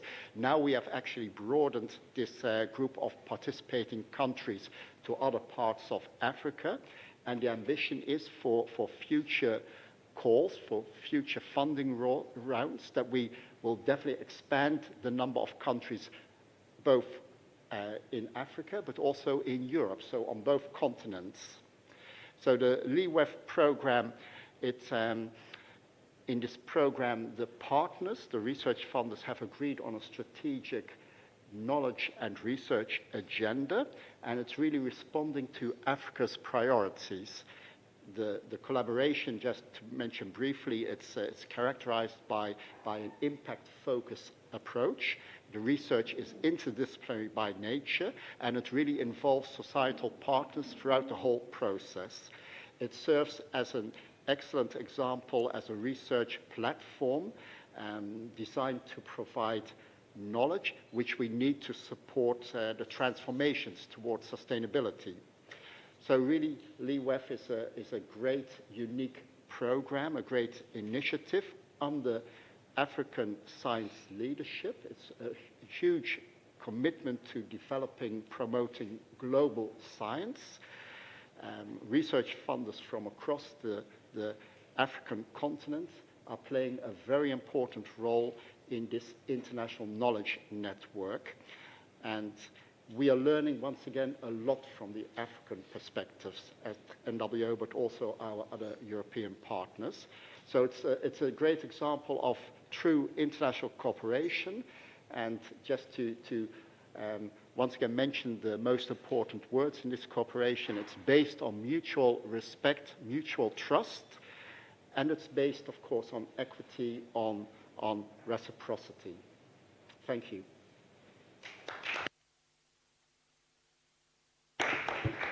Thank you very much, Barry, for that interjection from the NOW acronym. So we're now moving to another South African representative who is the CEO of the South African Council for Natural Scientific Professions, and that is Nompumelelo Oboko, and she will also give us her views and remark on this topic of today. Thank you. Over to you. Thank you so much, Program Director, and good afternoon, everyone. And thanks for the opportunity for SACNASP to also contribute to this very important discussion. Just to frame and introduce ourselves, we are a regulatory body, statutory body for the natural science profession in South Africa. And we derive our mandate from the NSP Act 27 of 2003. And currently we're amending, in the process of amending, to strengthen the regulatory framework, working, of course, spearheaded by the Department of Science, Technology and Innovation. And we've had quite strategic engagements to ensure that, it is a very clear and very practical legal instrument that will then govern the practice of our natural scientists in South Africa. So this is where we'll be working very closely. We've started engagements with NRF, TIA, Water Research Commission, and the CSIR. As we are funding these scientists, how do we hold them accountable if anything happens? Earlier on you talked about, also building that capacity and training, providing that continuous professional development, and that is where we come in as they progress in their careers and they become professionalized, managing very instrumental projects, national projects for the country, and upholding their scientific integrity. So we have 26 fields of practice under our purview, from agricultural science, environmental science, water resources, technological sciences, geological science, zoology. So this is the A to Z of the natural sciences in South Africa. So understanding that we are covering this broad spectrum fields of practice, this positions us at the forefront of working and leveraging the expertise of our scientists. This is the workforce that is spearheading and enabling science for development, science for humanity, and addressing some of the key challenges, pressing challenges that we're seeing, as earlier alluded, from food insecurity, climate change. We are the third most biodiverse country, in the world, but how are we utilizing these resources, to derive value, to commercialize, and so forth. So we are setting professional standards through our robust accreditation processes, and we are ensuring ethical conduct of our registered scientists through the code of conduct across all of these areas of the field of practice. And I must also indicate that the Minister has also directed us to look at data science as another field of practice or a subset, understanding that it is a cross-cutter. Being in the bioinformatics, we are using data to ensure that we can unpack and contribute to the discourse, but also to the advancement of science, technology, and innovation. So SACNAS plays a very pivotal role in ensuring that science contributes meaningfully and responsibly to sustainable development and innovation and the well-being of our communities. So we are working very closely with the voluntary associations, and these are recognized by SACNASP. You know, those that are belonging in the chemistry, these are voluntary associations, and they come to us, and we have to then recognize them through the voluntary association framework, and ensuring then that they build that capacity that we need for the country. So understanding, therefore, the critical role of African leaders, what do we want? We want ethical leaders, leaders that can be held accountable. So this is where we come in, of course, with those, the code of conduct, with our regulatory framework. And I'm happy that earlier this year we had an engagement with Professor Costin to look at how, therefore, can we advance this mandate or this work to other African countries. And I'm happy to say that through the Minister of Science, Technology, and Innovation, actually, we received a directive to start engaging with other, African countries, and we've received quite a good response from various countries that we've started engagements with, for example, in Zimbabwe, Kingdom of Eswatini, Mozambique, Uganda, and so forth. So we started there, and then, of course, we're moving, to West Africa and so forth to ensure that we can establish similar regulatory bodies of science professionals. And there is, of course, a growing recognition of the need for formal regulatory frameworks to uphold professional standards and ensure ethical scientific practice by the scientists. But having said that, we've seen that we have a growing number of scientists coming from other countries seeking employment in South Africa or to further their studies. And of course, they need critical skills visa. And this is also, again, where we come in, because we've been recognized by the Department of Home Affairs that through our rigorous accreditation process, we can then look at that holistically and then issue or provide letters of endorsement that they can then take and get their visas, critical visas. So this is a very well-oiled, streamlined process to ensure that they don't get frustrated when they come and they contribute to the knowledge creation and our economic development. So we've strategically engaged with quite a number of other like-minded associations or organizations. For example, the China Association on Science and Technology. The minister last year signed an MOU that is looking, of course, at science popularization. That is very key.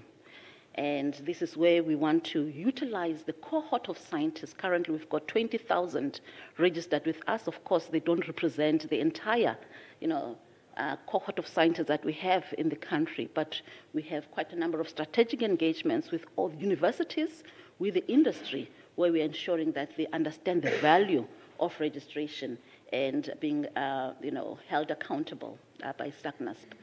So the International Science Council as well, we've engaged with them. EFSA, the European Food and Safety Authority, the UK Science Council, as well as engaging with some of the colleagues, just to share some of the best practices, people-to-people exchanges, especially focusing on women and our young and emerging, scientists. We need to build this pipeline. And through our continuous professional development, we have what is called a lifelong learning value chain, where we don't just start at the university, but we go a step back at the high school level. How do we now start preparing these young and the future leaders that we want to nurture and ensure that we build that pipeline going forward? As they go to the universities, we've got dedicated initiatives to ensure that they continue to start to engage and be ready for the world of work. And of course, as they progress in their careers, we've got what we call continuous professional development. So these are strategic initiatives to ensure that we close the gaps. We ensure that some of the soft skills that are needed, in as much as we are funding research, we are funding the infrastructure, the workforce behind needs to be we need to invest in them. And this is some of the trainings that we have identified And we've got a continuous professional development initiative where we give points and they have to be renewed each and every year. As they renew their registrations, we need to see how are they also utilizing some of these initiatives to grow and to contribute to the countries, some of the imperatives that we have. So this is really about promoting mutual learning as we establish these partnerships, knowledge exchange, and continuous professional development of our scientists. So we have quite a number of other entities locally, for example, the Sector Education and Training Authority that we partner with. In the agricultural sector, we've got AgriSeta, in the chemistry, CHIETAS, and so forth. So we work closely with them to ensure this continuous upskilling of our scientists and also our early career natural scientists and our established professionals. What is important for us as well is how then can we enhance public trust. These are the engagements that we need to have. The trust in science is eroding. And we've seen, also at the, political level, at some other, engagements that we've had. But we are saying that we need to really foster public trust and also to ensure that we've got a science-engaged citizenry. So this is where we come in ensuring that the scientists themselves are at the forefront of communicating, of engaging with our communities, and ensuring that through our programs, code of conduct, we can then elevate and ensure that that trust is addressed, or the mistrust in science. So we're upholding our scientists with high standards of professional conduct, ethics, and accountability. And as a regulatory body for the natural science professionals in South Africa, we ensure that the scientists operate within that framework that prioritizes scientific integrity, transparency, and public interest.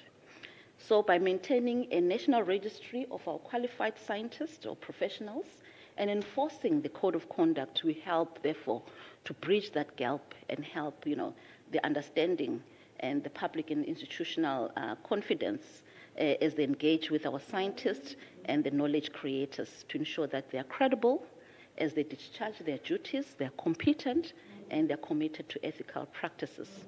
So in the era of misinformation and distrust in science, how therefore do we play that pivotal role as SACNAS? So through our regulatory framework, and that is safeguarding the credibility of the profession itself, but reinforcing the value of science in society and ensuring that we leave no one behind. And we want to really ensure that as a collective, in 5-10 years to come, we don't sit here and say the same thing, because it will mean that even our children, after some time, they'll be still engaging in the same discussions. So we do need to ensure that as we engage, as we close this session, there are tangible outcomes that we're going to look at going forward to say, as we engaged on this day, what is it that we really elevated as very key and, urgent that needs to be done? So we are here really as individuals, as a collective, representing various institutions, mandates, but at the same time as a human being and understanding the challenges that we're faced with. How, therefore, to ensure that we leave a livable planet that the next generation can also enjoy, and also leaving no one behind, but contributing to the Africa we want with the expertise that we want. So thank you very much. Thank you very much, Mompulmelelo. It's been fantastic. Thank you very much for all these examples and your great leadership. Let's now go back to Europe, and I would like to invite Inger Midtkantel. She is a national contact point in Norway, national point of contact coordinator, and also in working in the Research Council of Norway with lots of expertise in international relations and also in other continents other than Africa. So your reflections are most welcome. Thank you. Thank you, Lydia, and thank you the organizers very much for allowing the Research Council to take part in these important discussions. Well, in order to meet the challenges of the future, we both those that we recognize and those that we know will come, we are dependent on knowledge. And I think science is crucial for development. It's crucial for development in Europe, in Africa, and any part of the world. So I don't think this audience needs convincing in that part. But science is a global effort. And in a small country as Norway, we are only 5 million inhabitants. The science is international in nature. And is becoming increasingly important for us for international collaboration. And in our new strategy, we highlight this. And the Research Council of Norway, just to be clear, is a funding agency, and we have a long-standing relationship with many African countries. We do fund research, we advise the government on research, and we work on the research and innovation system, both in Norway and how the Norwegian system connects to the global research and innovation system. And in this long-standing relationship, particularly with South Africa, we had a long-standing relationship for more than 20 years. We've had bilateral calls and funding set aside for bilateral collaboration. And during these 20 years, we started with funding just from Norway, then to have bilateral funding, to do bilateral joint evaluations on projects. I mean, now it's a point where we trust each other's systems so much that we use the lead agency model in such a way that 1 year we do the evaluation of the project, next year South Africa will do the evaluation of the project, and then we lean on each other's leadership and trust each other's systems, which I think is a very important step that we've got that far. It's easier for everybody, and it's more efficient, and it's more trustful.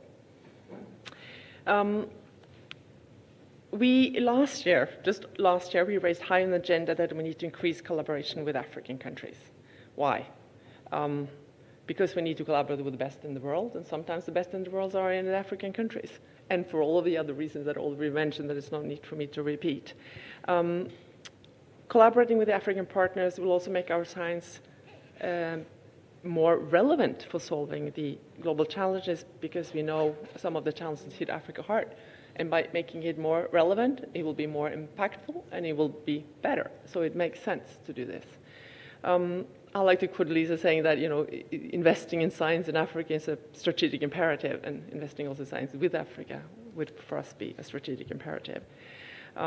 We like to co-create and we collaborate also with the local communities, because we see in Norway, and I suppose also in Africa and countries, that we will not succeed with our technologies if we don't engage with those that will have to face it, see it. And we need social acceptance for the changes that we use. So working closely with those being affected by the new technology development is absolutely necessary. And we've seen this a lot in renewable energy. You don't put up windmills if the people don't want the windmills there. It's not going to work. And last year, we tried something new. We have a call for long-term network partnership, international partnership programs to strengthen Norwegian science and education by teaming up with the best institutions in the world. The aim is to strengthen Norwegian science, and we team up with the best in the world. We had some prioritized countries, South Africa being one of them. And this year we said, okay, what if we include all of the African countries? Just let's see what happened. And the call was just now before the summer, and it was really amazing, the response. We got, taking into account a small country with 5 million people, we got 44 applicants from 17 different institutions in Norway. 17 different institutions in a country like Norway is a lot.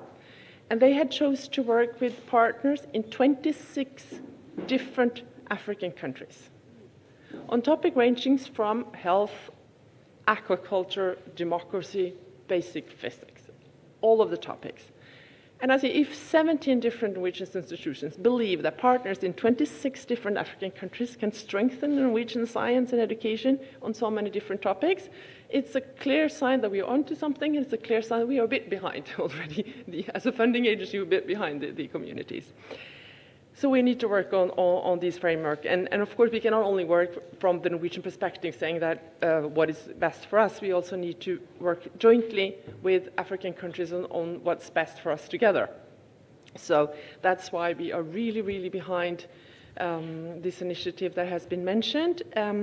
We work with African countries along 4 lines. We work with our national programs, because in our national programs, we can fund partners from outside of Norway through our nationally ordinary programs, which gives us a lot of opportunities to be flexible and to shape funding. We work with African partners through Horizon Europe. Multinational platforms being very important makes less bureaucracy and makes opens more possibilities for everybody. Other multinational for, of course, and of course through this potential new platform from African-European collaboration. Just a quick note on Horizon Europe. We see African participation increasing a lot, and we see also African institutions taking a lot of coordinating roles, coordinating projects, which is really, really great. There's been a high rise now from Horizon 2020 to Horizon Europe. South Africa, of course, in its own league, but also Kenya, Uganda, Ghana, and Tunisia coming quite quickly after. And then, as has been mentioned, this new platform, potential new platform, how can we develop a new platform where we sit together right from the beginning and define what we want to do? And because we need this reciprocity, then it's easier for us to work on the equitable partnerships that we've been working on for so many years, but we need to do it right from the beginning. We need to own the process, we need to own the outcomes, we need to own the directions together, and have more balanced budgets. So that we all define what we want to do. And that's how we can make our systems understand each other better. And we need this, and we want to do this because it makes sense to us, because it will make all our science better together. We will benefit from it, and to a certain degree we see it already happening in so many ways, which is very good, and we're very committed to work forward on these platforms and continue with these discussions. So thank you for allowing us to participate, and I think I'll leave it for there at the moment. Thank you very much for sharing your perspective. The last perspective we're going to have is from Sarah Musweta, who is the CEO of the Human Sciences Research Council, HSRC, in South Africa. Over to you. Is it on now? Okay. Good afternoon, everyone. So in the interest of time and discussion, allow me to just say a couple of things that I have not heard until this is day 2 of conference, and particularly this moment. First, some disclaimers. Africa has 54 plus countries. I think it's important that as we have this discussion, we center that. 2, I think it's also important for us to note that as a continent, and particularly South Africa, this what we now call a common crisis. We've always been in a particular crisis as a continent, as a country. Now that the crisis is a common one, everyone is wanting to talk about a crisis that we always known. But it's okay, it's now a known crisis, it's a common crisis. It also is an opportunity, I know now, for the continent. An opportunity in a number of ways. I think first to reset the agenda. I think for the longest time, and I will mention this word again, there was a particular way of extracting from the continent diamonds and gold, and now the new form of extractionism is data and data and data. And we are now talking about the continent in relation to how young it is. And notice that sometimes when we talk about how the continent is young, it's often around how it needs to be exploited in terms of its market, right? And how young it is in terms of how it also needs to be, in terms of how it needs to be exploited in relation to what we've always been talking about in the continent, capacity building. When are we really going to be capacitated? We talk about capacity building, right? And in more ways than one, we also talk about the continent, and we use this term open source. Again, in 20 years and 50 years of development, we've never talked about open source, but suddenly in 2025, we want to echo the sentiments around open source. I'm hoping that our information sharing principals in this room are protected. No sharing of photos, please. Let me say this about a few things before I talk about the HSRC, because I did a disclaimer that there are certain things that have not been said, and I want to share them in this platform. Partly because this is the first time that the humanities and social sciences are invited in this platform as an equal partner in the sciences, and notice UD behind you, HSRC's logo is missing. So let's talk about South Africa. I think what is interesting in South Africa is that we are not in this gathering in this space talking in different languages. I think we are all anchored as science councils by what we have defined as our decadal plan. So if you want to know our plans, if you want to know what we are supposed to be doing and what we are about, I think our decadal plan speaks to that very clearly in terms of consolidating our ideas. And that decadal plan, for me, says that we are wanting to change the power dynamics of knowledge production, of engagement. So yes, we did not necessarily have to be here to talk about those changing power dynamics in the knowledge production. I think our documents speak to that. The current crisis also, for me, I think, as I said, brings to bear what we've already known, i.e. that science is often defined as natural science, not the humanities and social sciences. And when we talk about the SDGs, listening to the plenary sessions, when we think about the SDGs being 5 years away in terms of measuring our progress, we often think about them in quantitative terms. Yet in the social sciences, we know that quantitatively we're going to get there in 5 years' time, and we're going to say health, tick, tick, tick. We go to communities, and the lived experience of these SDGs are not realized because we have not counted what matters the most, which is at grassroots or community level. Final introductory remark is this, that we are making a call, and I'm happy for us to be making a call about 1% GDP going to science. Again, which science? Does it also include the humanities and social sciences? And if we were to ask ourselves in this room, did we even think about that 1%, or what part or what proportion of that 1% should go to the humanities and social sciences? I agree, 10 years for wait to come to Seville. I'm hoping that we're going to come to Cape Town. Some of us might not be here. So what is urgent for us? What is urgent for us in that discussion? This session. The title, and I think knowing UD and others who've been part of this organizing, it's a deliberate call. It's a deliberate call.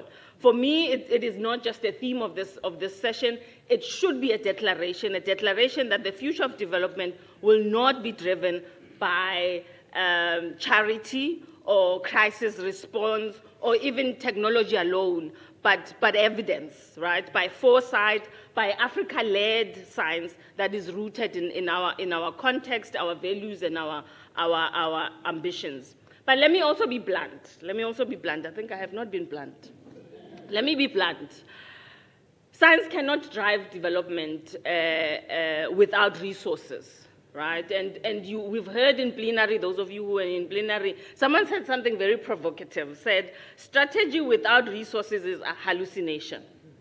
And I know that we want to avoid those hallucination moments and think about resources. Think about the formation of this setup. It's science councils. We are talking to each other. We have finance is outside of the room, or the majority of finance is outside of the room. And I'm not saying this to blame. I think this is an important conversation amongst ourselves so that we bring finance here, or finds reason to be here. Let me talk about the Human Sciences Research Council, which I'm leading, and I want to just share with you some of the the initiatives that we have been driving for some time, and initiatives that as Science Councils I would love for us to partner and with the principles that have been shared, trust, collaboration, and all of that. Firstly, I think on the HIV, on the health side, HIV and AIDS, we have a longitudinal data and policy responses. I think we have flagship projects around that, and they have found resonance in policy makers. We've also been rethinking youth unemployment and some of the livelihood issues, some of the agency that our youth have been employing. So it's not just they've been waiting there for something. I think we've done remarkably well in terms of that space, in terms of research. We've also been doing a lot of research in digital inclusion strategies in marginalized communities. And I think, again, a call to all of us to partner around such initiatives. Food security and climate change, and particularly we've taken this research in the continent. We have research that we've just concluded now, and we want to do that again in the continent. Something that I'm very passionate about, Africa Youth Scholars Initiative. Again, these are young people saying, we are empowered, we have PhDs, we want to talk to each other in the continent. And I think it will be fantastic for us to bring other Global South young scholars in the same space to dialogue, to share ideas. The other program that initiative that we are partnering with UNESCO is on transforming. We call it transforming mentalities. We are looking for more partners and this is largely a gender and equity space discussion. I know that we are safe to talk about gender in this conference. And finally, because I've just come from Brasilia, I am also the chairperson of the South African think tank in the BRICS space, collaborating with Brazil, India, and China. But I think what has been most important in the space is bringing Egypt, is bringing Ethiopia, and not just as South Africa. And as I started, 54 and plus countries, I think it's important that we dialogue amongst each other as well, global South, but particularly also in the continent. Concluding remarks. I've mentioned something about our decadal plan, and one thing that for me resonates with me in this conversation is that part of the principles that have been echoed are also in our decadal plan. Firstly, equal partnerships and collaboration based on trust, co-creation, co-funding, as well as what I think most, because it's a finance conversation, we've been talking about it as a return on investment. In South Africa, or at least at the HSRC, we talk about it as impact. Impact, because I'm not in any way devaluing the idea of return on investment. I think from a social sciences perspective, we talk about it as impact. It's the same thing. How relevant are the questions that we are asking? Are they policy relevant? Are they taking communities out of some of the challenges that they are plagued with? I wanted to say something about the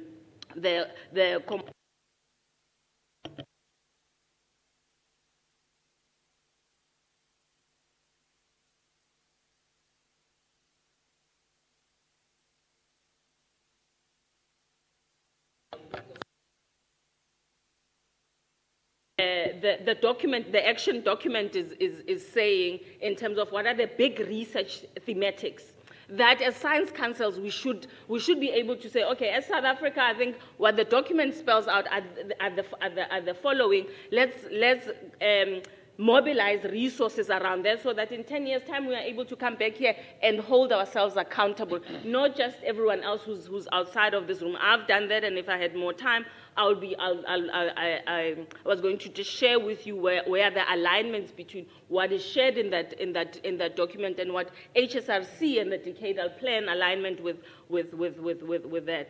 For me, what is absolutely important about CIVIL is that where we are now is that document calls for an increased support for Africa, aligned with the Africa agenda. 2063. Finally, let me, and I was listening to Thandi saying finally, so I'm also going to get on to the finally.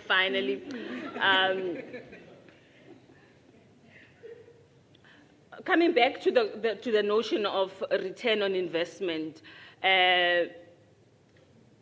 for us as HSRC in South Africa, part of the return on investment, and I want to just share four ideas. One, strategic return through policy influence.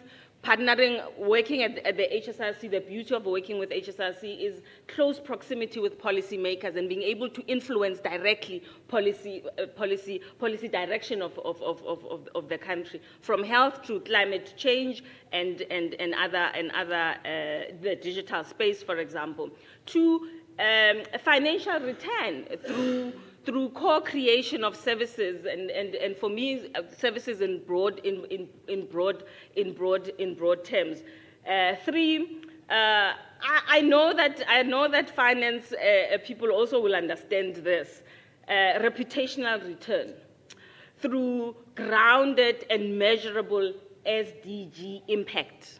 I think that's important as we think about the value of research, the value of African science for funders. Lastly, innovation return through collaboration, knowledge that solves today's problems, but not just today's problems. I think we also need to be futuristic, because if we're solving today's problems, the future then is left hanging. I could say one or two things, but let me close it at that. Thank you so much.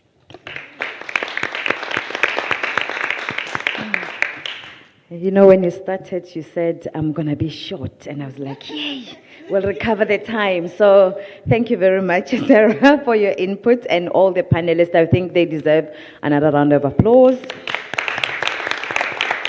Very brilliant discussions. And I think in future, we just need more time. Like, we need more time. It's not justice to yeah. But anyway, in the interest of time, we agreed that we'll not ask the questions ourselves, but we'll open the floor for just one question before we then hand over to Robert to close. However, I just want to emphasize on the points that came from all the speakers, that it's all about African leadership through collaboration and partnerships. And to remember, Africa is bigger than South Africa. We're just having South Africa here, but we have a very broad network of other colleagues from the rest of the continent. And with that, we'll just open the floor for that one burning question, and then we hand over to Robert to do our closing remarks. Anyone? We're having lunch, so we can continue the conversations after the session. But for now, any last? Little, not from you. It's not a question, a comment. Okay. I just really want to emphasize the need for the community represented here to influence policy making that is happening, for example, but not only, in Brussels. Today, not next year, Yep.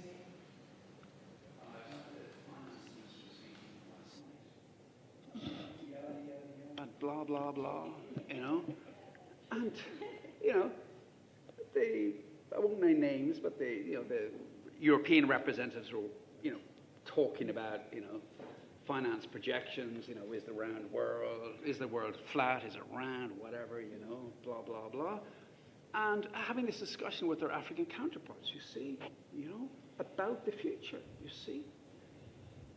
And I said, guys, but in terms of policy making, sorry for the pedantry, but the European Commission has completed already its proposal for the European MFF and FP10. It's already done.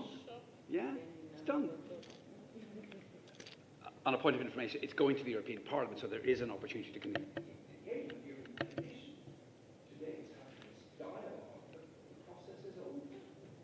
Yeah. So I think that's a question about but the point I would like to make is that, again, the community here, this leader understands us and leading, not waiting to be invited again. Yeah, not reacting. And again, I really like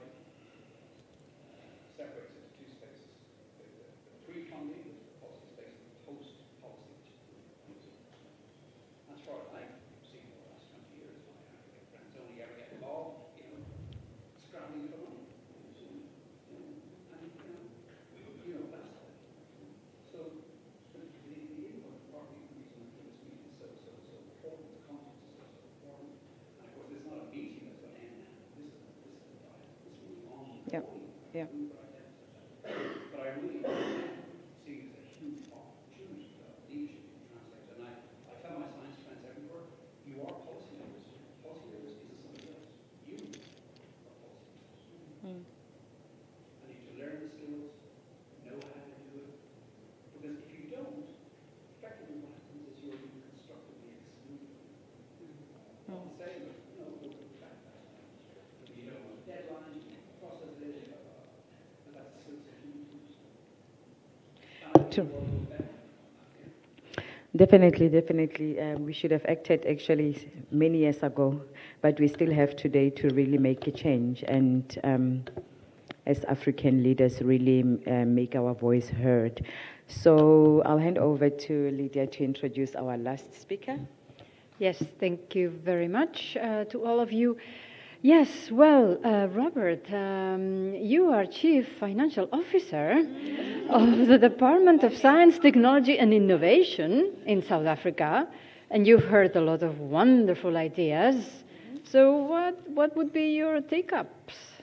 Thank you, Lydia, and good afternoon, everyone, and thanks for all the rich discussions that we have had. So sorry for that. This morning when I arrived here, I had a small small meeting with some of the speakers here. And they raised valuable information, valuable inputs. And some of the inputs were echoed again in the round table. One of the key things that they talked about, or let me just say a few, it was around mobility. Mobility. And, they raised an issue of infrastructure. We're always talking about infrastructure. But infrastructure, you can have all the money to develop infrastructure. But if you don't have the people to do that, that is a problem. We can have all the funding, but if you don't have the researchers, you need the engineers, you need the scientists.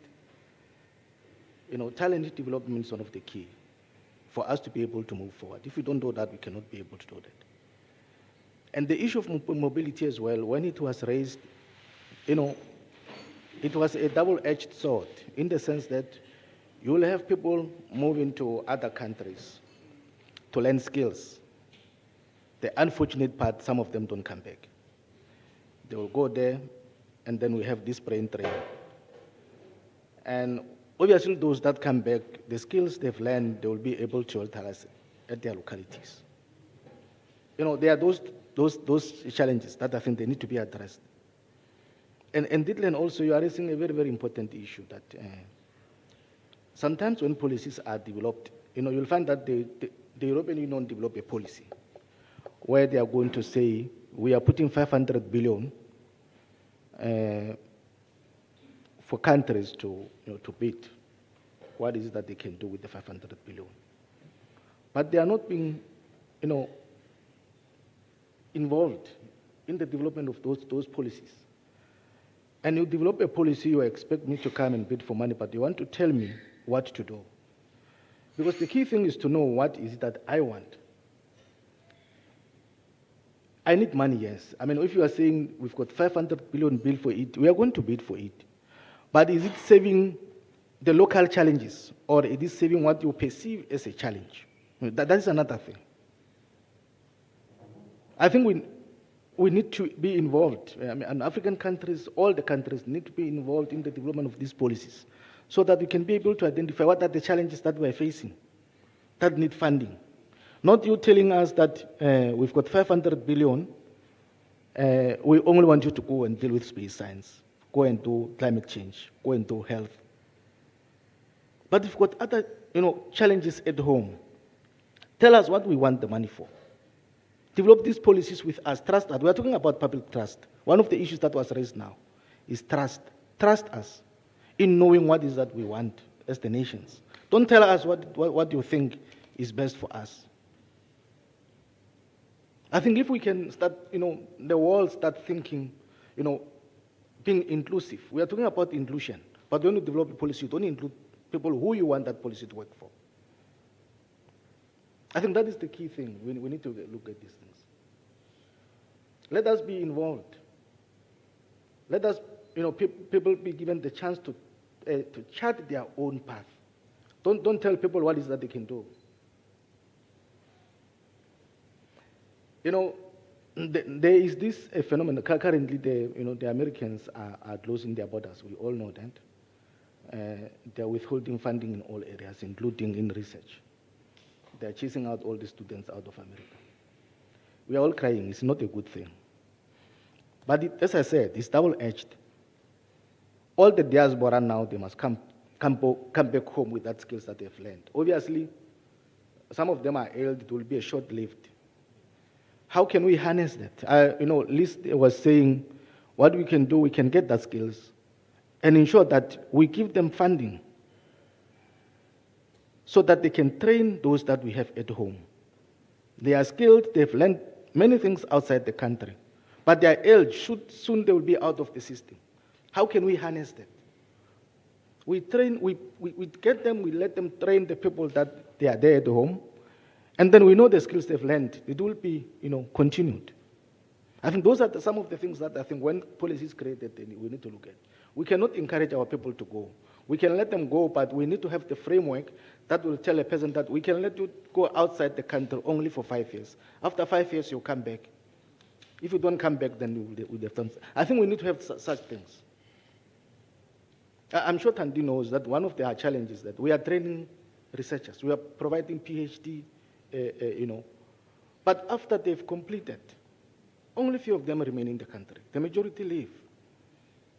How can we ensure that that does not happen? We are always being asked these questions. Where are your scientists? Where are the people who are funded? What do we do? We cannot always talk about it. We must find a mechanism to ensure that it stops. Those are some of the things that I think we can look at. But let me stop there. I know we don't have time, and my role was just to have a closing remark. I just wanted to share some of the things I've learned with you. Let me thank everyone who made time to. There are so many. I think there are close to 200 side events in the entire conference now, but you chose to be here. We really appreciate it. We still have other events that are lined up. Please, if you have time, join our events. Let us learn from each other. We have learned a lot from you, and yeah, we still have to learn from you. We really appreciate it. Thank you very much.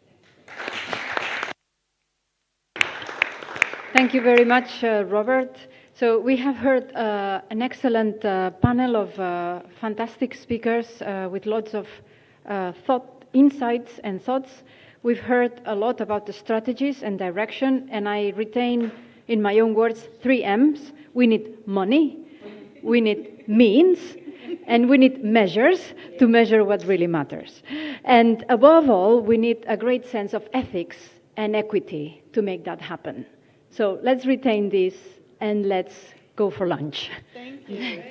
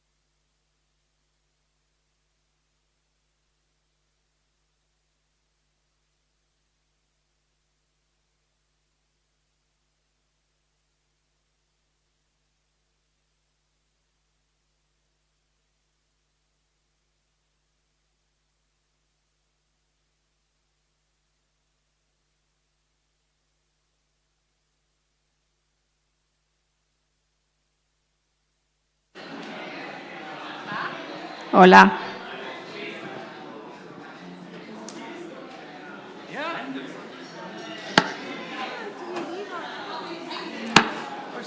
Vamos a ordenar todo el mundo, si no.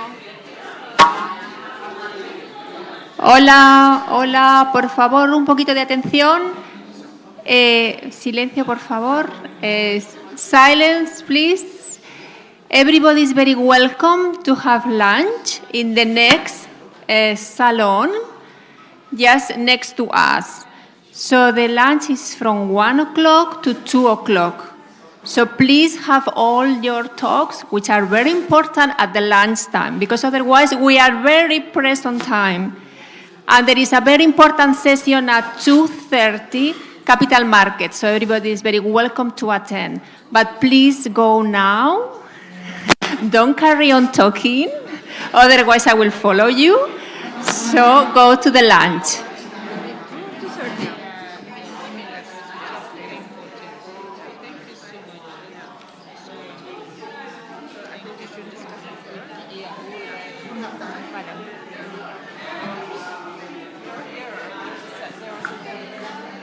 Getting out of the room. Don't worry, I'm leaving immediately.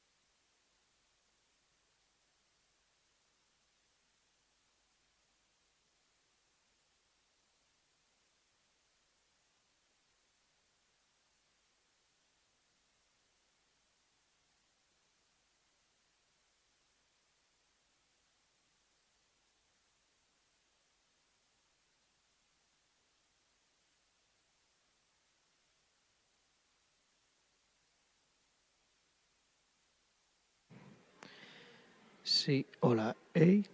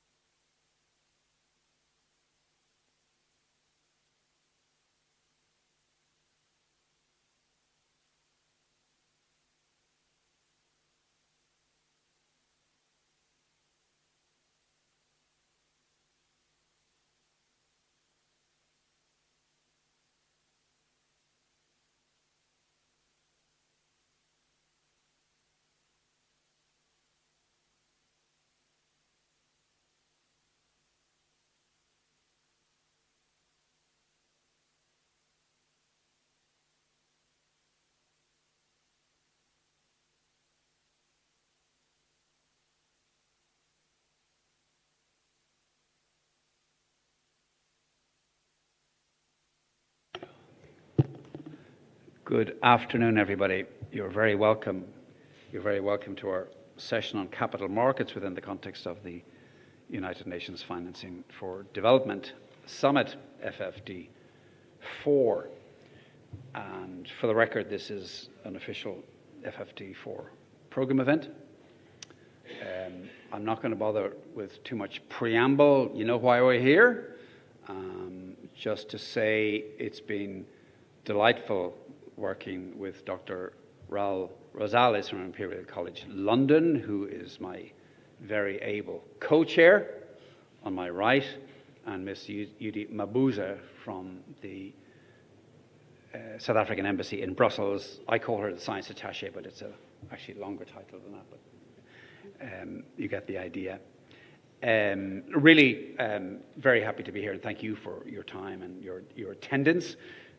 Simply what we want to do today is to explore how capital markets can support science for development, and of course that will have many, many, many different expressions, so I'm very keen to understand the principles as well as their applications, and as I say at all of these meetings, I want to start the conversation. So today we will start this conversation, and I'm very, very much hoping that we're going to take it forward in terms of engagement with the United Nations General Assembly in September, in terms of the European Union MFF process, and indeed many, many others. And of course, capital markets, you're going to learn a lot from the good professor, as I have done. So we're not being prescriptive here. We don't have the solutions, but I think what we're going to be trying to do is formulate questions. And of course, what we're trying to do is combine wonderful financial expertise with wonderful scientific leadership and see what comes out of that. So delighted you're here. Without much ado, or at least further ado, just on a housekeeping point, as you see, it's a fairly packed agenda, but that's deliberate because I want the agenda to be inclusive, and inclusive means lots of people on it, but the downside of that is I've got to manage the time, so I have this trusty device here, so I will be setting the time, so apologies in advance. The alarm will go off 30 seconds before you're due to conclude your remarks, and the reason we don't have PowerPoint, and it's a PowerPoint-free environment, I've done some completely unscientific experiments, which tells me that people communicate in 3 minutes vastly more than they're going to do in a half-hour PowerPoint presentation. Tell me if I'm wrong, you know. It also means we will be able to cultivate and collect and absorb, I think, what will be fascinating insights because of that, and I won't be spending the next couple of weeks trying to understand or absorb or try to extract stuff from PPTs, you know. Dr. Rosales, please, the screen is yours. Thank you. Thank you very much, Declan, for this very nice and very kind introduction. First of all, Daniel, could you please join us in the roundtable as well? We were very pleased as well from a head of private debt mobilization and syndication from the EBRD in London. So anyway, let me just put this very briefly about the context of this roundtable and discussion right now today. So this is all about financing for development. This session about capital markets for innovation, unlocking science and technology investment in developing countries. So like 3 big ideas. One, it is very well known for all of us, this kind of underinvestment in science, technology, and innovation, STI, regardless its proven potential for development. And also, we identify this kind of disconnection of this kind of investments in STI in developing countries from main sources of capital, from capital markets, or from institutional investors. And this session addresses precisely that gap with a bold proposition, which is to reposition STI as an investable asset rather than as a cost, as a high-impact investment class asset. That's the point. The second idea I'd like to highlight here is all of us are fully aware about this kind of current geopolitical shifts right now, which presents an opportunity for low and middle income countries. However, it will be an opportunity to address this kind of gap and the topic we are going to talk about today, which is peer development for the Global South, with concrete financial instruments and financial mechanisms. It will be an opportunity if we have the right finance infrastructure required for that, to develop that kind of science infrastructure for these countries. So in this context, there is an urgent call to finance this kind of science infrastructure from talent, which this starts with this kind of human capital, from talent and intellectual property to research centers and data systems, and all kind of data infrastructure we need in developing countries. So finally, let me highlight the 3 or 4 points of the key topics for discussion that in one way or another we are going to discuss with these outstanding speakers. The first one is how to build science-based venture capital models, this kind of science-driven venture capital and deep tech innovation in developing countries. How to do that, something which has not been addressed by developing banks in the past 80 years.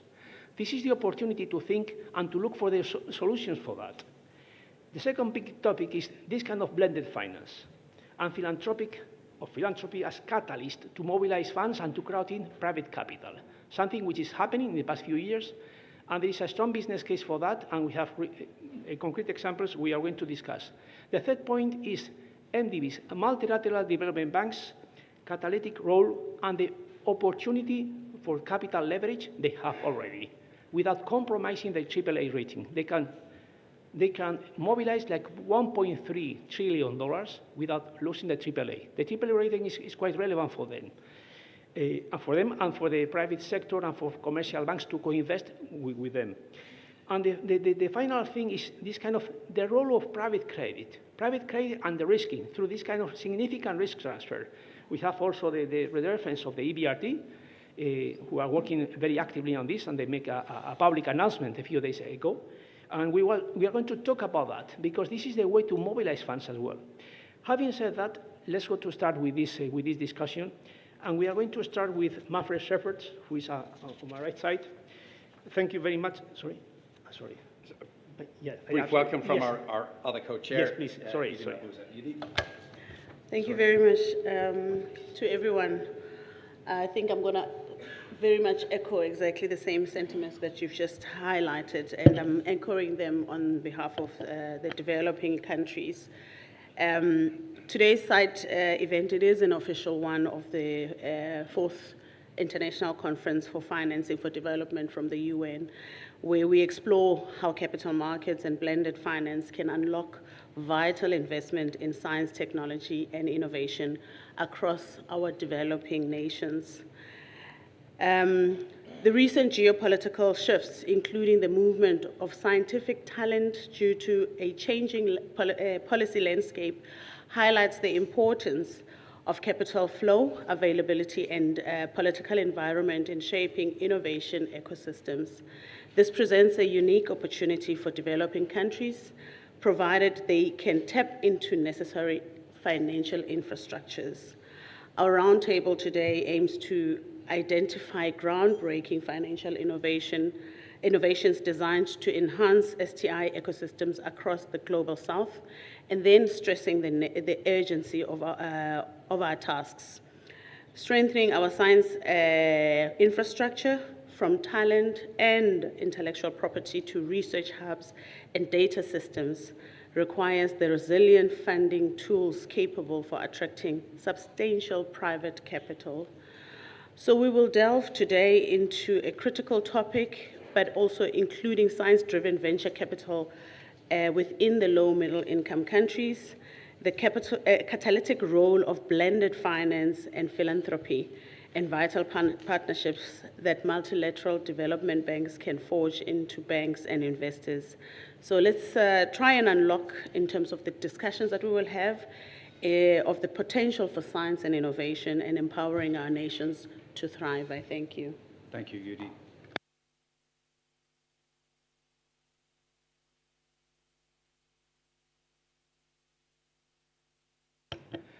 The apologies of 2 speakers that due to the commuting and the trains disruption this morning, they wouldn't be able to make it and to come here. But there are other people coming. In any case, we have a huge topic to discuss. And anyway, let me introduce you to Manfred Schepers, Chief Executive Officer, CEO, and founder partner of ILX Fund.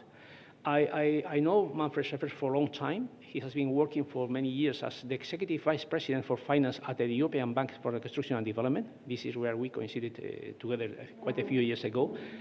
And now, in the past few years, he raised and launched, and he's deploying the capital of this kind of ILX funds, which is a very compelling business case for the topic that we are going to talk about today. Manfred, over to you. Thank you very much, Raul. And think it's an honor and a pleasure to be here today. I'm honored to try and bridge this enormous divide between my background, what we do at ILX, and the ultimate topic that you want to discuss, which is, how do you make young and emerging scientists and engineers and innovators in the developing economies thrive in the way they do in Silicon Valley. As a European, we struggle with the same question in Europe, but of course in the developing economies that issue is even greater. Just my own background, as Raul said, I was the Vice President CFO at the EBRD for 10 years, very interesting years, from 2006 to 2016, when we effectively saw the collapse of the financial system in the way we knew it, and we had to come with new paradigms of finance.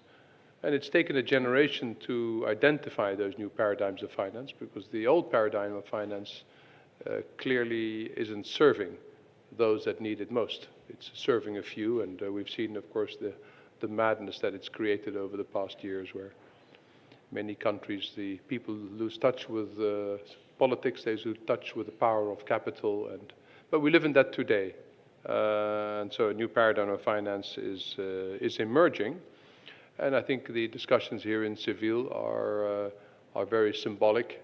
In a geopolitical strange world we need to get used to, but which is not going away. So we have to really commit ourselves to this new method of finance, which is good because the world is different than it was 50 years ago.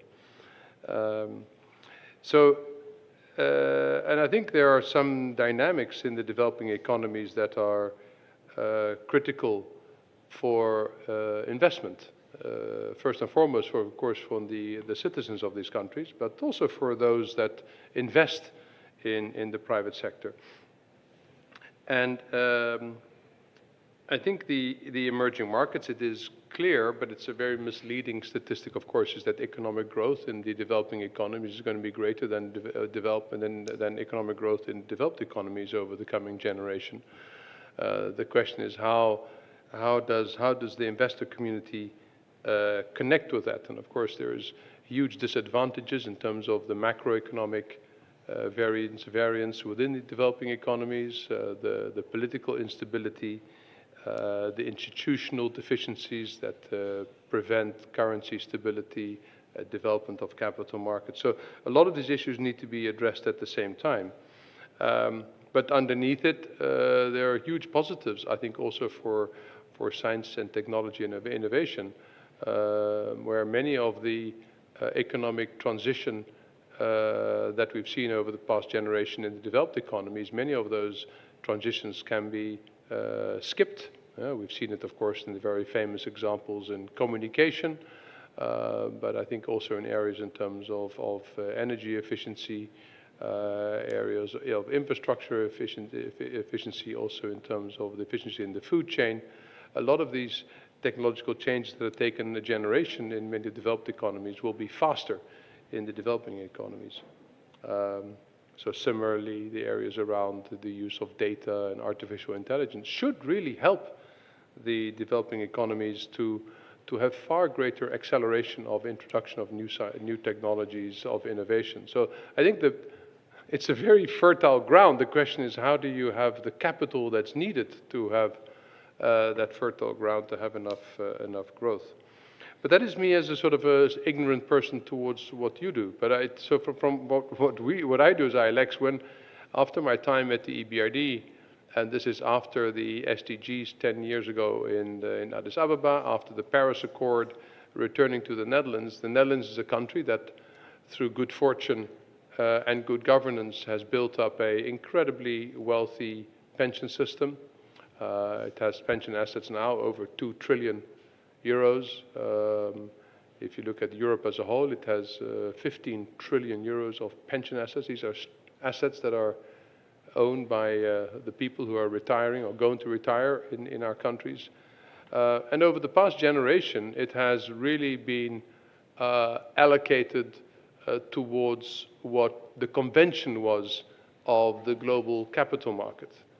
And so over the past generation, we've seen the allocations of that pension assets in Europe effectively migrate first to maybe the Amsterdam Stock Exchange or the local stock exchanges, but over the past years have really been allocated within the vast pools of capital that that Wall Street and the City of London has been managing. And to some extent to great success. I think the financial returns of this pension system has been sufficient, but it's been a system where you have enormous amounts of capital that totally dwarf the capital that's needed in developing economies, that has effectively been managed for one purpose and one purpose alone, and that is to optimize the return on the risk that's taken. That's it. We had a panel just this morning that I hosted where that comment was made again and again. That's the sole purpose. So that's, of course, a bit of an inconvenient truth considering the fact that it benefits greatly of innovations in science and technology in the US and to some extent in Europe. It doesn't benefit in any way for the opportunity that provides in emerging markets. So at ILX, when I returned to the Netherlands, we got support from the UK, Dutch, and the German government to see if we could find an opportunity to link these pension systems with the development finance world, to see if there is a new way, a different way from conventional finance in the usual stock markets and bond markets, to see if there could be a link more directly with development, a link more directly with a real economy finance rather than just financial market finance. And the fact is that looking at the historical data, that the way development finance has been conducted over the past decades has generated returns for investments that have been superior to what the financial system has been providing at a much lower cost. And so we set about the strategy where the largest European pension fund with other pension funds in Netherlands and Scandinavia are now invested in ILX, and we co-invest with the development banks, so the IFC, part of the World Bank Group, the Inter-American Development Bank, the EBRD, with Daniel who's here, the African Development Bank, the Asian Development Bank, and also national development banks in the Netherlands, France, and Germany. We have an MOU with BII. We need to activate it, Matt, but we're working on it. And today was announced that also the European Investment Bank will become a partner for these European pension funds. So you're getting a system whereby these pension funds are going to directly co-invest with development banks and looking for long-term return, but also long-term impact in the real economy through that system rather than as an alternative. Not going to be a full replacement, as an alternative to the conventional capital market. I think it's a link to what you're talking about, because what is also observed since the great financial crisis, that the capital flows to the developing economies from the pools of capital that are in Europe and North America towards the developing economies has shrunk in the conventional financial system. And if you look at the conventional financial system, it's been the commercial banks. My country, the 3 large Dutch banks, ABN AMRO, Rabo, ING, they have no presence anymore in the developing economies. No capital flows from the banking system in the Netherlands to the developing economies. And the Netherlands is not alone. The same applies to Great Britain or United Kingdom, Germany, France.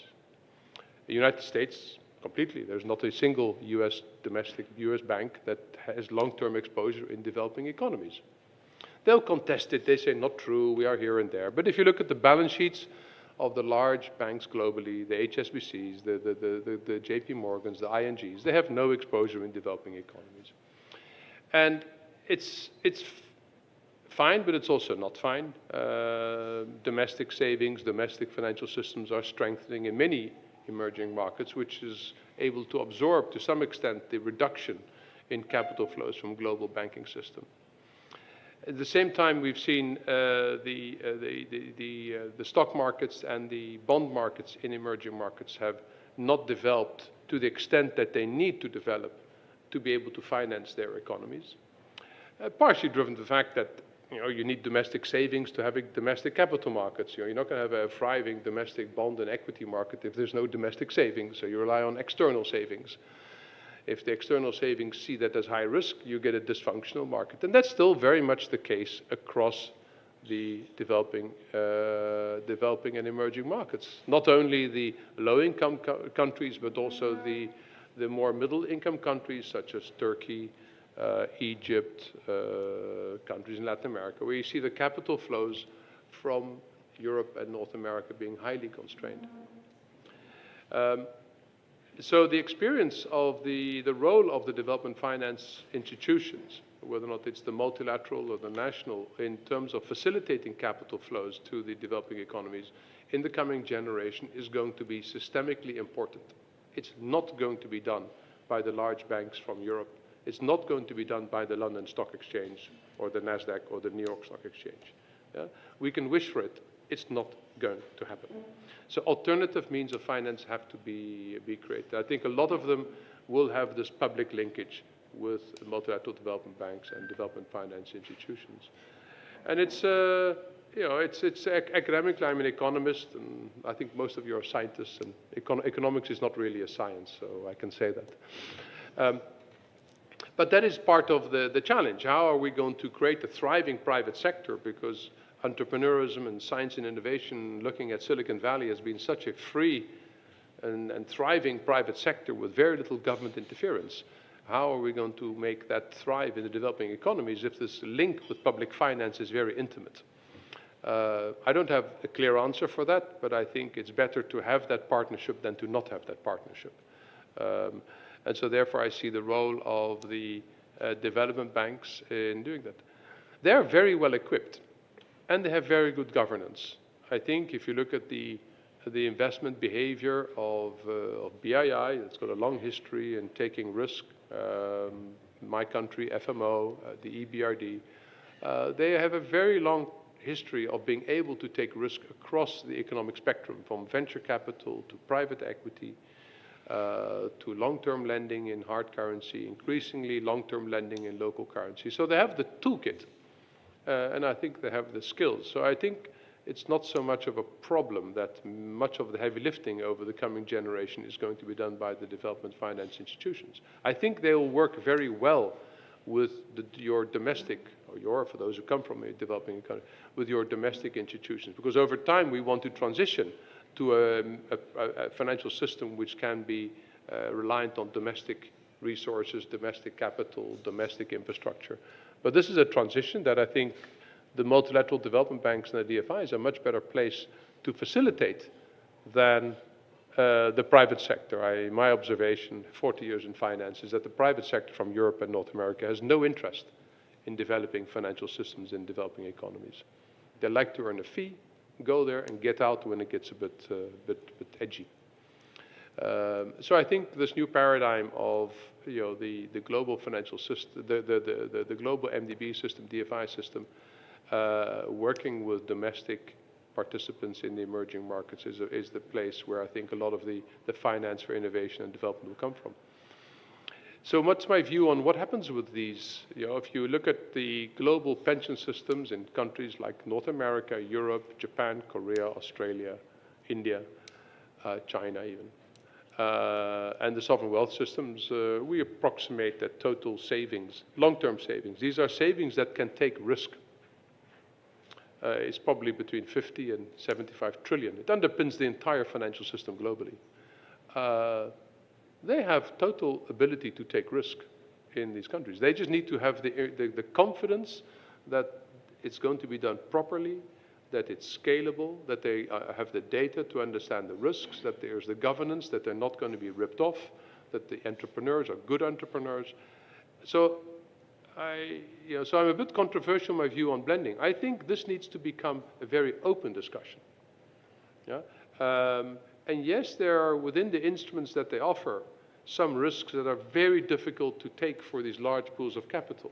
Yeah? And so that's why, Matt, I don't want to take your speech away, but I think the role of finding structures that can mobilize capital and the ones that need help from concessional sources. I want to call it concessional sources rather than blending. Blending is used as a word to not use the word concession. I think it's better to be, I'm a Dutch person, we speak very bluntly and direct.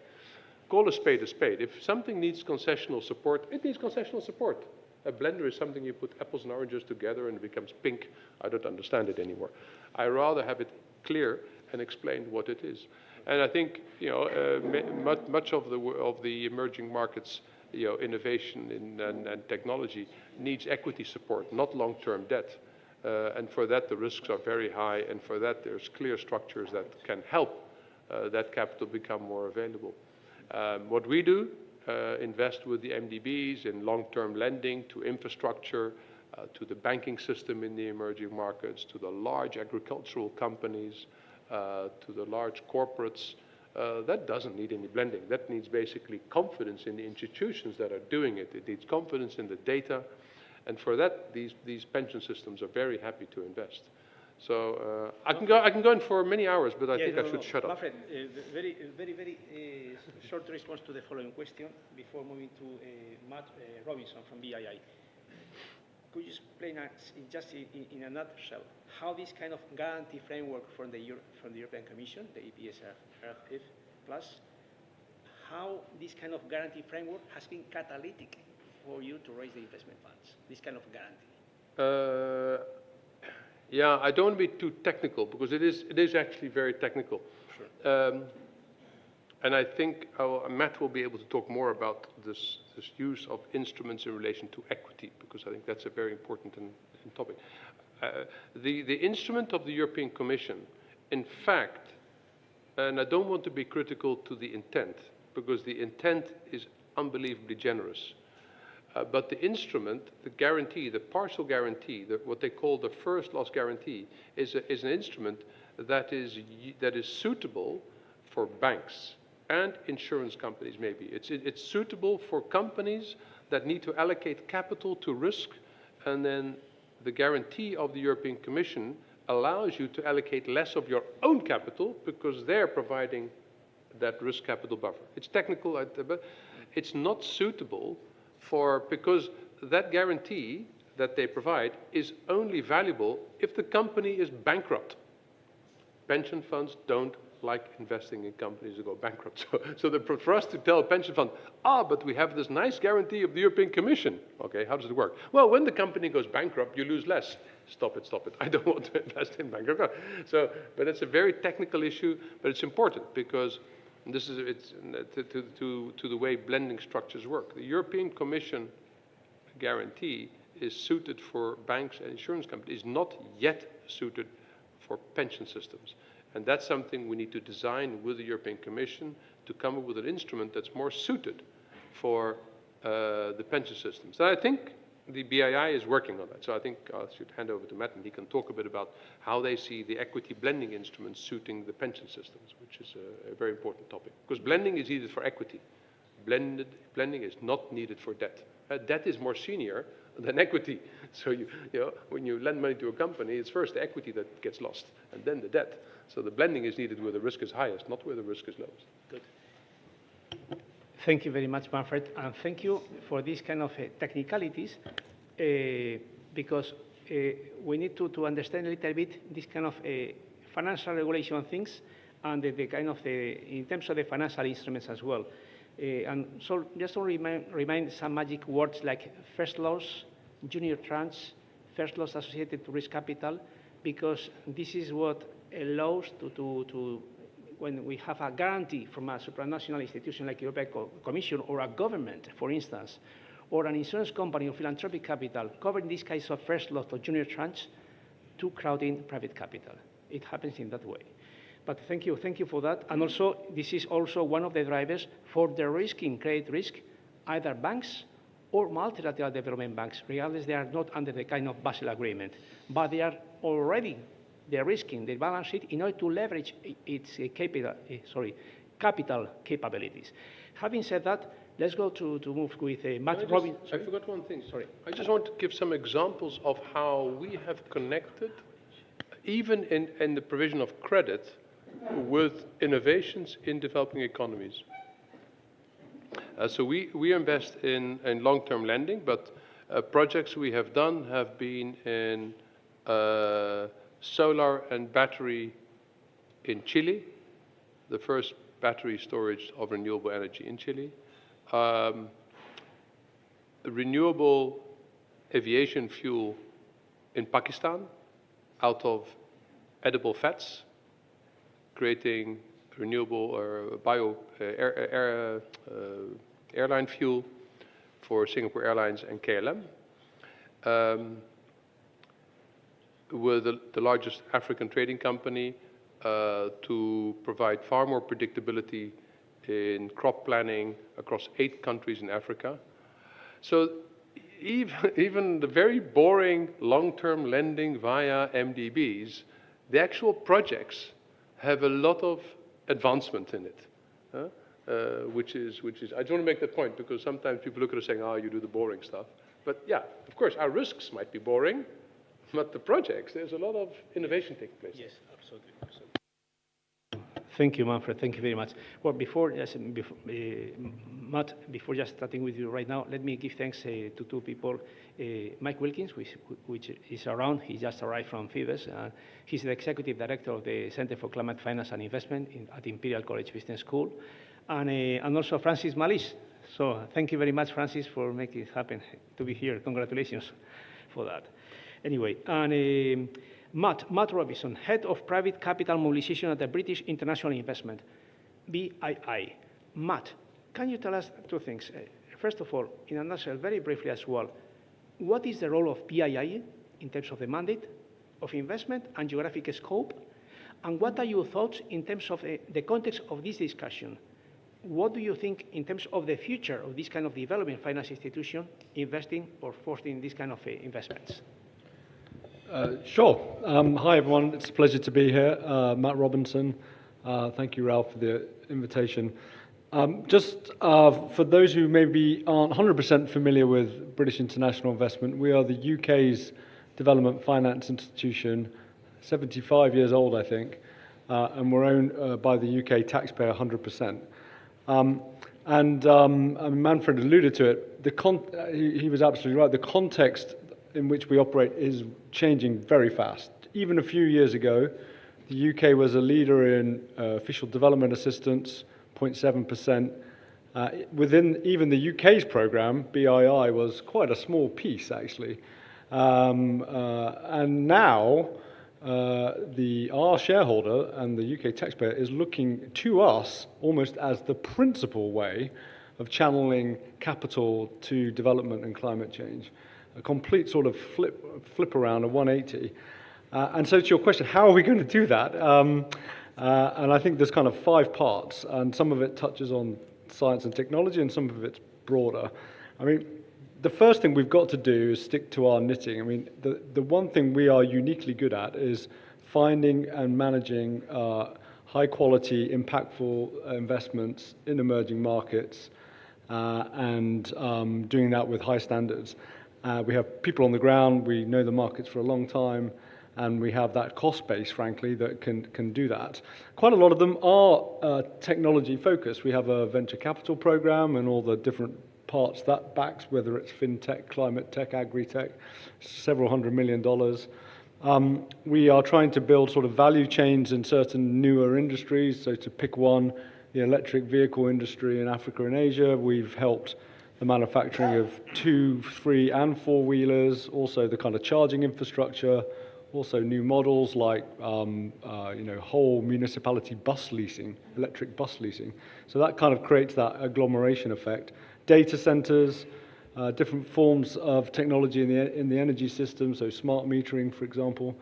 I don't know if I have an answer for pure science and R&D. I can't say that we have easy ways of doing that. But technology more broadly, absolutely. So we will keep making those investments. But the second thing we've got to do, and this is where the change comes, we've got to start sharing access to those much more systematically with private capital investors. We've got to partner with dedicated asset managers like ILX and others on a repeat basis and share exposure to some of the assets we originate with them. And the third thing is we probably ought to keep innovating product-wise, particularly where we have seasoned a portfolio of assets and they're a bit de-risked in technology sense. They are built and operating, and so they're a bit more proven. We and other DFIs can package that up and sell that lower risk portfolio to investors, not just at the point of new investments. So that's product innovation. And if we do those things, find deals, share deals, and innovate with the way we share deals, then we will be more of a flywheel, in a kind of, if you want to use the analogy of a car. Our engine will be the same size, but it will be spinning faster and pulling more capital in much more quickly. The final two things we need to do, we can't do alone. We have got to work as a DFI MDB community, and we also arguably need the support of our government shareholders in the G7 and the G20, I think, to do this. The fourth thing is we have got to make the case more clearly for allocating to investments, particularly private market investments in emerging markets. As Manfred has alluded to already, many of these are steady yielding, reasonably low risk, and have weak correlation, if not negative correlation, with other asset classes that global pension funds invest with. There's some research coming out next week that shows pretty clearly if you are a pension fund and you increase your currently almost zero exposure to private emerging market assets, even a little, it will improve the performance of the overall pension fund, partly because of the way it doesn't move with other parts of their exposures. And this is not a impact or climate change argument yet. That's all cream on top, okay? This is a basic financial argument. It is a good asset class. So we need to do that more clearly. We need to do that more smartly. Most pension funds, or certainly in the UK, they are obliged to take advice from the investment consultancy industry, right? I don't think the investment consultancy industry and DFIs hardly ever talk. And we need to get much closer to Daniel's smiling, and you might say why later. We need to get much closer to this industry who gatekeep the ultimate owners of money and explain the merits of what we do. And I don't think have been on the pitch there yet. Finally, there is a bunch of policy work that I don't think as DFIs we can pull the levers for, but we can certainly be practitioners and advise our shareholder governments to work better on. This includes, the way data is pulled out of our institutions, the way credit ratings agencies work. It includes regulatory frameworks like Basel for international banks and solvency for insurers to make sure the capital charges they insist on for long-term investments in countries that are not investment grade are risk reflective and not completely punitive as they are at the moment. And there's a long list of other kind of policy things. So I'll stop there. I haven't mentioned blended finance at all. That's deliberate because I think it's the last brick in the wall. But I'll stop there, and I hope that is helpful comments. No, thank you very much. It's very helpful. It has been very, very helpful. And thank you very much as well for the last comments about how it does impact in this kind of risk capital and these kind of things, and the impact of insurance companies, because in the financial sector, in terms of capital allocation, capital consumption, regulatory capital, it matters. This is all about that. And now let's go with Dr. Nasser Al-Khattani, Executive Director of the Arab Gulf Program for Development. Thank you very much indeed for joining us today for this exciting discussion. I would like to ask you, Dr. Nasser, what are your thoughts about the role of in the Middle East in general, but also from the Arab Gulf Program for Development in this context of science for technology and investment? What are your thoughts, and in terms of the future, how to address this, not only in the Middle East, but in Africa and Southeast Asia? Thank you very much for inviting me to this important discussion, while we are here just next to Financing for Development. If we go back and look at the developing country or less developing country, our experience in the less developing country, we've been in 130 countries. What's needed in that country, because as you know, without, creating an able environment in each country, you cannot attract anything up.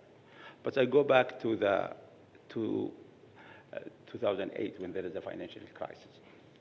So when the financial crisis is happening, well, now that's Ag Fund started to include poor people in the financial system. We started that 1997, when probably you remember when everybody get in Washington to include people in the microcredit and so on. We go beyond microcredit and go to financial inclusion. It took people, to understand, even the regulator, many years to understand how important to include the poor people in the financial system. They wait until the G20 come up with a report of 2010. The only way we make a growth to include 2.5 billion people in the financial system. So you imagine that the financial system is not fair for those countries, because it's not including poor people, it's just including the rich people and excluding the poor people all over the world. How can that environment be, adopted? And we look at things when there is a challenge, there is an opportunity. Today, because at that time, everybody is talking about globalization. You just wait for things to bring it abroad. And when SDG is happening and we are not achieving it, what is not make us to achieve the SDGs? For 3 reasons: localization, coordination, and private sector. And this is the 3 areas, if we didn't develop it in the level of any country, we will not be able to attract any foreign investor. How can we do this? We do this in way of de-risking. We have to look at blended financing. A grant is important to start the project, but the grant should not continue forever. We have to make things accessible, affordable, and sustainable. And I'm just asking a question today for everybody. Why everyone have a mobile in Africa? Why the mobile companies successfully make money in Africa? You know what's the reason? Because the product of the mobile became accessible, affordable, and sustainable. You will find anyone in Africa have a mobile. They don't have clean water, they don't have housing, nothing, but everybody has a mobile. Why? Because we make things accessible. So the way we look at it in Ag Fund, we should move, and even developing country move from grants to investment. So don't wait for people to give you a grant. You have to start somewhere else, because granting, and there is a debate today, should we stop a grant? No, I'm not saying that you stop a grant. You continue doing a grant, but the grant should not be forever. So you have to be responsible to create an able environment for your own domestic investment. Don't think that people will come to you if you don't have banking system, you don't even have SMEs mature, you are not starting even exporting things. Imagine today, if you start doing this, investor will come and bring and invest. So de-risking is important. So why now financial system is not fair for the poor people, the insurance system is not there for the poor people, for God's sake. Imagine today, we are in, example for the global food, a global flagship initiative for food security. How can we use technology for the small farmer and access to finance to look at them as a micro enterprises? Look at when we come to food security, we always look at the small farmer as a poor people. They are not poor, we are the poor. They are feeding us, 70% of those people. But the problem, they have no access to financial, they have no access to the right seed, they have no access to insurance, they are not being linked to the supply chain. That's why when we get together, University of Chicago, Declan, and Ag Fund, how can we make food security is a business to attract investors? The only way we start from micro and small. So the old way of globalization and approach, top-down approach, is not there anymore. We have to be able to localize minimum if you're feeding your people. COVID-19, it was a work. If you cannot feed, and this is a risk, you have to measure the risk. Not everything got to be exported from outside. So to make a long story short, that's Ag Fund moved from projects as a grant to an investment. Imagine today, with just giving you an example, if this could be private sector globally. We started in 1997 to look at the higher education in the Middle East. We found out that 32% of the young people, 32 million people in the Arab region, just 20% give access to higher education. And higher education became too expensive. What we did in Ag Fund, we come up with, affiliated with the British Open University, we developed something called blended learning. Imagine today, 2003, we invest $35 million. And we said, today this $35 million has become more than $300 million. At the same time, serve 400,000 young women and children. Most of them are refugees and poor people. 70,000 graduated, 143. At that time when we started, nobody believed that education could make a surplus, because making things a big number, and this is where University of Chicago, Michael Kramer approach, and he won Nobel Prize, when he came up with the idea, experimental approach to alleviate poverty. That approach, we've been using it. We didn't know that this is the approach being used. So today, if you want to make things accessible, affordable, you have to make this available to the people to make growth. And I like what His Excellency is mentioning for the de-risking and investing. Nobody will put the money. And by the way, before even crisis, we have no money to invest in SDGs. At that time, interest rate, in Africa, how much is the interest? It was in Europe negative interest rate. And nobody invested there. Why? There is a risk. You cannot tell investor, go there when we're talking about the pension, for God's sake. So you have to have enough, at least what we're saying in Ag Fund today, we have to work in insurance the way we have did with financial inclusion for the last 20 years, because to include poor people in the insurance system. Okay, good. Thank you very much, Nasser. And let me highlight what you mentioned about several times, from grants to investments, from traditional aid for development to investments, and to make the business case for the private sector, which will be challenging, as Fred mentioned before, to make the business case. And to make the business case is to transform this in an investable asset, an alternative investment, trying to get even 2-digit returns, because to get a kind of fixed income returns, you can invest in bonds without any kind of risk. So we have to work in that direction. Good, and the risking as well. So now let's move to the next section about policy and regulatory innovation and financial instruments. And Mike Wilkins, I'm going to ask you just to intervene right now. As I mentioned before, Mike Wilkins is the Executive Director of the Center for Climate Finance and Investment at Imperial College Business School, co-director of the Singapore Green Finance Center in Singapore, and he has a long and successful track record in the financial industry for 30 years at S&P Global, as Standard & Poor's S&P Global, as Managing Director. So, Mike, in this kind of discussion about how to mobilize funds, how to unlock capital markets in low and middle income countries, in the context of science and technology, to invest in science infrastructure, what are your thoughts in terms of financial instruments, and also with all your huge experience? By the way, he posted an article that I highly recommend all of you to read, just 7 minutes reading, sorry for that. And just to prepare this conference, these 3 or 4 days of discussion. But Mike. Yeah, thank you, Raul, and good afternoon, everybody.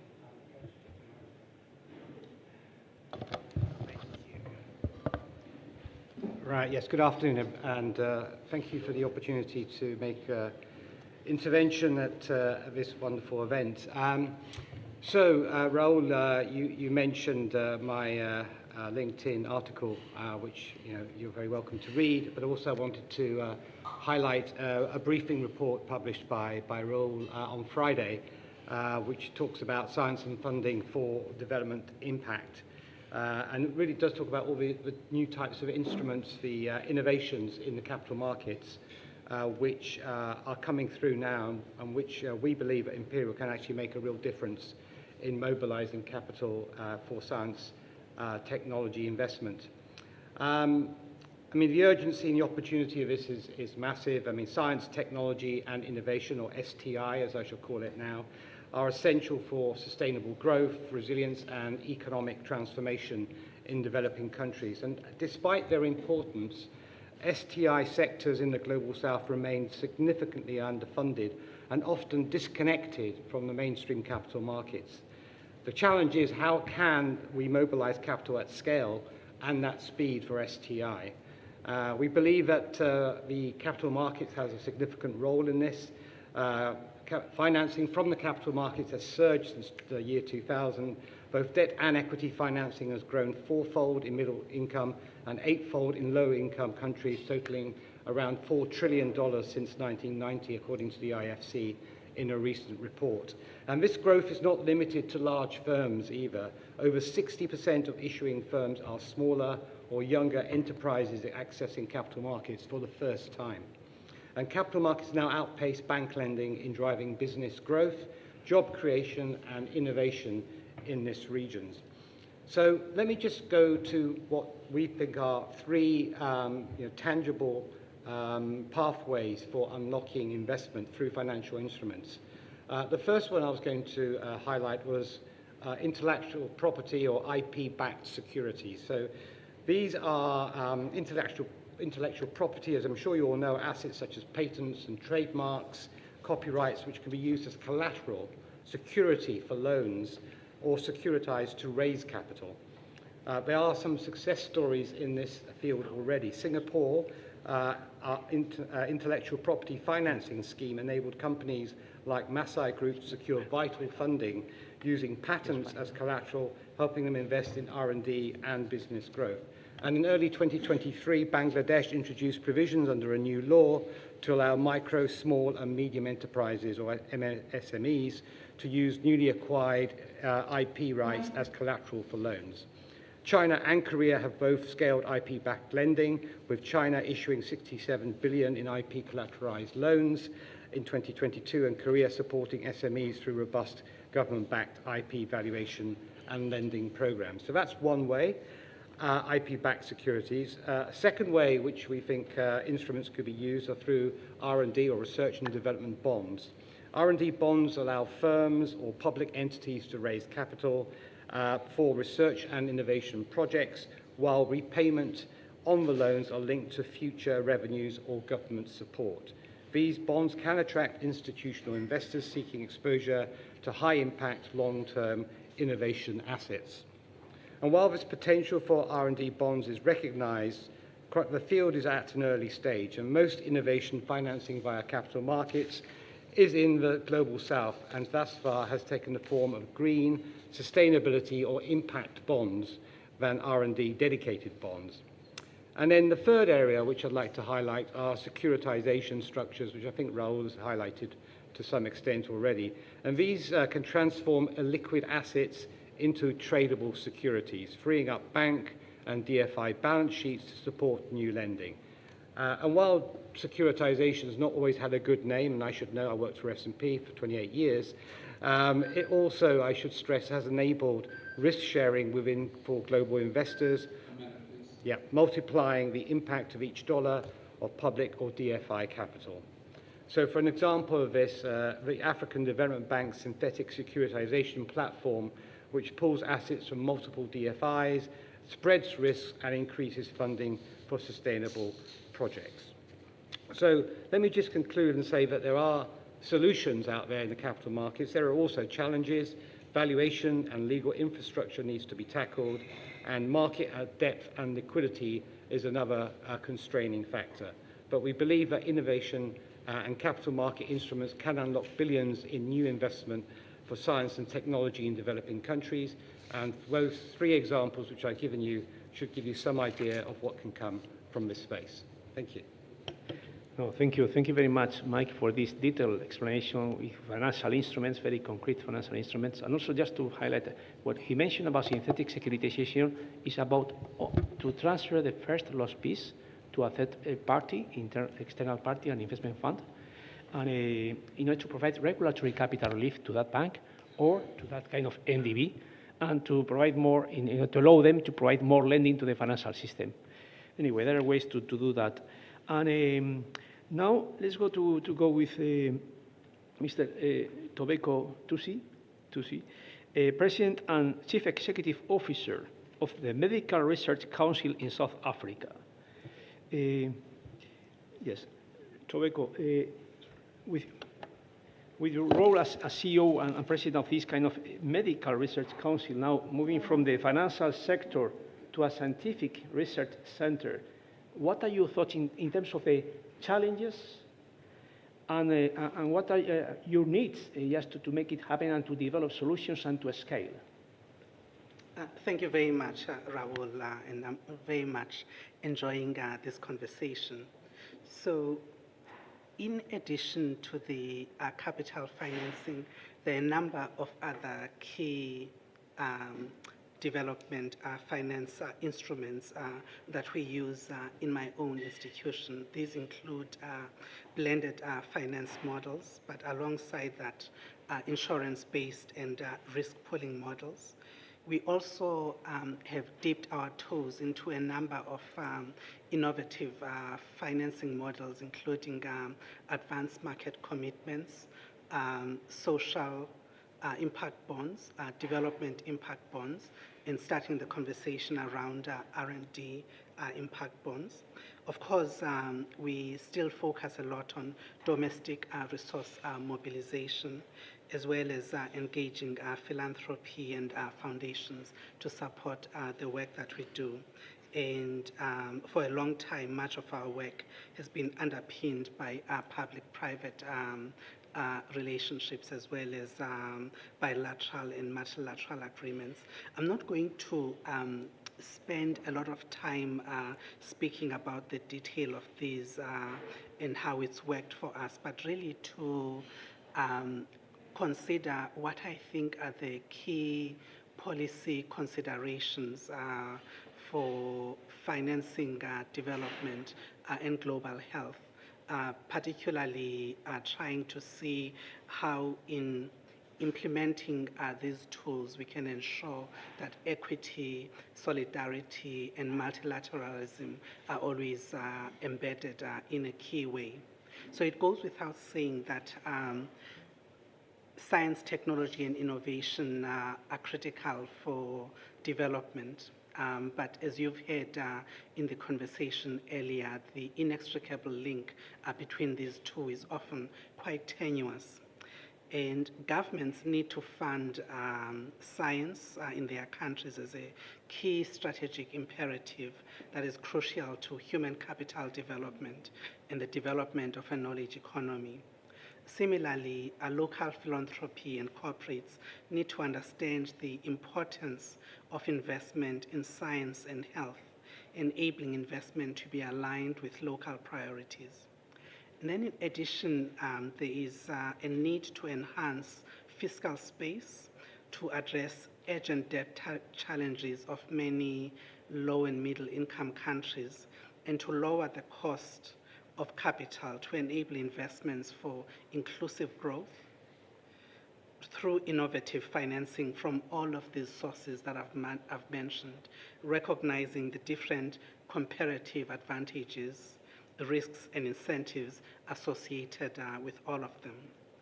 Ultimately, sustainable development impact should always be at the heart of our efforts and actions in mobilizing development finance, and will align all flows, public and private, with sustainable transformations that we all seek. And what we would like to see in the end is a new world order that supports, in particular, the agency of low and middle income countries rather than building new dependencies and new inequalities. So at the global level, these financing efforts must be underpinned by a commitment to equity, multilateralism, and global solidarity based on mutual respect, shared responsibility, as well as collective action. And countries with high resources need to commit to reinvigorate the global partnership for sustainable development, recognizing the undeniable truth of the interconnectedness of the human experience. In other words, a healthier, more stable and prosperous world benefits all countries. And so in thinking about these key principles, we need to commit to reform the international financial infrastructure to make it fit for purpose for a more crisis-prone world, to make global governance more inclusive and effective, and to better reflect today's realities. And to do this, we need to uphold and strengthen rules-based approaches while respecting each own country's policy sovereignty to pursue sustainable development. And so I'll stop there, but these are my thoughts around the sort of key policy considerations that I think should underpin how we think about sustainable financing for development, and to understand the key opportunities and risks that each of these instruments provide us. Tobeko, thank you very much indeed, and also to highlight as well some of the two policy recommendations, this kind of tax incentives you mentioned, and also the advanced market commitments that for the healthcare sector and vaccination, for instance, in order to guarantee the pricing of vaccination once it has been developed, this is important, advanced market commitments. It also applies to other kind of instruments in the sector. Now, I would like to kindly ask to Komal Sahu. Thank you for joining us. Thank you for coming here. Chief of Sustainable Finance at AVPN. Just from Asia coming here. Yes, thank you. Thank you so much, Declan and Raul, for inviting me. Glad to be here and share the insights from AVPN. We're a members network, headquartered also out of Singapore. We serve 33 different markets, and our mission as an organization is to move capital for impact for Asia. Within that sort of members network, we're a diverse members network. We have development finance institutions, we have family offices, we have corporates, we have philanthropies. Some of the marquee foundations that you're familiar with are part of this network. And clearly, catalytic capital that's critical for blended finance is one of the key focus areas for AVPN. One of the learnings that we've had is when it comes to STI, our R&D is woefully underfunded. When you look at countries such as India, Kenya, I would say R&D spend versus GDP is like less than 0.5%. So there is clearly an opportunity to address that, and the part of the reason why is because there's a perception of risk, perception that it will not result in marketable, investable solutions, and this is where catalytic capital can come in. Catalytic capital being a type of capital that is prepared to take risks, come in early on, do feasibility studies, undertake investment where others do not come in.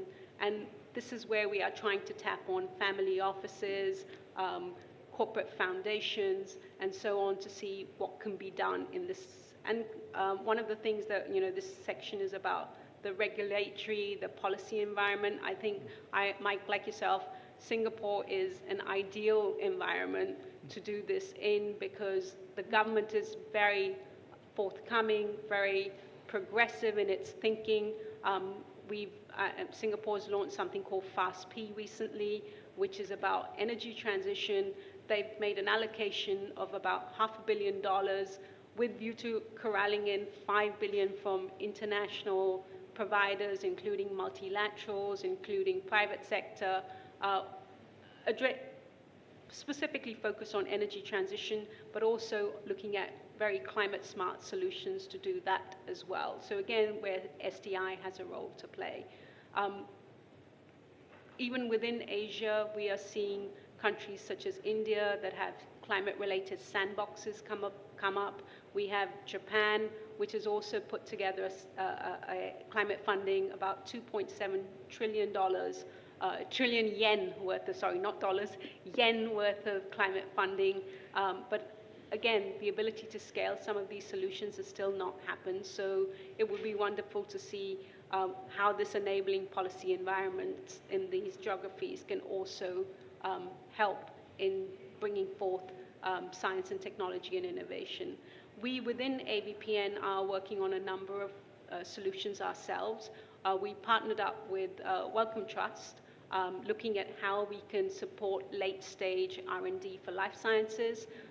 We are looking at what this could look like, again, PRVs, guarantees with respect to underwriting some of the late stage, and again, with view to looking at opportunities where, could it be royalty-based type of investments? We also have a number of impact funds that are part of our network who are happy to take that risk and have that concessional mentality when it comes to investing in solutions that could, hit the ball out of the park. And which science and technology can provide solutions that address issues at scale and can quickly do so. A couple of other things that we're looking at is climate and agriculture, partly driven by the conversation we had at the Science Summit last year as to whether we could come up with a solution that addresses food security and also looks at adopting some of the solutions that Professor Kremer talked about, where you're looking at smart seeds, you're looking at potentially giving climate-smart solutions such as solar-powered irrigation, solar-powered cold storage solutions, solar power harvesting. Could we use that as a basis to address climate change and also adaptation and mitigation within the agri sector? So again, there has been, we're taking all the learnings from here and using it to implement ourselves within the organization. No, thank you very much. Let me ask you a very quick question. Don't respond if you don't want to. These kind of impact investment funds, what kind of returns are you looking for? In which range? So it depends. Some of them are very much finance first focused and are looking for the similar IRRs to any private equity or VC fund would see. Okay, good. On the other hand, there are some that are coming with an impact funds first lens, many funded by the likes of people like BII as LPs, but also family offices that are prepared to provide a catalytic sidecar facility to these impact funds to undertake innovation, to underwrite some of these investments. So they could be lower double digits rather than high double digits. Okay, that's fine. This is alternative investment. Good, Yeah. Thank you very much, thank you. Good, now let's go to kindly ask from Mr. Francis Malice, Managing Director, Head of Financial Institutions Business Group at the European Bank for Reconstruction and Development, EBRD, with us. Francis, thank you for coming. How many years at EBRD? 15 or 20, I think? 15. So you're 15, I'll say it out loud. Probably this is the first time I'm in a conference where I deserve congratulations just for showing up not even on time. So sorry for having shown up late.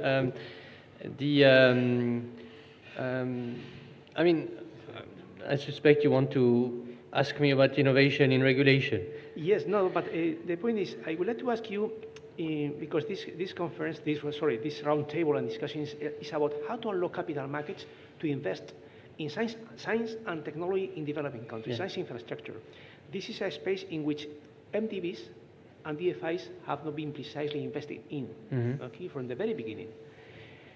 Precisely, for instance, in the space of science. MDBs, or the EBRD, is an amazing business case for 30 years right now, but bear in mind your experience at EBRD, also in the core business of investments of the EBRD, which is 40%, if I might be wrong, in terms of the budget of the investments every single year in the region of the EBRD. What are your thoughts in terms of an NDB like the EBRD, which is expanding its countries of operations to Nigeria, Kenya, to kind of African sub-Saharan right now, and also your experience in an NDB, okay? Because an MDB has a role further than deploying capital, which is this kind of integrity and securing the things are working properly. What are your thoughts about this in this kind of new reconfiguration of MDBs that we are living right now for this? I mean, first, if I want to be just a little bit provocative, but if you're asking a AAA rated institution to drive investment in science and technology, you're probably asking the wrong question. Because in order to have a AAA rating, the sky is the limit in terms of the credit limits you have, in terms of the prudent financial policies you have. So it takes a completely schizophrenic AAA institution to have the most prudent way of managing itself and the best risk appetite for investing in science and technology. Those two things don't go very, very well together. So we know that this is a problem. We have designated parts of our balance sheet to be on the risky side of the schizophrenic AAA, and so we have a venture capital investment program in EBRD. It's not investing the majority of the 16.5 billion that we've invested last year.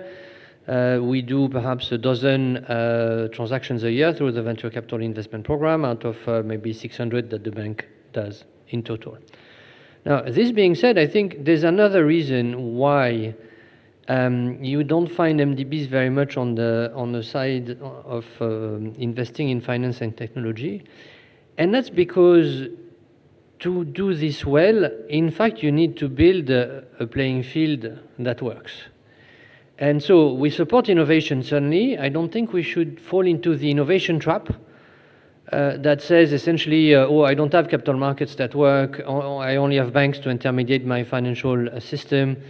By the way, the cousin of the president is going to steal any good-looking business that comes around.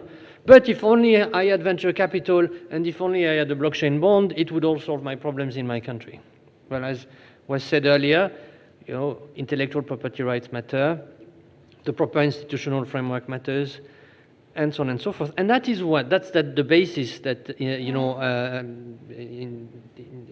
institutions like the EBRD have been working on. We have been creating level playing fields, new playing fields for 30 years in our countries. And for example, some of them are conducive to innovation. When I talk to a neobank about coming to my countries, you know what the first question that they ask me? Do you have digital onboarding in your country? Can you, in a bank, actually take a client in your bank without the client having to show up at a branch, show some sort of identification papers? You go to Revolut, you just go, or you take a photo with your cell phone. There's no branch, right? So if you don't have digital identification and digital onboarding, there's no point in talking to Revolut about coming to Kazakhstan, right? Now, we did an e-identity project in Uzbekistan, for example.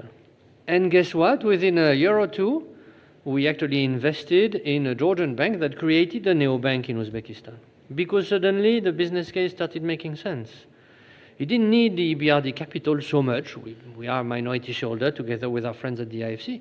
But what really triggered it was suddenly the market is open. You can onboard people without asking them to come to your branch. So this sort of basic creation of the infrastructure is something that the MDBs, I think, do well. And that's, I think, a role in which we support innovation. We are redrafting right now the banking law in one of our countries in Central Asia. We need to make sure that these new models have a space in a banking law. There's not space everywhere.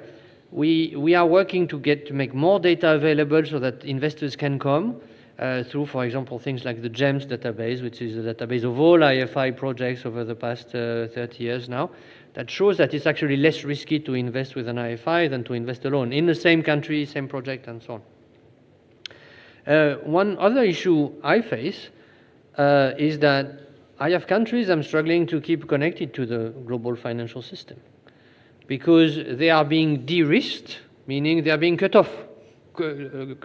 Correspondent banking services are being cut off, right? If you don't have correspondent banking, how do you have capital coming into your country? How do you pay dividends, right? So all of these things are things that the MDBs do very well. Now, the question is what's next? So, for example, one of the questions is, how do we implement a banking regulation that facilitates the utilization of AI in banking? It's not obvious because banking regulation demands an audit trail, for example. And with AI, machine learning doesn't give you one, right? So now, quickly to conclude on the financing for innovation, we have lots of products. We do develop products. We push securitization, risk sharing, and so on. There's no escaping venture capital. But venture capital is not born on its own. Venture capital is born as a small fraction of pension fund assets. So if you don't have pension funds, you're not going to have venture capital very, very much in a country. Because asset managers are going to put 90% in equity and bonds and 10% in private equity and venture capital. And so if you want venture capital, you can't import it. Because if you import it, it's patient capital, but patient capital dies in the face of monetary risk, currency risk. Right? You keep running.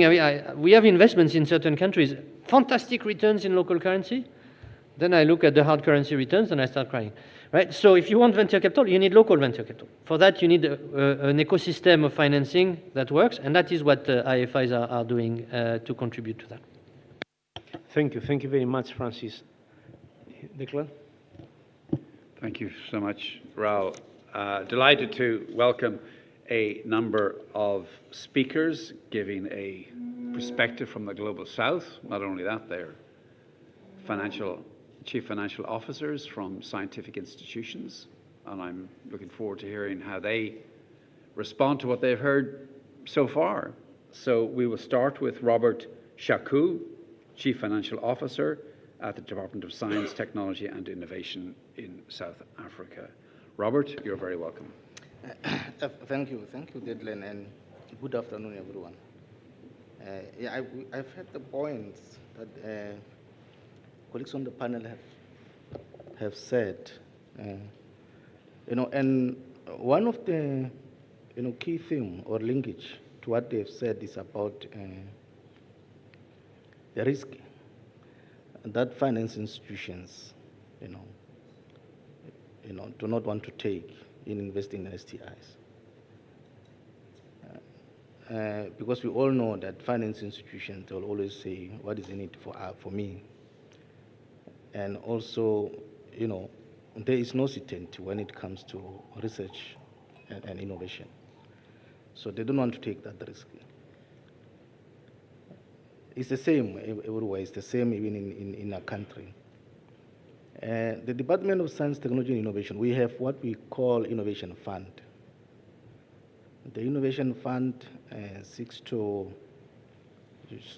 de-risk early research. We entice research, by providing funding, and we will get leverage funds. We use the fund managers, like the pension fund, will give them money, then they will entice other funders to come on board. They, as I said, they are risk adverse. They don't want to use their money. People have talked about pension funds that they don't want to lose money. We all know that they are looking at other people's money, they don't want to lose it. So we entice them to say, we'll give you this money, entice other people to come on board and embark on the research, which is what we are doing. So we are taking the risk. Business doesn't want to take the risk when it comes to research. And also regulation. We've got a very strict regulation when it comes to, to this kind of funding. For example, in our area of work, one cannot just say, I'm going to the bank to get loan, to get so that I can do this kind of work. You need to go through other channels as well, those that are quite rigid in terms of what can be done. If, an entity wants extra 50 million from the bank, they must first get an approval from the central bank to say, yes, you can do that. If you fail, then we can be able to fund. So that is the challenge. And as we said, in research, it's not like I'm going to build a dam. They know that the dam, there is, return after some time. I'm going to build the road. But I'm going to do a research. They are not sure whether after that research there will be any return. So it's quite a challenge. So there must be a mechanism as to how can these regulations be looked at. So to make it possible for research to be funded from this kind of vehicles. But currently, it's not for this kind of, it's not working. For us to get a funding from, the bank, where we will say, okay, we will, put the security or make a commitment to say, should it fail, this is who will pay. Those are some of the things that are not accepted. As I said, the research is, someone does not know whether after some time will get any return. So those are the challenges. How do we ensure that there is a regulation that is conducive for research, technology and innovation? Those things need to be looked at. And how do we entice the market? How do we entice business to invest in research? As I said, from our point of view is innovation fund to entice those. But the fund we have are quite limited. So they need a broader pool of funds to ensure that, someone talked about how can we scale this. We need more fund to be able to do more that we want to do.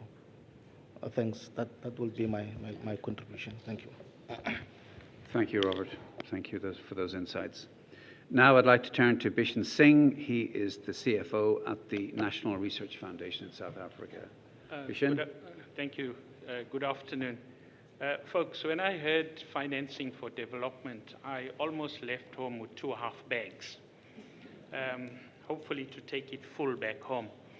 So let me give you a perspective of the National Research Foundation. We report to the Department of Science and Technology, Science, Technology and Innovation, but we are an implementing agency at the forefront of working with researchers, and we undertake research. So from our perspective, the question is, are we in a funding crisis? Absolutely. We are constrained. Increases have been flatlined, but certainly we cannot continue to rely on a tax base that funds research in South Africa. If one looks at the government expenditure in R&D, we haven't even hit 1%, target 1.5% of GDP. Government business expenditure in R&D is decreasing. So certainly one has to look at other avenues. What are those avenues? Capital markets, obviously an opportunity, but how do we access that and how do we cross that bridge? We've talked about shared risk-taking.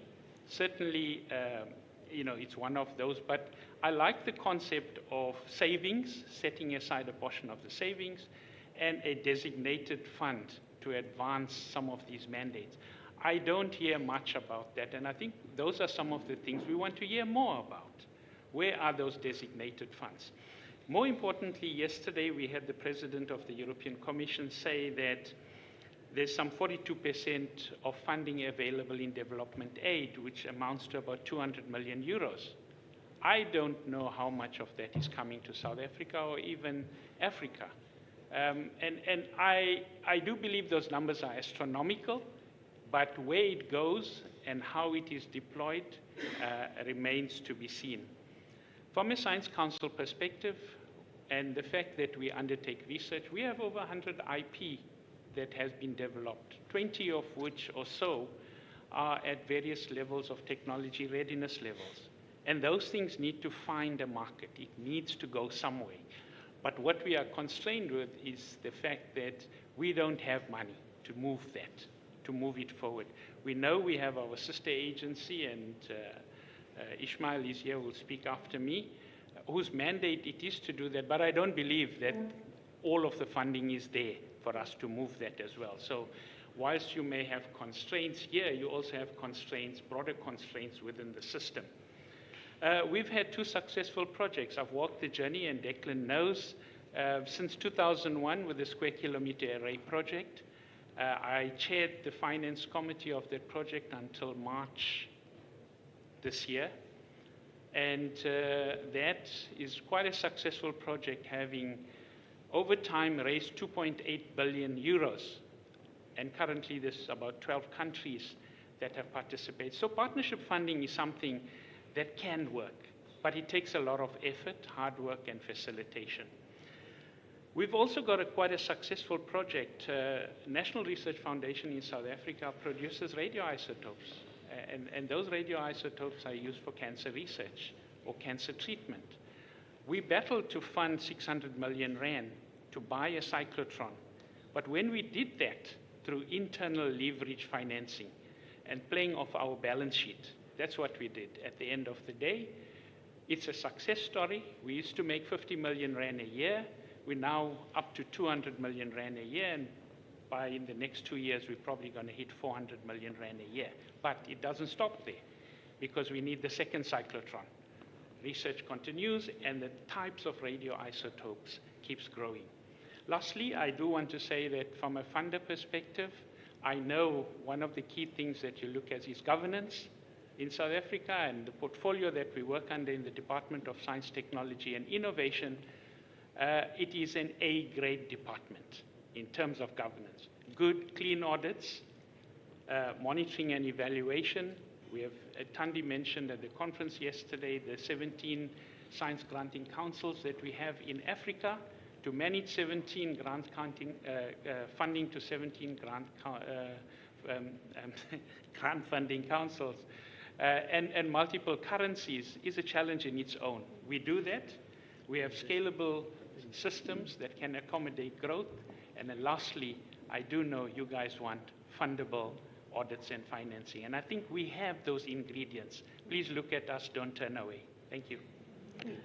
Thank you, Vishen. Would you like to comment? No, and just again from my perspective, I think the SKA, again, it's in my view, a remarkable case study of a combination between the enabling policy environment, the diplomacy environment, the science, the financing, and now it's a treaty-based intergovernmental organization. So it really is something we can learn from, and I think those figures you've referred to are absolutely astonishing, but requires a lot of commitment over a long period. But I think that's just good practice. I think it's really wonderful. Yeah. No, really. Thank you, Vishen. Now I'd like to go to Ismail Abdullah, CFO at the Technology Innovation Agency. Thank you very much, Declan. And I guess this conversation today has been quite, or at least this afternoon has been quite important, particularly resonated with what the technology innovation does. The morning preceded with a lot of discussion around research, etc. But typically, what is TIA? Maybe just as an initial kickoff. TIA, I guess, from an initial purpose, exists to ensure that we commercialize transformative technologies that uplift our society, that are able to expand and achieve global markets and address complex challenges. So a lot of what we've spoken about within this ecosystem, typically we would provide some element of support through a number of programs, whether it be funding particular projects or engaging in a programmatic approach. And I think a lot of what I heard earlier spoke to around the issue of collaboration. And it typically within in what TIA does, we adopt what we view as the quadruple helix model of innovation, where we engage public sector, private sector, and including, of course, society as well, to ensure that when we collaborate and we're able to collaborate within particular innovations to try and ensure that we see it to market. South Africa, of course, exists with a rich amount of skill, and some of those innovations have achieved really significant global purpose. And I'll use one example of a project that TIA actually funded some years back, which is HereX. And some of you may have come across it, and of course it's a technological tool to assist with audiology and identification, and of course that's a TIA-funded instrument. TIA funds through a number of instruments, particularly from the very early stage through a seed fund stage, all the way towards commercialization. And I think some of the discussions that we spoke about, engaging and leveraging capital, is quite typically what we're striving to achieve and striving to leverage from the capital markets. We've introduced what we call an industry matching fund, and what was spoken about a little bit earlier on, Matt, around engaging within, call it the VC space, particularly around saying, how do we engage in the VC space to try and ensure that we leverage as much as we can? And as TIA, we do that through a number of blended instruments, including providing, to some element, a concessional type of return. And I think Manfred spoke earlier around concessional returns. And of course, government will provide certain element of return, but there's also a space where we do need to take a level of, call it a concessional return, so that we can try and leverage off and ensure that there's enough, call it participation in that regard. Recently, we launched a high impact seed fund of funds, which we realized that in the typical South African space that venture capital was not coming in early enough. And we needed to introduce a different, call it version of or earlier stage of a VC, typically providing seeds funding as well as Series A funding.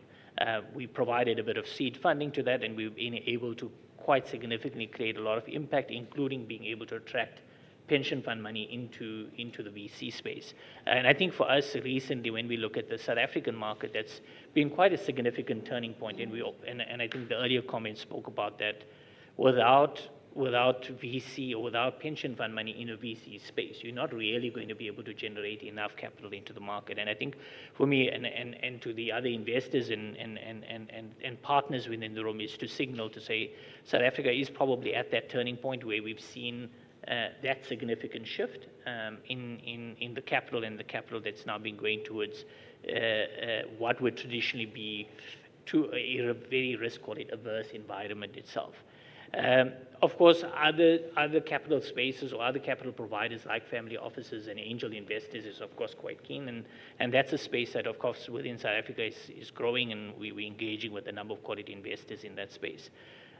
Maybe perhaps I think just I'm reflecting on some of the comments that were made earlier around, of course, collaboration and coordination, and I think that for us goes without saying. As the Technology Innovation Agency, we engage with a number of counterparts across the world to try and then co-create particular and co-fund particular developments. So we've engaged in Brazil, in Russia, and hopefully Spain soon through CDTI as well, where we try and then co-fund particular technologies and try and ensure that we try and leverage off as much as possible within the space itself, recognizing that the issue of capital is not a global south problem, but it's a global problem. Of course, I think to the point around, and I think there were comments around, of course, securing your food security and otherwise, and I think we do recognize that the issue of sovereignty, particularly in the space of South Africa or any country, is quite important. And of course, we manage that in a South African environment through the Intellectual Property Rights Act, which of course ensures that we try and protect the IP that's generated and that's invested within the country, but also importantly that it's sufficient enough to try and then ensure that there's enough of, call it, that we're able to access through technologies license and the like as well. Perhaps maybe the one area that I wanted to touch on, which of course I think from a Global South perspective that we recognize is a challenge, and TIA has been working on engaging in that area, is around, call it, the issue around ensuring that there is market access and there is commercialization of these innovation projects. So, a lot goes to saying we've invested a lot in research, we've invested a lot towards the technology readiness, but are these products actually able to get to market? And we know, and I think this is recognized throughout, there's a lot of work that happens within the spaces of our universities and formal systems of research, etc. But that amounts to very little if you're not able to see this to come to market. And I think particularly from a South African environment around the issue of engaging through mentors and ensuring that you're able to build that entrepreneurial spirit, I think are quite key. Of course, we need to look at other programmatic approaches like a Venture Builder program, where we're engaging with universities around ensuring that you're able to create that marriage with the private sector. And I think that type of research done in isolation is difficult. South Africa, and this is again not necessarily unique to South Africa, government generally within each country is a very large procurer and needs to be a lead, call it, procurer of innovation. And we, of course, understand the issues around regulation, but also around regulatory sandboxing. We were speaking yesterday to other counterpart investors in Germany, etc., and they were saying the first thing that we would look at as an investor is around your regulation and how open and acceptable are you around are you able to overcome the issues of regulatory challenges? And I think for us it's quite key around how we advocate for policy as TIA, as well as through the department itself. And I guess thanks again for the opportunity to engage and to understand. And I think for us it gives us a little bit of comfort that the type of solutions and types of interventions that we are introducing as South Africa, we're on the right track. There has definitely been some learnings. But South Africa, yes, there's a number of opportunities for the investors around the room for us to engage on in one format or the other, whether it be through a VC or whether they be through particular thematic collaborative areas like renewable energy or food security and the likes, etc. And there's a lot of opportunities, and I think only through this coordinated and collaborative approach are we able to address these quite significant challenges itself. Thank you. Good. Ismail, thank you very much for your contribution and insights as well to this discussion. Now, we would like to just move to the space of the academia and scientists who are working in the space of science and innovation in real projects. And we would like to listen firstly with Marisa Giraldo about the Imperial Schools of Convergence, what is the aim and rollout, what we are doing there. Afterwards, we will move to Faith Osier and Adria Jungent Ferry, and they will explain very briefly about real projects in Africa that we are working on. And this is the intersection between the academia, science, and technology, and private investors. We are going to discuss right now. Over to you, Marisa. So thank you very much, Raoul and Declan, for inviting me to be here today. So I just wanted to make a comment on what was previously discussed and to add one thought. That is, if we really want capital markets to accelerate health innovation in the global south, we really need to rethink the definition of infrastructure and how it creates value. So today's most powerful health infrastructure, I'm a health economist, so I'll speak a lot of that, is often intangible. You think of real-time platforms with embedded capacity for AI and foundational models, but also institutions that can rapidly translate science into action. So these are really foundational, but they're also invisible on traditional ledgers. So this is really a missed opportunity for science, for markets. These platforms not only generate value, but also they de-risk investments significantly. They produce, of course, economic and health resilience globally, but also they give us capability of better predictive capabilities. So this should really be very useful for private markets as well as the scientists, but we are not pricing that value in.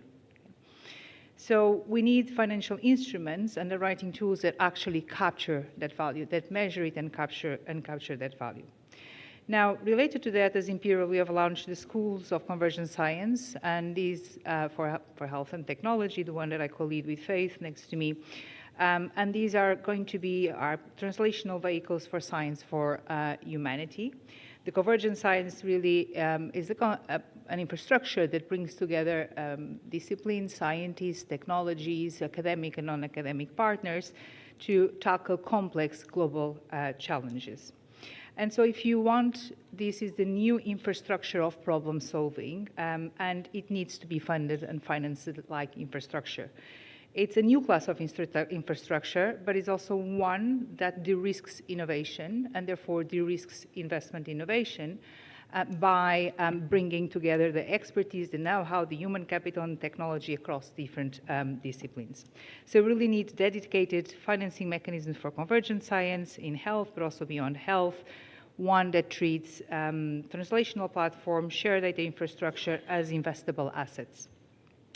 So with pooled capital, outcome-linked instruments, and regionally owned hubs in the Global South, we can really turn convergent science into a driver of sovereignty, innovation, and health security in the Global South. So I'd just like to leave with three thoughts of novel infrastructure that we are developing. One is health data trust. So these really should be going forward legal and governance frameworks that allow countries to pool anonymized health data turning them into managed assets that can be used globally by public and private partners, for example, for deep tech innovation. So we could, for example, think of countries owning their health data, like today they own their mineral rights, for example. How powerful would that be? And then develop licensing under sovereign digital trust, for example, to fuel both innovation and return. Public-private partnerships that are very old-fashioned and successful in the context of healthcare, but historically they relate to infrastructure, hospitals, robots, technology. But we really need co-financing models where governments and investors jointly build core digital infrastructure. I like the Revolut story because I think that's very fundamental for health. For example, interoperable systems, digital contact tracing, for example, was so important during the pandemic globally. We need these, these PPPs. So we need to treat digital health platforms as a shared public-private infrastructure that then will attract capital from private markets. And because I'm a scientist and I don't have money, I also wanted to be bold, and I wanted to think that it's possible going forward to have insurance-style products and bonds where returns are based on health system resilience metrics. For example, how countries address drastic shocks like pandemics, like climate change. Time, please. Availability of health capacity, for example. So one sentence. So this really would create incentives to invest in upstream health systems readiness and will bring a lot of public value. Good. Marisa, thank you very much indeed. And now, Faith, also because we are very tight with the time. Faith, could you please make a very brief introduction about yourself and this project in Africa that you are working on? What are the challenges you are facing?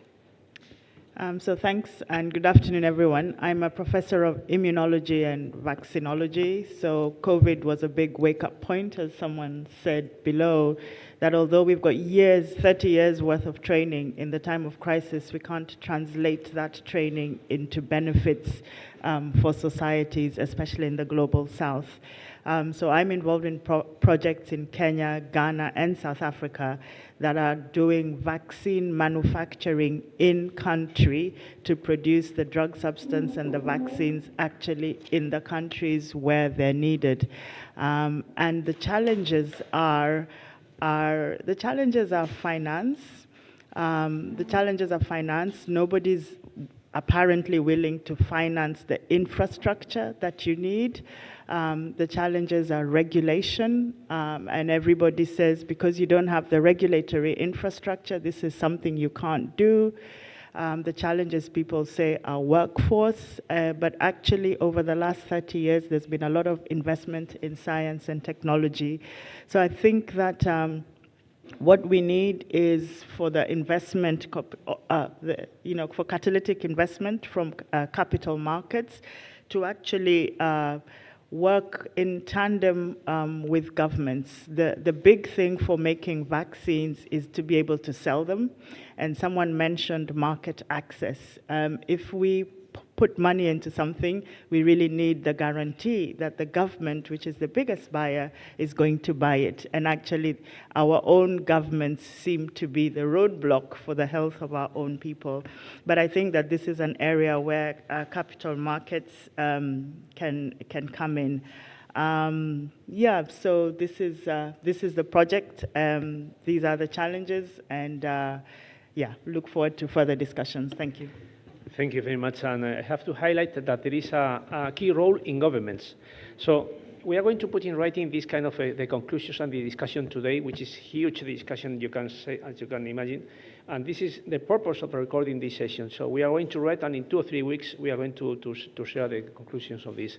But I want to highlight that governments play a key role in sectors like that. Without the government, we cannot do anything with the private sector or capital markets or whatever. So now, Adria would like a brief, very quick introduction about, and also your exciting project in Africa as well, which is a reality. Good.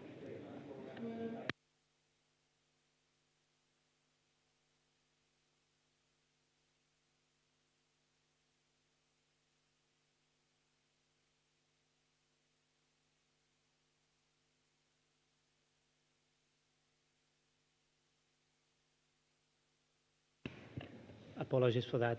Solutions that have worked in other parts of the world didn't work very well there. There's been progress over the last 15 years in very small-scale solar systems that are used to power very small loads. And the success of that actually opened the question about how do we use this to power big loads that can make a much bigger difference. And there's a factor of 100 in how you have to scale those. And there's been lots of projects that have been relying on donations and have been like demonstration projects that didn't really have a proper business case behind, and they ended up with stranded systems that were built and not really fully utilized. Now, here's where my project comes. So I'm leading a project that is called Moving Impact, that is public funded from the Ayrton Challenge in the UK. And we worked with a consortium of universities in Kenya, Rwanda, and Ghana. And our point is that we should focus the development of those around uses of electricity that make sense from day one. So we have a couple of applications that we're very interested in. One of them is a small-scale electric mobility, which is something that works very well in cities. It's thriving in places like Nairobi or Kigali, and is something that we think can be extended to parts of the countries that are far from the main grid. So that's one of them. The other one is agrivoltaics, which is where solar generation does not compete for a space with agriculture, but actually helps agriculture. In places with high radiation, it can provide shade and help with the water preservation. It can power irrigation, or it can power electric mobility, which is also a new source of income for some farmers, and it kind of reduces, like makes them a lot more resilient. So, as I said, it's a public funded project.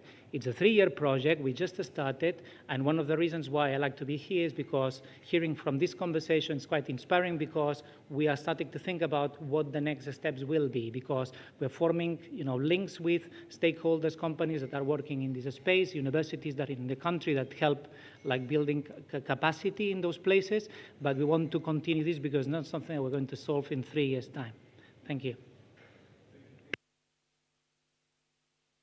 I have to say as well that we are working in the next steps, which are how to scale up that project. And for that, we need finance. In this case, we need finance.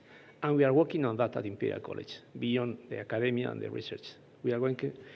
Anyway, just before going to the closing reflections and next steps, I would like to ask kindly Kurt Salo-Ak just to share with us as well. Yes, you need a micro, yes. About what you are doing and the same, please. Thank you so much. Just in brief, I think we have to be aware when we talk about financing, there's a big difference between early stage and late stage financing. And I see a big problem, particularly in the early stage financing, because my observation is there is very important results from science that never make it to translation. And that's a huge loss for society. And for the early stage financing, it is not just a question of money. It has to be an ecosystem that the money can work. And this ecosystem needs several elements. It needs a culture in the academic environment, that this is seen as a success for a university. It's seen also as a success for an academic professor.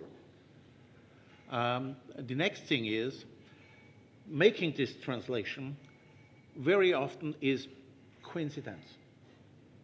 There are some natural talents, but entrepreneurship is something that can be learned. Many scientists are not trained. And I think we lose a lot of resources because we rely on coincidence. I think it's not a good way. And the other thing is on the ecosystem is, particularly in the early stage, of course you need a business plan. But at the end, you invest into trust. You trust the people that they can manage and solve the issues. And for this, you need people who learn this. And I think where you have these successful environments, you have successful companies that were spun out, they were sold, and people reinvest into new companies. And if this is not available, I think we are losing a lot of potential opportunities. And I think that's the point I want to make. Think about it's not money, it's also building the ecosystems that the money could exert its impact. Thank you so much.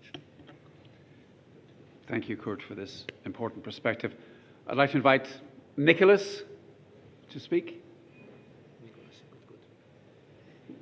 good, Kurt. Very good. Excellent.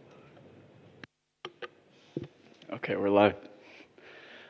I just wanted to follow up on the points that you made, which I think were extremely applicable. In the kind of transition from maybe the traditional finance, so the bank finance or even sovereign wealth or pension direct, to fund structure or to these more horizon technologies, I think that there is a strong point of leverage for the host nations to implement their directive. And one kind of experience that we have with this is on the side of energy production. There's a project which is a US-based consumption, so modular data center company that we've worked with that has been able to leverage the consumption, so consumption of energy, geo-agnostic, so anywhere in the world. And what municipalities have been able to do is to require core infrastructure investment from that. So to require grid upscaling and enhancement, to require development of substations, to require upgrades to energy production infrastructure. So that's one kind of form of taking leverage of the private capital markets, which are participating in these horizon technologies, and bringing them into the conversation of core infra, and bringing that also to developing nations. So, yeah, thank you. Thank you, Nicholas. We have a little bit of space for a question or two, if there are any. Rizwana? Hi, I'm Rizwana Mia. I'm from the South African Medical Research Council. And I like the examples we had here at the end with some of the programs that are advocating for ecosystem enablement, for ensuring that you empower like data sovereignty. And I think that that's kind of what we've been trying to do and initiate public-private partnership. There is a challenge because obviously it doesn't necessarily meet the mandate of what industry is currently doing in low middle income countries. And this is a barrier in terms of accessing proper financing for large scale programs, that can actually empower our countries and the region. And I suppose that, with the finance backgrounds that everybody has here and with the collective there should be some collective aspect in terms of doing good and ensuring, a sustainable environment when we finance initiatives and aspects. And it is important that the policy frameworks can please imbibe these concepts in terms of public good, and especially in terms of economic good for countries, because often enough there isn't that middle ground when it comes to public-private partnership. So thank you. Thank you, Rizwana. Very perceptive. I think we're there, Raul. Yes. Yeah. So as Raul said, we'll produce a report from this meeting. The reason we're producing the report is because we want to take the report to the European Parliament to see how we can, and I'm not being prescriptive, I don't know what they're going to do, but I'm certainly going to ask them. I'm going to say, you're able to find, gazillions of euros for COVID-19 recovery funds, which I think Spain and Italy are still trying to spend. No problem finding defense money, no problem at all. So could we not do that in this space? I know it's simplistic, but that's going to be our point of departure. And what we want to do is look how we can amend the preparatory legislation, which will dictate the European Union budget over this next 10-year period. So thank you all for your wonderful contributions, insights and inspirations. Raul? Okay, thank you very much, Declan, for this opportunity as well. And thank you very much to everybody for your contributions. We will keep in touch with no doubt beyond this kind of a meeting right now, today. because of this report and more and beyond that, okay? Because there are plenty of discussions here, even things that we haven't had time to discuss, obviously.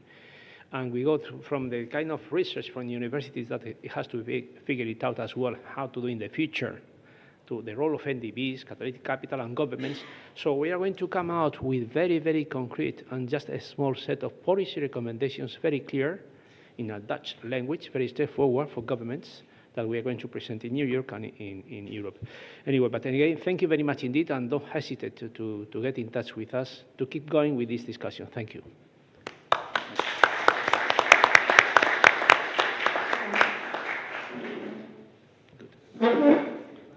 Thank you very much.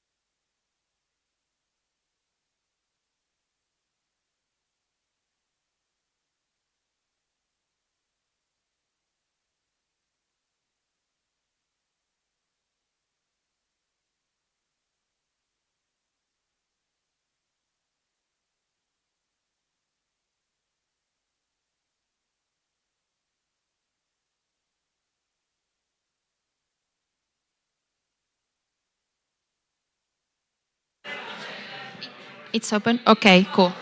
Can I get the other two?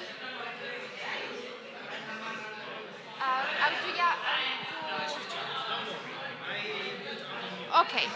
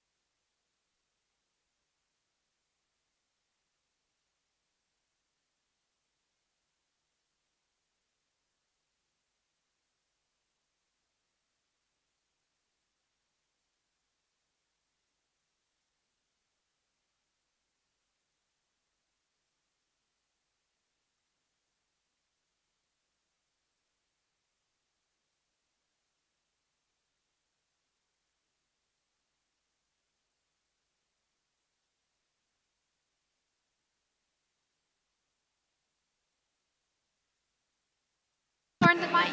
Can you talk? Hello, everyone. Hi. We're about to start, so if you can take your seat, would be great. Thank you.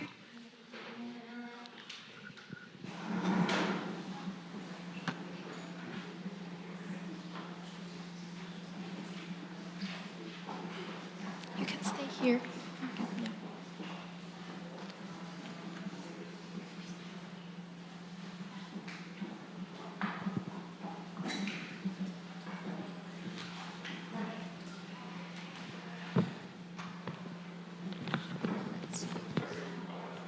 I do.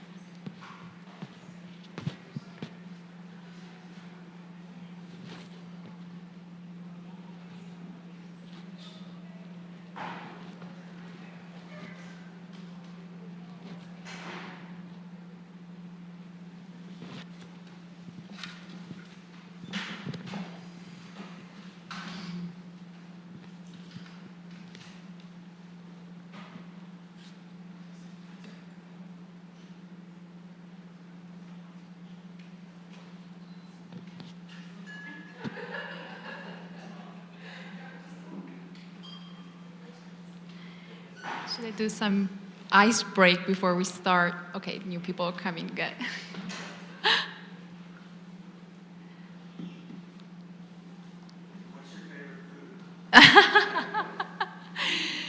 What did you do in CB these days?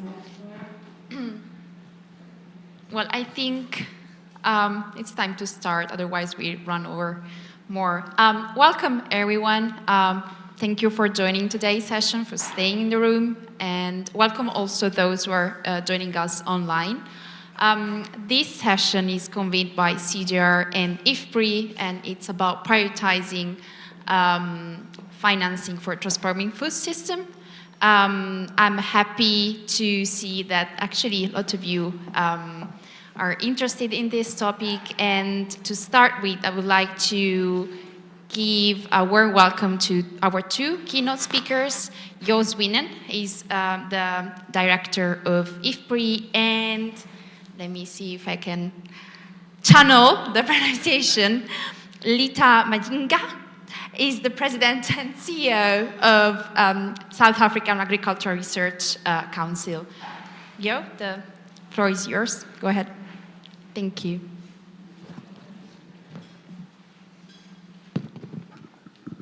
Thanks very much, Debbie. Good afternoon, everybody. I'm really pleased to be here. This is a very important conference, obviously, particularly at the time where we are today, and we hope that the session also today, I think, is addressing for us and for the world a really important topic as well going forward. We are really in a very special moment. It's sometimes you say we are experiencing history. In a way, every moment in your life is experiencing. Sorry, seems to be a difficult word to pronounce. Experiencing history, but this one seems to be special, even in that perspective. I think we are witnessing a major change in our finance architecture for agriculture and food systems. In basically looking back for the past 50 years, I think the next 50 years will be quite different. Okay, and the question is, the challenges that we're facing today, how we can deal with them, but also there may also be opportunities that we have today because of all the changes that are taking place, and can we basically make use of these opportunities, grab them, and also steer them in a certain direction. I think a lot of what we will be discussing here today is about that. So I'm just going to raise a few points as introduction, and I think the keynotes are really the people who come after me and go in depth in some of the issues. First point also I want to make is that despite all the challenges that we're facing, I mean, the status quo as we have it, the way the funding is working in our food system is really not leading us to where we need to go. We've seen major reversal in the reduction in hunger, in the reduction in food insecurity, malnutrition, which was tremendous gains from roughly 1970 till 2015. But over the past decades has been a tremendous reversal, and of course we know that the sustainability, which is in addition to the hunger problems, the malnutrition problem, is making it even more challenging. So the question is, can we use the occasion, the changes that are taking place now to basically make important changes and be stronger going forward for the future. To a number of examples, I think, of potential ways of doing that in the panel in a second. Maybe just to give you a feeling about lots has changed already. If you look over the past 25 years, okay, then we've seen that basically total investments, for example, in agricultural R&D and innovation systems, public investment has flattened out in the world over the last 15 years, and that is being correlated with basically also actually a slowing of growth and productivity growth, sustainable productivity growth in the world. But at the same time, we've seen a massive shift both within the public funding from the traditional donor countries, okay, and investor countries, mostly in North America and in Europe, to emerging countries. I mean, China is now not only the country which is investing, has the biggest farm subsidy program in the world, but it's also the biggest investor in agriculture, food, R&D, and innovation systems in the world. We've seen very significant growth in other emerging countries like India, Brazil, etc. We've seen also basically as the public investments in most of the traditional donor countries has flattened out, we've seen an uptake very much of the private sector investments in innovation systems. Okay, and they have now, for example, in the US, the private sector investments in R&D and innovation are now double the public sector ones, which is very different 20 years ago. Okay, what about Africa? Well, this is where most of the hunger and the malnutrition problem still is, and we see that Africa is lagging in a number of ways. it is still significantly underinvesting from the public sector perspective, even for its own targets that he had set at roughly 1% of ag GDP. And so only, I think, 15 to 20% of the countries are reaching that target. What is interesting, though, is that if you look at the financial sector in Africa, it's doing quite well, okay? The point is that the investments from the financial sector into the real economy is not working that well. And so I think an important issue for us is to discuss how can we make this work. And so this also relates, for example, if you look at climate change and basic climate finance, there we see roughly 4% of all the climate finance in the world goes to agriculture and food systems, okay, which is completely disproportionate with the problems associated in terms of biodiversity loss, water use, climate, greenhouse gas emissions to agriculture and food. And so clearly, why is that? Okay, how can we make that more proportionate? What can we do in order to develop systems such that more basically more finance is flowing into the food systems? And part of it are public sector investment, but the big thing is how can we have the private sector play a more active role in doing this? I mean, also if you look again historically, 25 years ago, the private sector is much more dominant now than it used to be. There's less government regulation in a number of ways.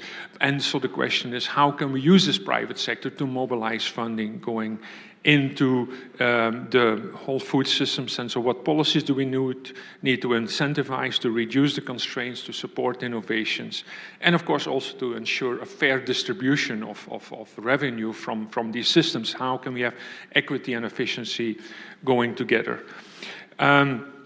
I'm going to stop here because I'm going to make sure that there's enough time for the people to present. I should not forget, I put a big note here, has launched yesterday, actually in the weekend, yesterday was the first weekday, a new blog series on financing the food system transformation. Okay, and so the whole idea is to address the types of questions which I just briefly reviewed, which we will talk about today.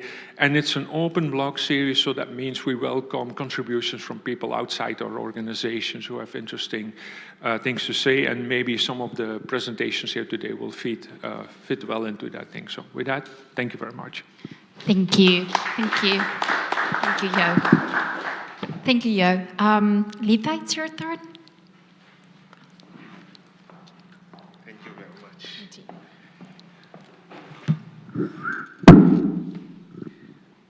I think you did an excellent job in the pronunciation of the difficult name.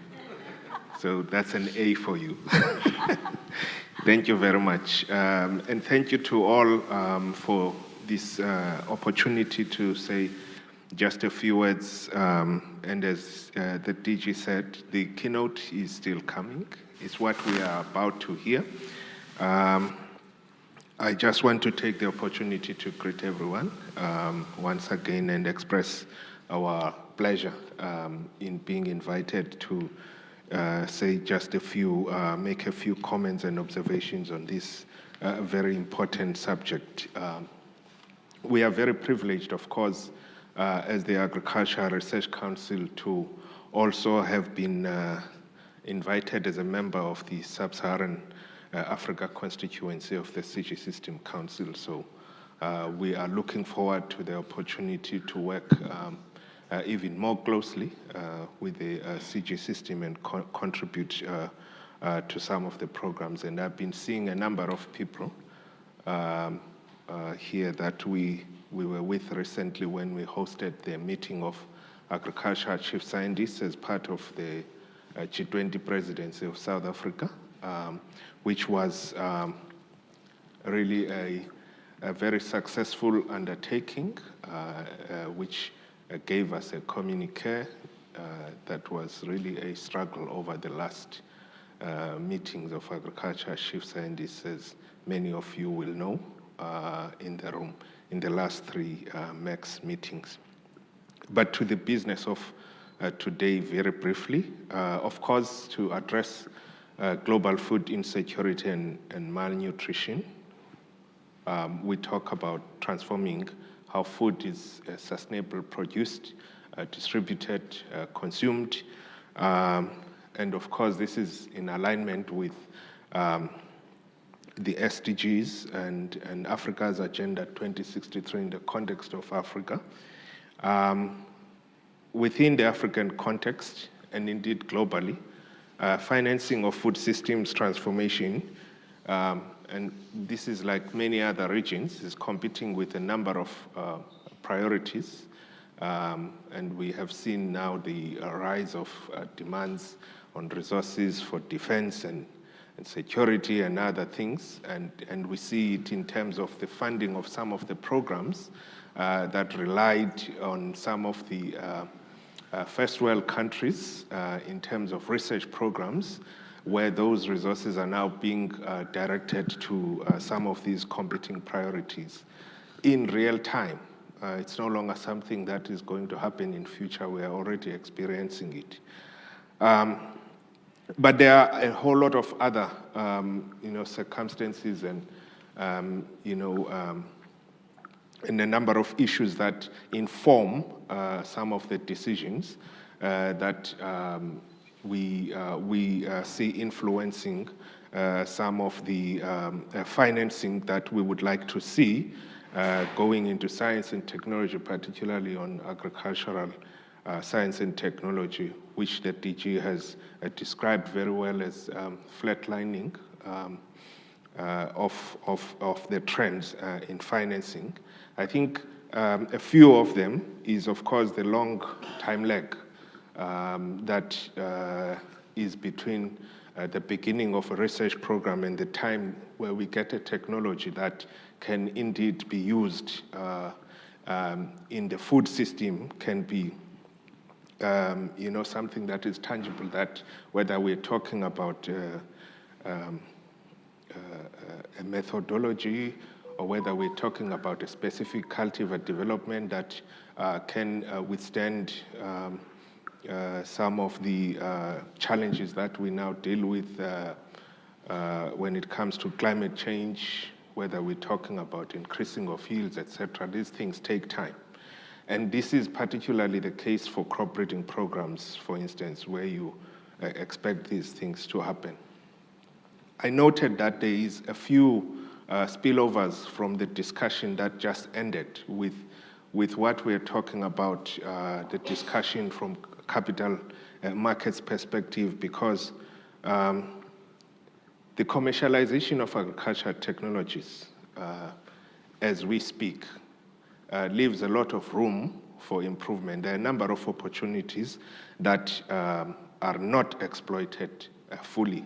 And I think even in our own case, as the Agricultural Research Council, we do feel that there is a lot of room to move beyond where we are in terms of how we commercialize the approximately 400 registered plant breeders' rights that we have in our portfolio.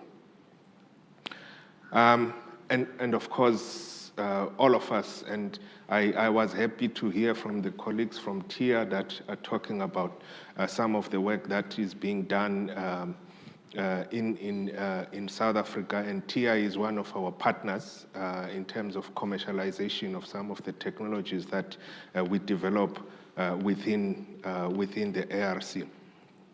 But thirdly, and I want to wrap up quickly because the keynotes are still coming. Some of the outputs, of course, from our research and innovation efforts are aimed to deliver public good benefits. And so from an investment perspective, this becomes an issue. And so we've seen in a number of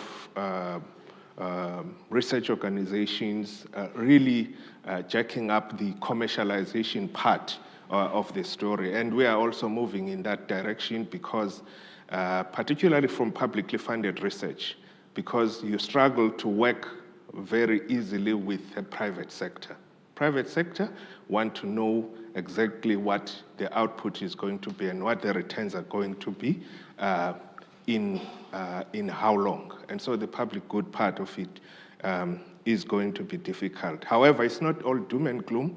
We actually have a number of examples, but in the interest of time, I may not go into all of them, where we've looked at the return for each dollar that we have invested in some of the breeding programs, which exceed the return, the investment 10, 20, 30 times. So investment in agriculture, science, and technology for food system transformation is actually a real business with very real returns. But we have to be very focused in terms of what it is that we are looking for. So I want to pause here on that note because we have a short day, and I look forward to hearing all the other examples, and we will obviously have perhaps another opportunity to share a little bit more on this. Thank you very much for the opportunity.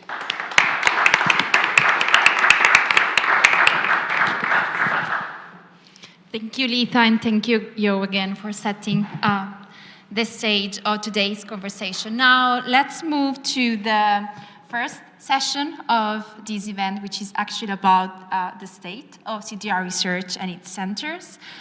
So please welcome here on stage some representative. Yes, come here, and I'll introduce you. Okay. So, yeah, go ahead. So we have James Thurlow, who is the director of the Foresight and Policy Model Unit at IFPRI. Welcome, James. Then Ruth Hill, she's the director of the Markets, Trade and Institution Unit at IFPRI. And then Godefroy Grosjean is the co-lead of the CGR CIAT Hub for Sustainable Finance. Welcome all. I think, James, you're going to be the first one speaking. Thank you. And we're going to use the safety of the lectern. So we're going to, I'm going to keep on the same vein of talking about public finance. I know a lot of the discussion is going to be about private finance. But if you think about what I was thinking about, and I mean, the one thing that every single government in the world has in common, right, regardless of whether they come from a rich country, whether they come from a poor country, every government has in common the fact that their budgets are constrained, right? And that means that trade-offs, those are policy trade-offs, those are inevitable, right? That difficult decision of deciding what to invest in and what not to invest in, those difficult decisions, those are unavoidable. Now, I come from a small group in the CGIAR that use economic models to help governments decide how to prioritize their investment plans. Oh, sorry. And so, and what we've been doing this for quite some time now, and I think there are two things that we think are more important today than ever before, right? More important today because of our more constrained financing environment. And so I'm going to talk about those two things. The first thing is I think that we need to put, or we feel that increasingly convinced that we need to put cost effectiveness at the heart of our decision-making process. And that doesn't sound very controversial, but in reality, it's actually quite difficult to do. So if you just look at the research that we do, a lot of the time we focus our efforts in trying to measure benefits as accurately as possible. But if you're going to do prioritization, right, you also need information on costs. It's not enough for an investment just to be beneficial, it has to be cost effective. So our team spends a lot of time working with ministries of agriculture, particularly in Africa, helping them prioritize their agricultural investment plans. And governments are very open to this cost effectiveness analysis. So just last year, Rwanda, Tanzania, they launched their new agricultural investment plans, and both of them include information that we had developed together with the ministry on where the highest returns to investments were. But more excitingly, right, thanks to funding from the US government, from the United Arab Emirates, and from the Gates Foundation, we've been able to start a large-scale multi-country study where we are systematically measuring and comparing the cost effectiveness of 18 different core investment areas, right? Different investments in different parts of the agri-food system and at different points of time out into the future. And now that we've finished about 10, 12 of these different studies, we can step back and we can start to look for the patterns that are starting to emerge from these studies. Oh, I should mention they're all coming out of Africa, right? So I'm going to highlight 3 different lessons that we've learned that I think are important. So the first one is that for a very long time, we have emphasized the importance of staple food crops. And it is true that cereals, root crops, these are very effective at reducing food insecurity. Think hunger, undernourishment, and so on. But when we do our analysis, we're finding that if you're interested in poverty reduction, if you're interested in job creation or improving diets, if those are your outcome interests, then often it is fruits and it is vegetables and even cash crops that can be far more effective at driving those outcomes. And that's difficult for us as the CGIAR to internalize, and it's difficult for ministries of agriculture as well. So that's the first lesson. The second lesson is that we know that smallholder farmers are often amongst the poorest of the constituents, the poorest populations in the countries where we work. And so it would seem obvious then that investing in smallholder agriculture is the most cost-effective way of driving down poverty. But what we're finding in country after country is that actually investing in those downstream processing and small-scale trading are often far more cost-effective because those downstream sectors open up new income opportunities for smallholder farmers and so on. Another difficult lesson for us to internalize within the CGIAR and with our ministries of agriculture who we work with. And the third lesson, and Ruth is going to talk more about this, but a lot of the budgets that we're working with, they're focusing either very heavily on short-term interventions, think cash and subsidies, or very long-term interventions like agricultural R&D. But what we're finding from these studies is time and again, the most cost-effective investments are in those midstream farmer-facing services. Think extension, microfinance, and so on. And the reason why they're more cost-effective is because they help farmers adopt the technologies we already have, as opposed to investing in new technologies that may not necessarily make it into the field, right? So those are just 3 lessons. And you can see that in order to learn those lessons and actually implement them, we would have to shift some of the priorities that we've held for a very long time. And that's difficult for us to do, right? It's difficult for us to hear. It's also difficult for us to implement. So that's the first lesson, cost effectiveness. The second is, and we're increasingly, this is a somewhat new finding in a sense, but it's one that we increasingly think is going to be important in the future, and that is that food systems are going to have to, agri-food systems are going to have to increasingly shoulder the costs of their own investments, right? That it's not enough for an investment to be cost-effective, or just being cost-effective doesn't necessarily make an investment affordable. So our group is spending a lot of time working with different ministries of finance, and they're asking us to model their tax reforms and help them broaden the tax base. And we're hearing loud and clear that it's very difficult to motivate for agricultural investments when we know that the growth that comes from those investments don't always generate the revenues needed to sustain the investments, right? So we have for a long time told governments, you can't afford not to invest in food systems because of all the social goods that come out of it. But we need to shift our mind and help governments understand that how they can afford to invest in agri-food systems. We don't like the idea of taxing smallholder agriculture and rural populations, but maybe those downstream food sectors, the processing and so on, maybe there's an opportunity to find the revenues that are needed to make these investments more sustainable. So those are our 2 lessons. We need to emphasize cost effectiveness, and as uncomfortable as it is, we need to start thinking about agriculture as a revenue generator. Thanks very much.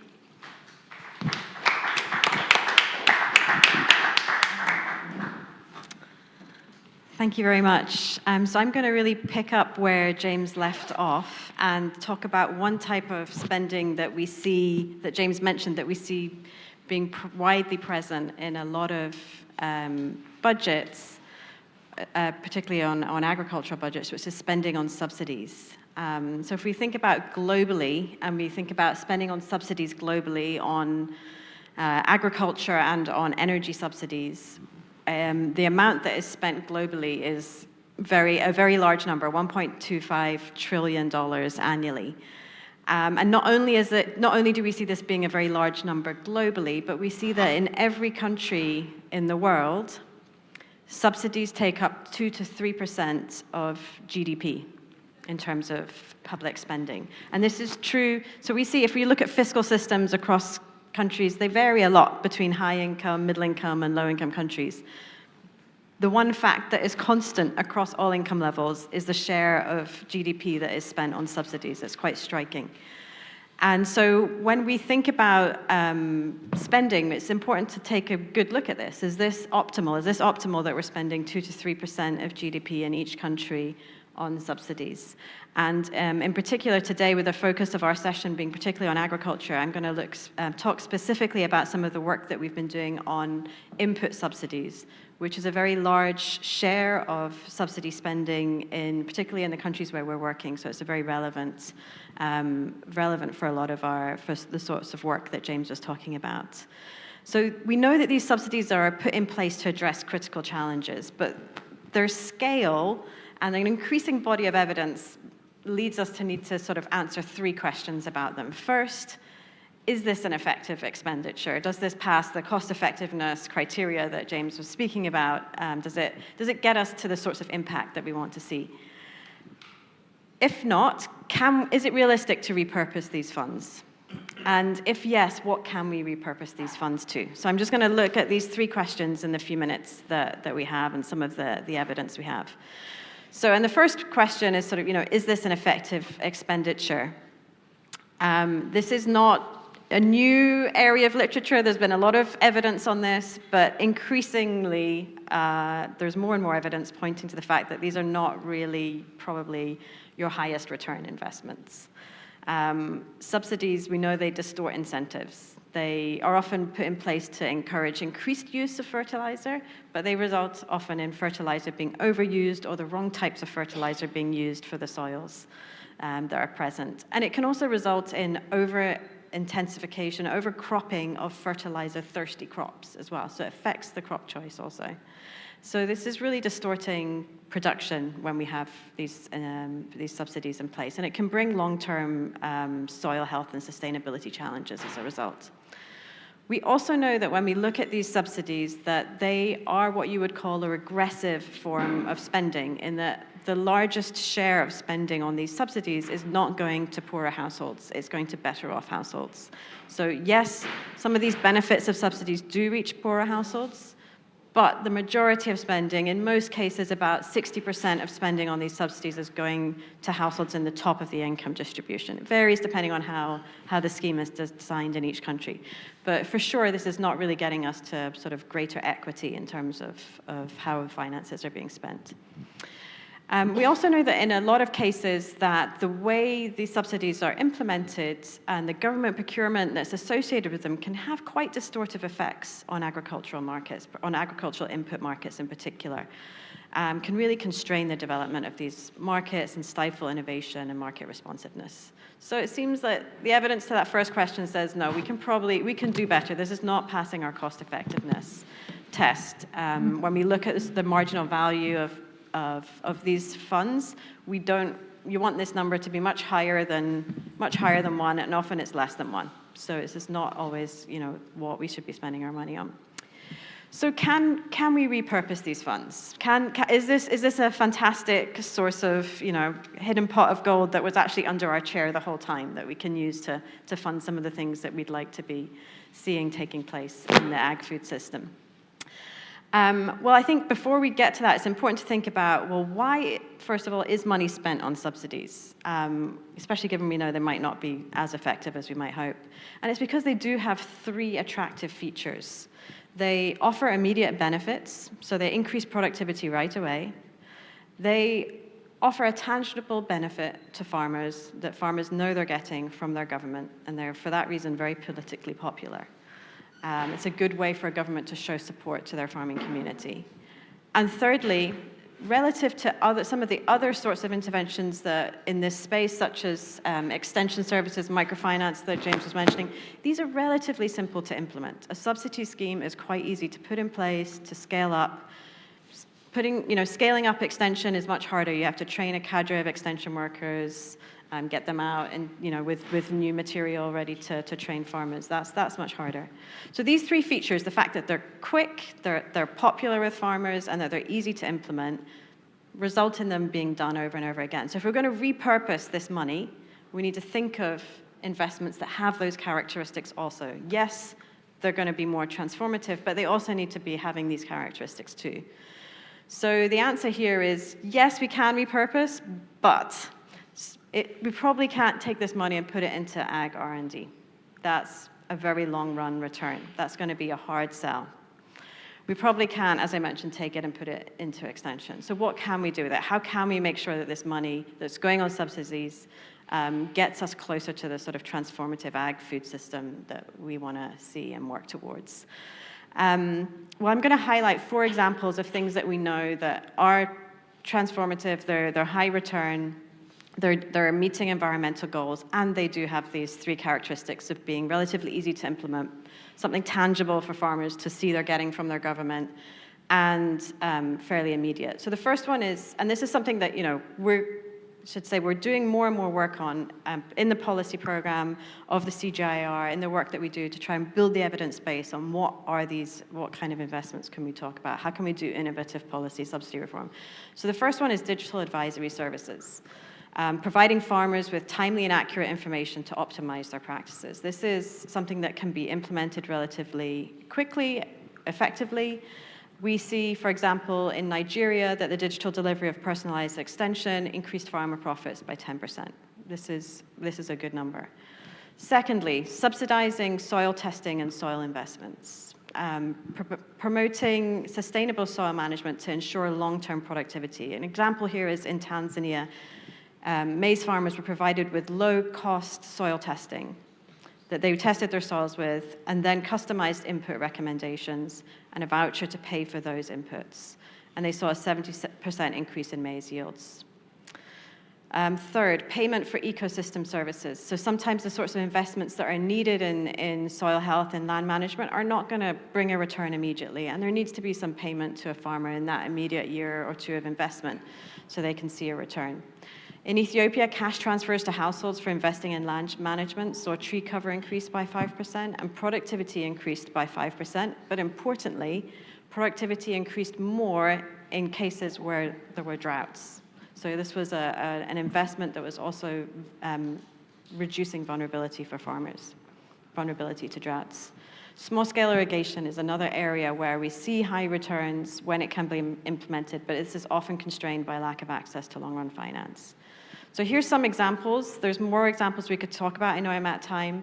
To say that, it is important to think about how we spend the resources that we already have going to the agricultural sector wisely, that we need to also be wise about how we think about repurposing. This isn't going to solve all of our investment needs in food systems. There's still going to be a need for public investment funds into long-run, high-return investments such as ag R&D, roads to markets, etc.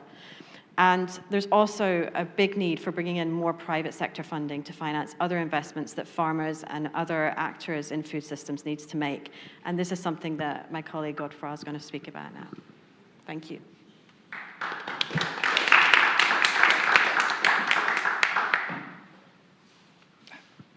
Thanks. So good afternoon, everyone, and thank you very much to the colleagues before who presented. Actually, I will complement the presentation from my colleagues who really showcase work the CGIAR is doing in terms of advising public sector in designing investment into the sector. What we do within Impact SF, so CGIAR Hub for Sustainable Finance, is actually connect our science from within the CGIAR to the needs of investors who want to deploy capital in food and ag sustainably. So we set up a unit, I think 4 years ago, together with Richard, who was there as well, really for that purpose. And we organize our activities, I would say, around 3 key pillars. One is work we do with asset managers or fund managers. So far we're working with around 6 to 7 funds. Essentially, the idea is really to bring science from what we say from end to end. And what we mean by that is we usually come in, co-design investment vehicles with different investment strategies, geography focus, and support the asset managers in identifying effective investment strategies from an impact point of view, And then also bring science in the due diligence processes, understanding better the risk, impact an investment can generate. And then further down the line, when the investment fund is operational, we come in and support in terms of monitoring, reporting, and verification. So that's one area. The second area that we work with is really with banks and financial institutions.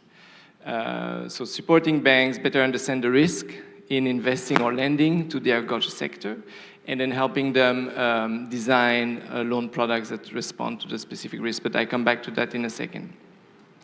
And then we also work on pipeline development. One of the key issues we hear over and over from many investors is there is a lack of bankable pipeline. So what we do is through our networks, through our work on the ground, we identify agri-SMEs, actors across the ag sector, and help them integrate climate in their strategy and become more bankable, and then eventually link that with some of the investors we work with.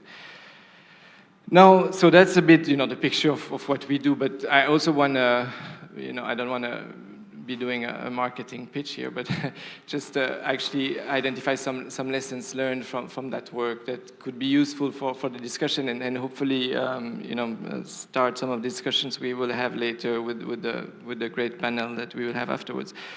So, working with funds and asset managers, I see few lessons learned and from my experience in the last few years. One is, well, there is definitely a momentum in an interest in investing into food and ag sector.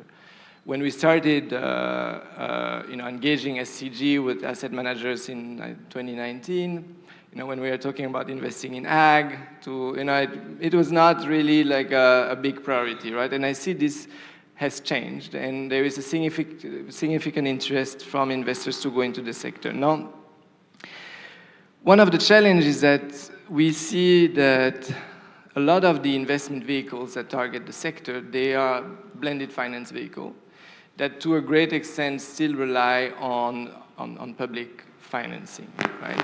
And the big question, and maybe the $1 million question is, how can we transition from that status quo towards having much more commercial and institutional investors going into the sector, because they are the ones who have the ability to bring much bigger pools of capital and the type of capital we need for the sectors to transition. And I think here there are two key things that are really needed. One is benchmarking. There needs to be a better understanding of, what is the effective level of first loss or catalytic capital that you need in a fund to maximize the leverage you get from additional private investors. Because public investors is often needed, but it shouldn't be there to subsidize, the private sector. So we need to find the right balance for that, and for this we need better benchmarking. Also, better understand what are the sort of risk-return impact ratio that can be expected for different types of investment strategies, different investor profiles. At the moment, the benchmarking doesn't really exist, right? So for investors, it's difficult to compare really different funds from that point of view. Second, we need standards, and especially to find ways to reduce standards and standardization, and find ways to reduce the transaction cost linked to transactions. It's still very costly to invest into the sector. And for instance, in the area we work with, in terms of impact, of risk assessment, impact assessment, before it was a lot of, almost very ad hoc work and so on. And what we've been doing over the past years is really to use CGR science to really facilitate risk assessment, impact reporting. For instance, we're working with a fund of funds, which is called FASA, which stands for Financing Agri-SMEs in Africa. And we developed a whole reporting systems for funds to help them with limited data, assess the impact they generate through the investments, and then report on that in a more standardized fashion. So that's one way. Or for instance, with Agri3 Fund, we have been using a lot of remote sensing capabilities to better track what's happening on the ground and in a sense, reduce the cost compared to a situation where you have to go in each field and see what's happening. So that's lessons learned with funds. With the banking sector, I also think the banks need to play banks and non-banking financial institutions like MFIs, they need to play a key role in financing the sector. And why is that? Is that they have the ability to lend to very different types of investee profiles. Right? They can give loans to smaller farmers, like an MFIs. They can give loans to big agri-SMEs. And in that sense, they're quite unique, this ability to give loans to many actors. And also some actors that may be too small for impact investment funds. So to mobilize capital at scale, we need to go as well through the banking sector. So that's one of the routes I think that is quite promising. But as we all know, banks. So the question is why it's not happening, right? And the reality is that banks tend to be maybe risk averse or to perceive agriculture as a very risky sector, right? So again, there, I think as an institution, as a CG, we have a role to play to help them have access to better data in terms of assessing risk, but understand the risk across their portfolio. But transform this, not looking at it from purely only from a risk point of view or risk management point of view, but also showing that there is a business opportunity that by better understanding the risks, you can also design new loan products that you bring to the market that help farmers, agri-SMEs manage the specific risks. So there is a business opportunity. And that's what we're doing in different regions, in Kenya, in ASEAN regions, in Ethiopia, for instance, working with banks, helping them review their portfolio, better understand the risks they're facing, and then design new credit products that they can bring to the market. And also help them in the reporting of the impact they generate to their activity. So in a nutshell, and I stop here, I think for us as a science organization, we have a role to play in bringing data and science-based solutions for managing risk and impact reporting and reducing the transactions costs of doing that, bring standards and benchmarking, as I was saying earlier, and really bring evidence to make sure and that goes back to some of the points that you made earlier, to make sure the investment, it's not only about mobilizing capital, but make sure it goes where it should go, right? To have the right impact that we want to have, and generate the right transformation in the agriculture sector in the future. So thank you very much, and looking forward to the discussion.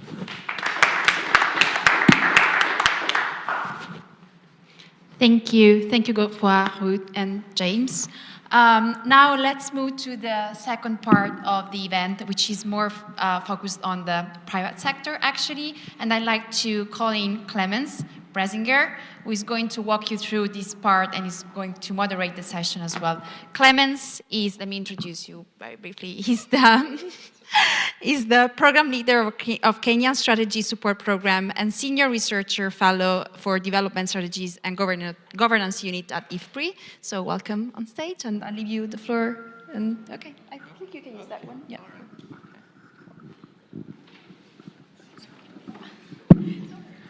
All right, welcome everyone. Good afternoon. We have come a long way in this session. We had some big picture introductory remarks on the difficult and challenging and interesting times that we're living in.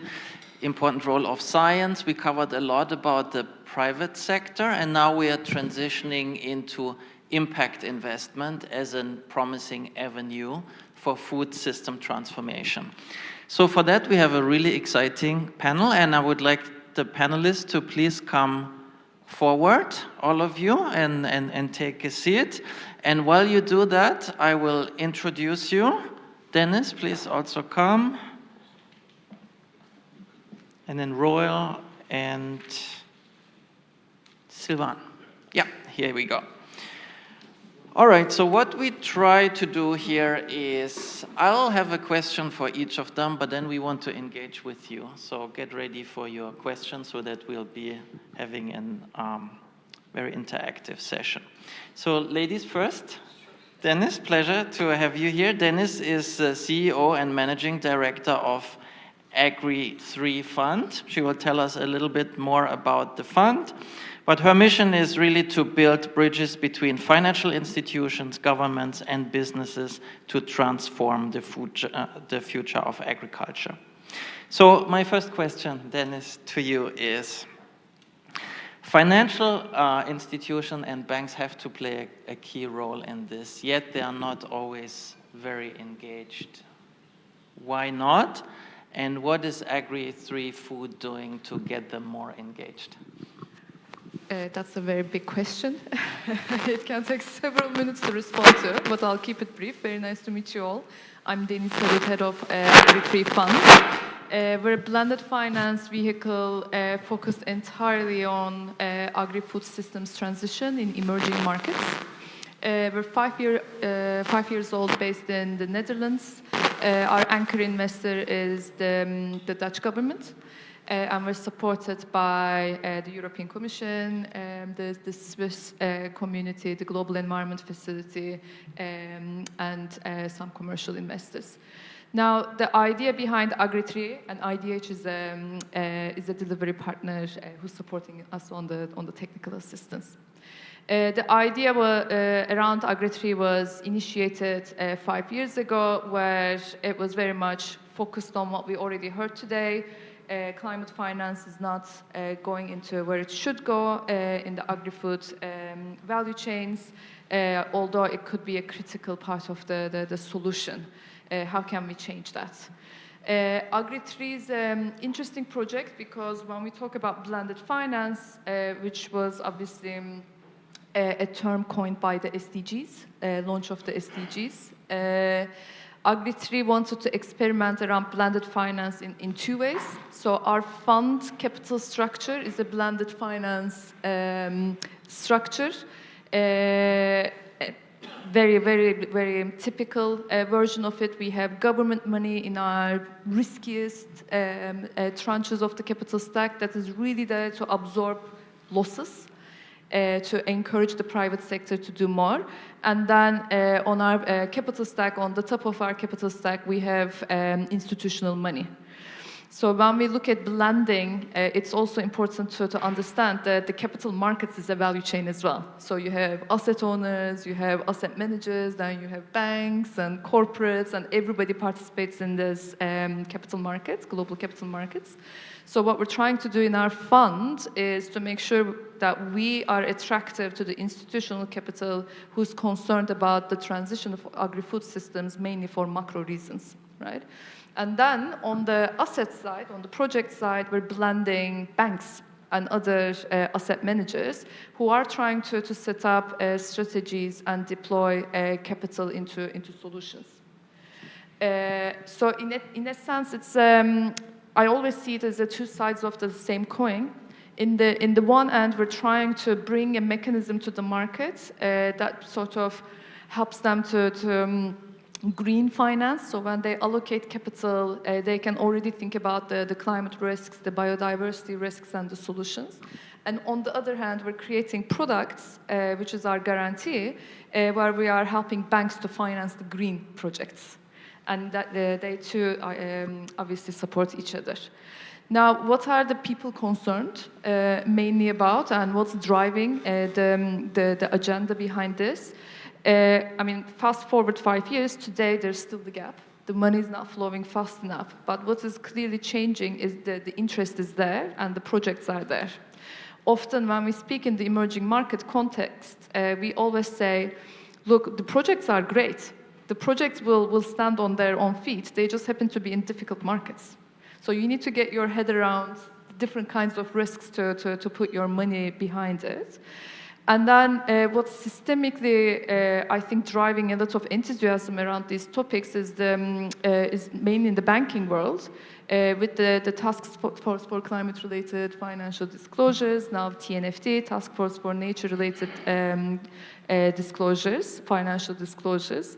Once the financial ecosystem is able to measure risk and understand risk, that's the first step. Then comes the innovation, and that comes the capital allocation strategies, and then comes the solution.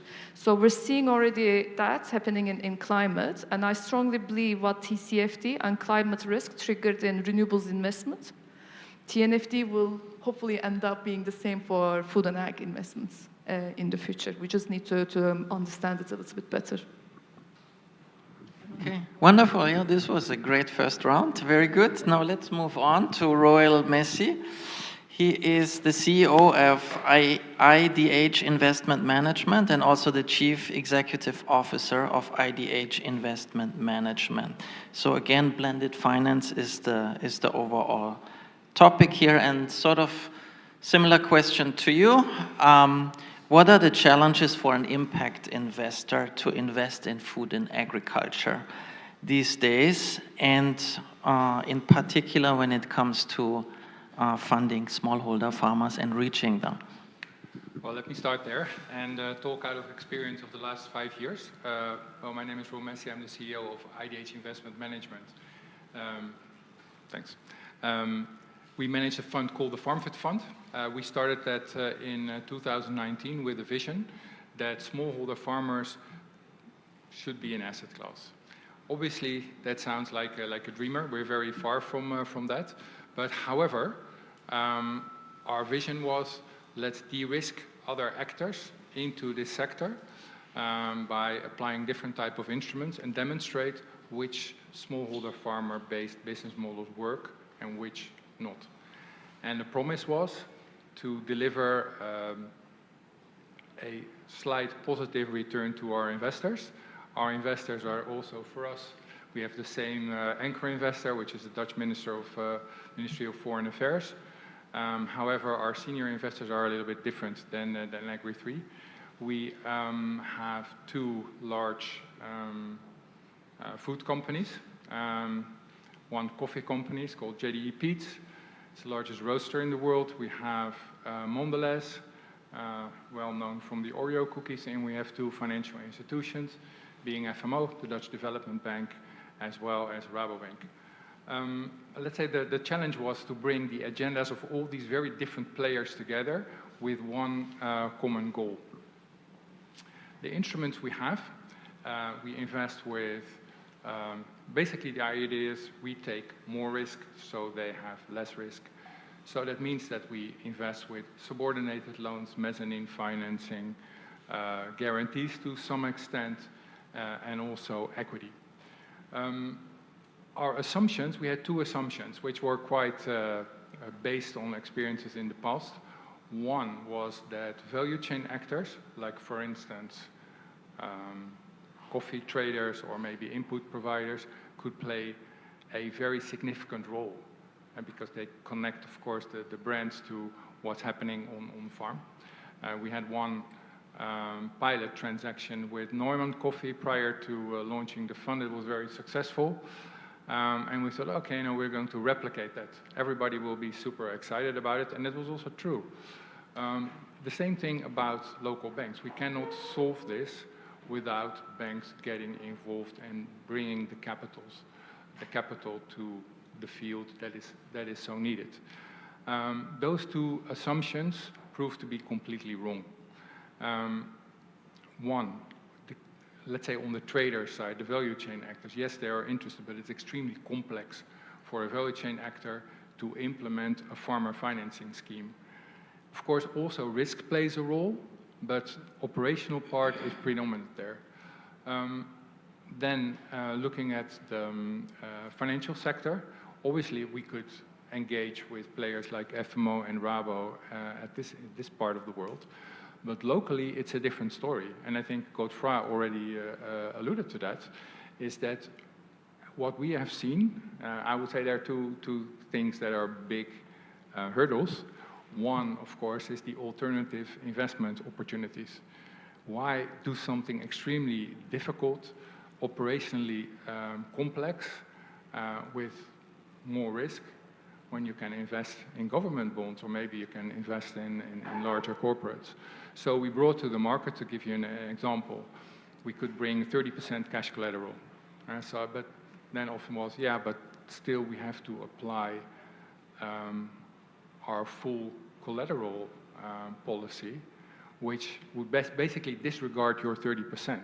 And so let's say the agri-SMEs that we would be focusing on and would be the interface to the farmer, would still have to come up with the same type of collateral. So then I come to the second point, which is basically the banker's mind.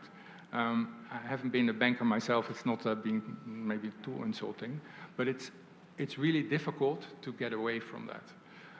So then you would think, okay, then the FarmFed Fund would become a complete failure while these important assumptions prove to be wrong. Well, not entirely. It's actually doing quite well because the framework that we set ourselves is broad and focusing on reaching, well, we said we want to reach more than 3 million farmers and improving their income by 50%. Well, the 50% is actually it was a bit loose to put an objective like that. But the farmer reach we will make, and also will make in a meaningful way. So it's not just only light touch. So that's one. We started to basically have our strategy based on 3 verticals. One, which we call archetypes. One we would call agribusiness driven. Second is financial institution driven. And 3 is innovation driven. Innovation, talking about technologies that are really transformative. Also, that is our equity portfolio, which in this instance mainly is in India. And maybe you say, okay, India is maybe easy. It's not. Why? Of course, there are a lot of smallholder farmers in India, but the attraction of that is also that we see models there that can be replicated to Africa. So that I think we're quite excited about. On the financial institutions bucket, we moved more to MFIs and to fintechs. And on the agribusiness side, yes, we've done some business with commodity traders, but more with agri-SMEs. So that all went reasonably well. However, the challenges continue to exist, right? Because getting financial institutions, large local financial institutions to invest, indeed requires better understanding of, well, actually it would apply to all kinds of investors along, let's say, your supply chain, the financial supply chain. It's understanding risk in a very quantified way, because that's basically the basis of everything. And it also means that we have to be more transparent, develop common learning agendas, learning reporting frameworks. So basically a basis on which investors can rely, which can then scale. All right, thank you very much for shedding light on not only the challenges, but some of the innovative solutions that you're coming up. That's exciting. Okay, so let's now move on to Sylvain Goupil, Octobre, Le Printemps des Terres, and Restore founder and managing director. Very welcome. A bit of a similar question to you. The blended finance is not a really new tool, yet it's still out there. So what innovative solutions do you have to sort of transition this to a more sustainable private sector driven endeavor? Yeah, thank you so much. I think there are mainly 2 innovations. The first one is on the funding structure by itself, and I will develop that a little bit. And the second one is climate finance and payment for custom services, but much more than climate, going beyond climate. And maybe we have time to develop that. But on the first one, and back to the initial question, which is impact finance, and how can we basically, what is impact finance and how can it fund the food transition? Something very funny about impact finance is about 60% of the funding is coming from concessional sources, being DFIs or foundations, and only 1/3 of this money is coming from the private sector. And so you're talking of blending, which is providing first loss guarantees by government, mostly to cover the risk of DFIs, which is a little bit strange. It's like government covering government risk. And so it's not really catalytic in the end. So blending is great, but what you really need is to mobilize private capital into this space. And then by experience, blending, again, is great, but the reality is that to implement a blended finance structure is taking forever. It's taking years. It's taking 2 years, 3 years, 4 years. It's taking so much time that quite often private investors are saying, oh, guys, you know, well, it's a great structure that you're having. It's very complex, a lot of risk, first loss risk taking off, and so on, but basically come back when you have the first loss secured. And come back in 2 years, come back in 3 years. And after 2 years, you come back to the guy has changed job. And so you have to explain to the next guy. And it's taking forever. And you know, honestly, blended, again, is great. But it's a nightmare to implement and to operate. And it's not that catalytic, again, because if you look at impact finance, 2/3 of the money is public or quasi-public. So it's not a failure, but it's not a great success either. One of the solutions that we have developed at Octom is to look at the other way around. It's because blend finance is about taking off some credit risk, so reducing the credit risk, so the risk of loss, when actually the private sector is quite aware about risk-taking. One risk they cannot take is the liquidity risk, is basically how much time I will be stuck with my investment, and can I exit my investment very quickly? And if you look at the financial markets today, about 90% of the private asset under management are allocated to liquid assets, so listed bonds, listed equities, you know, listed products and so on, whereby investors can exit within, you know, 1 day, 2 days, 3 days. So actually the big risk when they are considering investing into impact funds is not too much the credit risk, which is, okay, I'm going to lose 20%, 30%, and so on. The big risk for them is to be stuck for 8 years or 10 years. And now we're talking about evergreen fund of 20 years, which is passion capital, which is really needed on the ground. But the reality is that the private sector is not structured to take this kind of risk. So basically what October is doing is looking at this risk differently and trying to provide liquidity solutions. A little bit like a central bank would do. You know, central banks, in the end, are designed to take, you know, the last resort risk and to be able to provide liquidity to market when the market are basically squeezed. And so by providing liquidity, that's a big way to enable private capital to say, okay, you know what, now I know investing into food chain transformation is difficult and risky, but you know, if I can put my money and exit within 2 years if I don't like it, then the risk is much more acceptable for them. So that's really what we're trying to do: try to take a step back and not addressing the credit risk, but the liquidity risk with the support of the European Commission. Yeah, liquidity obviously is a key factor here.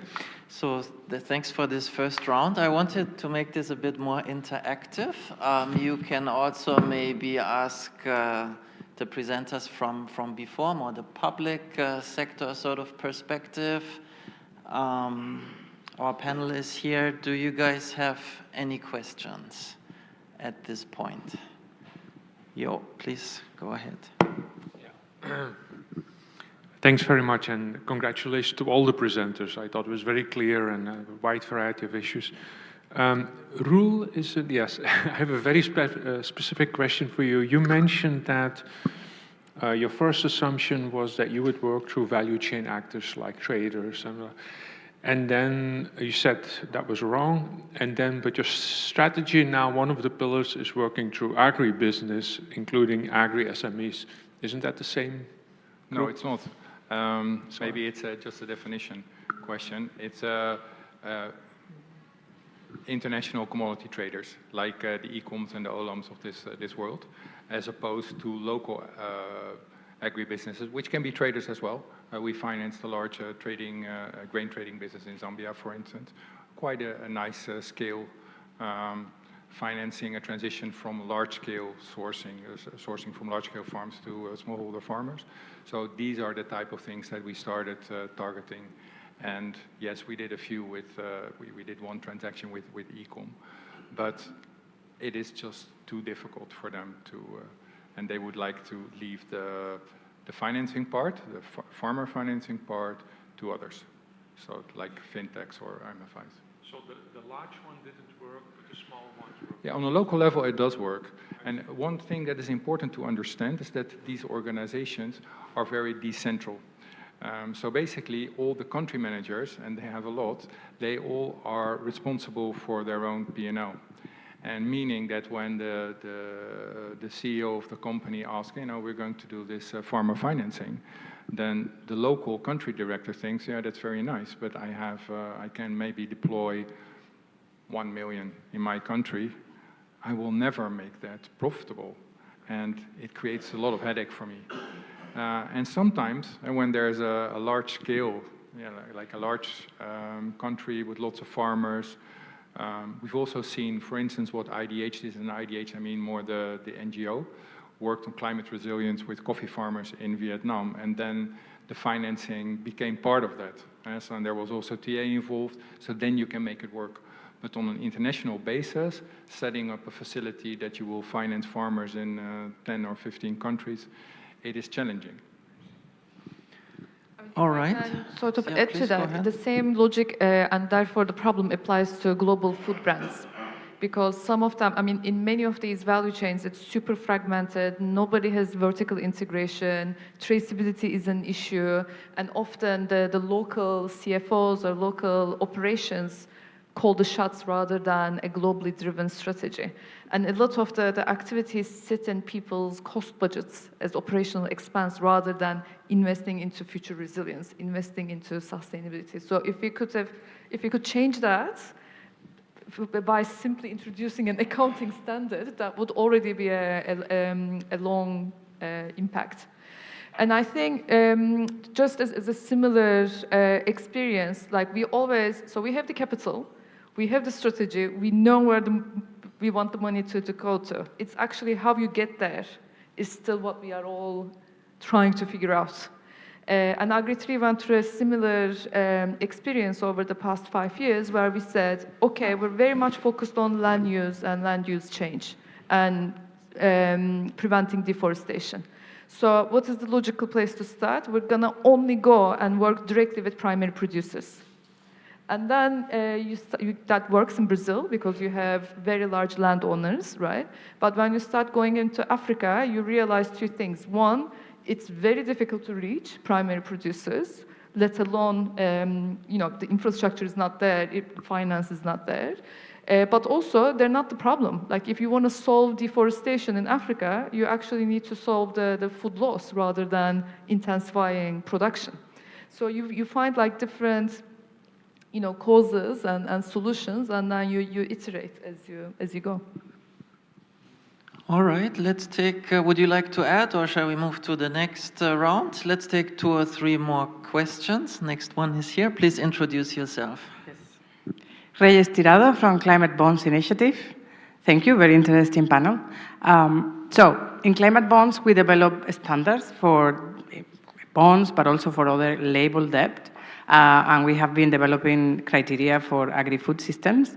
My question is, so we have these global standards, climate bonds and other, but then we often hear that investors, we often hear that we need more contextualization at the local level because food is special and agri-food systems are very special and very context dependent. At the same time, we need this global focus. So my question to you is, where do you feel this nice balance between global focus, parameters and standards, and how local do we go? And what are your tips in terms of how can we be more helpful? What do we need to develop so that really the capital is going to flow to these systems? Thank you. Thank you very much. Let's take 1 or 2 more questions, if you don't mind. There's one more here. Okay, thank you. My name is Petronella, and I'm with the Agricultural Research Council. I have a question for James. The finding that you say staple food crops are not an effective strategy for investments and staple food crops are not an effective strategy for poverty alleviation. I'm just trying to understand that within the context where very often, for very poor households, just being able to afford a bag of maize for the month makes a big difference. And then you also compare how much they spend as a proportion of the income on buying the basic food commodities. And then you look at the volatility of markets. I'm just a bit concerned that if our governments were indeed to go in this direction, what would be the impact on our people? Thanks.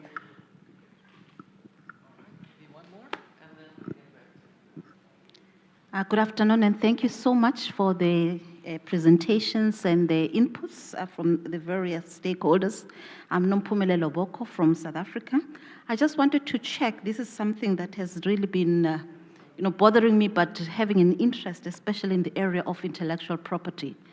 And just to understand how can agricultural research councils leverage IP as an asset, to ensure that it attracts sustainable financing and understanding or ensuring that there's still a good balance, with the research outputs as a public good so that it can be accessible to farmers. Thank you. All right, so over to you. We have a bunch of questions here. Who would like to start? You can for yourself. Before I answer a question. I'm just wondering, so I can't remember, I think everybody at some point said something about understanding risk is the crucial first step. I think that was a quote, yeah. And I'm just wondering what type of risk? And I think your distinction between large commercial farms, as a South African, we know the distinction quite well. Large commercial farms versus small, what kind of risk are you, I mean, obviously it's risk in its entirety, but what kind of risk are you most worried? Because there's external risk, like what happens if markets collapse or prices shift or input supply chains are disrupted. And then there's the risk of the farmer themselves being a good business person or an entrepreneurial risk. And I'm just wondering, sort of, what are you seeing as the key source of risk that you worry about the most, or maybe it's just both, yeah. I can start with combining with the CBI question and data and risk question, just to categorize a little bit. So CBI, first of all, I have huge respect for the organization. We use your framework. Our own framework is based on your framework. And we find it incredibly important because we engage with the market, and market follows your standard as the taxonomy, right? Especially in the debt capital markets. Now, and I think what CBI has also gone through over the years is, what we realized, what is climate finance definition in food and ag, it was defined, but now we're trying to expand the scope of it, right, to be applicable to across the value chain and be a little bit more regional, context specific, etc. At the end of the day, I think the underlying problem is the availability of data, and what data, so that the finance world can translate that into their own use. So what does the finance world look? Typically, when it comes to agriculture, we need, obviously, information around whether one intervention is going to work or not. So yield predictability. What does that look like? Then you have, obviously, externalities, which have huge impact on agriculture, like climate risk, fires, drought, hurricanes, etc. Now we're talking about soil health. What does that mean? And all of that should lead to some sort of future scenario analysis that we can take as models or benchmarks. Finance world is very simple. All we look at is probability of default and the ability of that underlying business or project to be able to pay back the debt or their obligations if that default scenario happens to take place. So what is the capacity to undertake? So we look at operational factors, we look at technical factors. We've now started looking at external factors, and with the carbon and nature markets, we're also going to start having to look at the methodologies and what does that mean in terms of extra cash flow, how stable that cash flow is, and all of that stuff. And that's where I think the role of organizations like CGIAR are market shaping and shifting, because we will rely on your data. We won't rely on private data coming out of individual projects on a standalone basis. And finance world never wants to own the data. It's never our data. We just want credible data that we can have access to so that we can embed that into our models. Can I add something? I think fully agree with what you said, Denise. Adding a couple of things. Let's say all these risks, we can make a whole list, right? If you look at the primary production level, we all know them. However, what funds like ours are investing in are often agri-SMEs, and that adds another layer of risk. In a sense, you have governance risk, management risks. So all those risks that exist down there, let's say at the primary production, we need a company and management and a governance overseeing that can effectively do that. And that's where we see, I would say, most problems, most problems occurring. And that also makes me believe that in the end, when you can, that farmer financing in the end is less risky than agri-SME financing. Although it may be a bit counterintuitive, but suppose there are farmer portfolios that are being financed once they have matured and they have a track record. They have loss percentages, if all managed well. Of course, there are, maybe you know examples that are far worse, but what we've seen, it's possible. And if you create scale in there, and we also mentioned that already, is let's say a uniform credit assessment and data, then you actually have an asset which is not that risky. The only risk that really would come up, and that is a difficult nut to crack, that's foreign currency risk. So if you want to have, let's say, European or outside investors investing into this, this will then be the residual risk that is very hard to manage. And obviously also like crisis, agricultural crisis, weather crisis, that is also the other thing that may happen. And of course, then everybody thinks about insurance solutions, and they may work. Although so far we haven't seen so many that really are affordable and not destroying your investment case. But once you scale up, do it in a very efficient way, because the other thing, of course, that is really important, is an efficient and cheap way of delivery to the farmer or to the agri-SME, and in a very more standardized way. Maybe just, it makes me think about something, a quick note, about the FX risk. The funny thing is that today, the capital which are invested into farming in Africa, for instance, are coming from Europe or the US, and so they're taking significant currency risk. And in these countries, you have a growing savings base, pension funds, insurance companies, and these insurance companies, when they have some money, some saving, they invest in Europe and in the US. And that's totally nuts.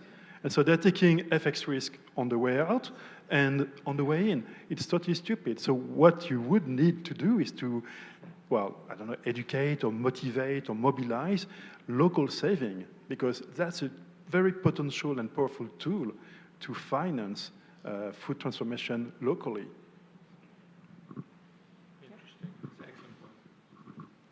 All right, we have covered a lot of ground. The staple crop question, James, he likes to be provocative, James, so now you have to explain.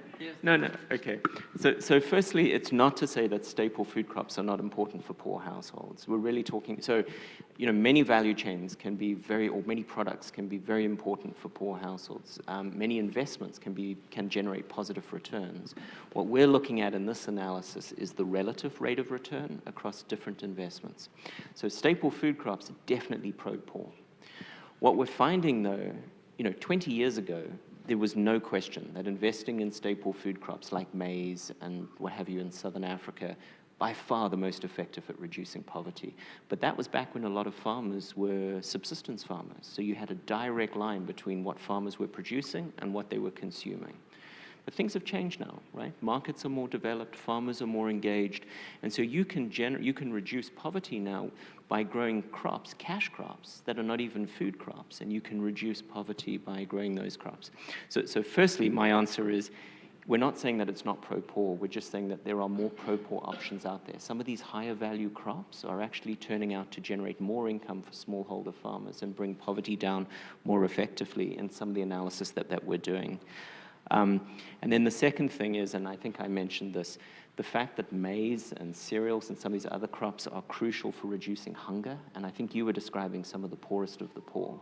For those population groups, there's no doubt that the basic food staples are still the key avenue to improving their well-being.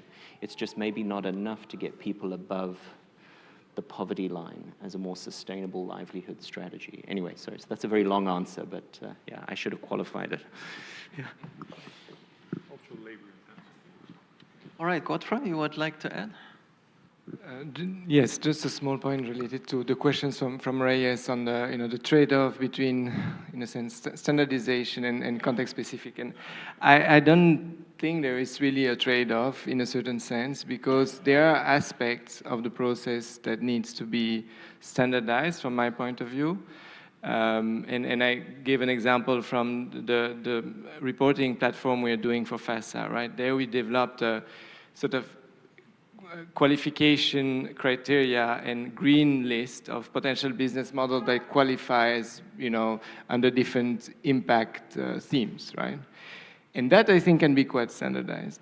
But then, actually using CGR bases and AI, we're able to then move from there to quantify or use proxies that help quantify the impact all of these business models generate, but in a context-specific manner, because a certain type of business model or that qualifies as being green, let's say, won't necessarily have the same impact in West Africa versus India, right? And that's where you can use AI science to kind of, have context-specific data, but still standardize at the same time the sort of what qualifies and as a green business model. So we're trying to, to bridge the two.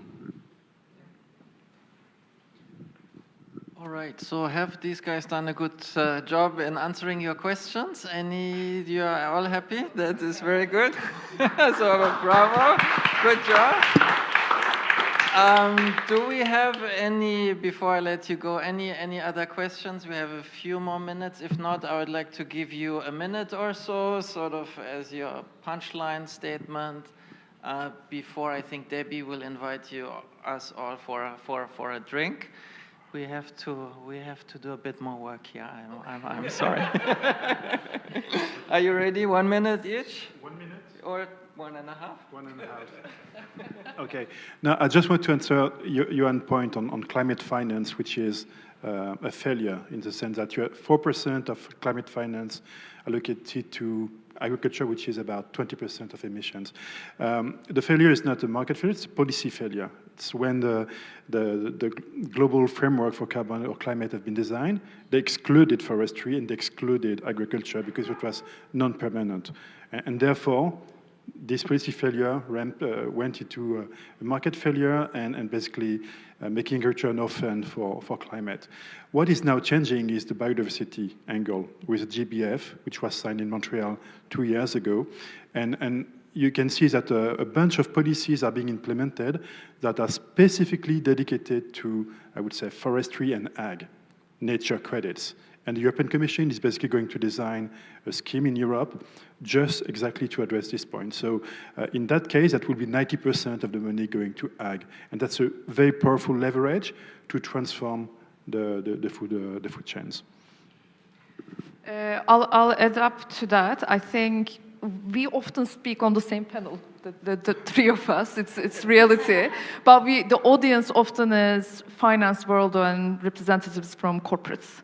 Like, it's very hard, for us to be exposed to policymakers, scientists, R&D centers, etc. And today, when I was listening to the previous interventions, I was very positively surprised that we're actually all trying to look at it from a same angle, cost-benefit analysis, feasibility studies. Obviously, we have different definitions of what good looks like and what outcomes we want, but essentially it's the same economic modeling, right, we're talking about. How do we increase this engagement more? And that led me, when you talked about the frameworks around carbon and biodiversity markets, over the past couple of years, the policymakers and finance world have, in some shape or form, engaged around the just energy transition partnerships, right? Why don't we have something similar in ag, food and ag? Where you bring the policymakers, the development finance community to the private sector, pick countries, and then just go all hands on, Well, I want to build on that. We are part of all one big bubble because we all meet at these conferences and we all agree on the same topics, right? And it's like social media. You get supported in your own opinions, and it's also a danger. And so we have to get out of that. And now I want to make the point to large global brands who make net zero commitments, shift to regenerative agriculture. If you read annual reports, you get a really warm feeling. And then I was part of an insetting course. I wanted to understand insetting much better. And then I asked the expert who was giving the course, how much actually is taking place of this? So let's say decarbonizing your value chain. Well, actually the answer is it's still so small. And that is, on one hand, it's a bit of a deception. On the other hand, it's also an encouragement just to push also beyond, let's say, your own circles. Well, I also find this exciting. Now we bring public together, private sector, and what all unites us here is science. Now we like data, we like science, we like research, and I'm really happy to hear how the science, we know it informs policy, but it also helps private sector, impact investors. I think that's great, and I think we should continue this discussion and also move to some action. When you say sometimes we have difficulties getting in touch with policymakers, I think CGIAR has a very broad network, also very good relationships to policymakers. So we'd be happy to use that as one avenue to sort of continue and expand the collaboration. The return to science is always very high. Sometimes it takes a bit of time, but we should have that patience because the return is very high. So with that, I would like to thank you very much for being part of this event, also the previous panel, the organizers. Thank you very much for making this happen. And now I hand it back over to Debbie to have some good news for us. Yeah. Thank you, Clemens. So yes, thank you all for attending today. It seems to have been quite a fruitful conversation. And since Clemens is eager to make you work a little bit more, we were thinking of joining us to a table outside for like a short drink and some more exchanges. So thank you so much.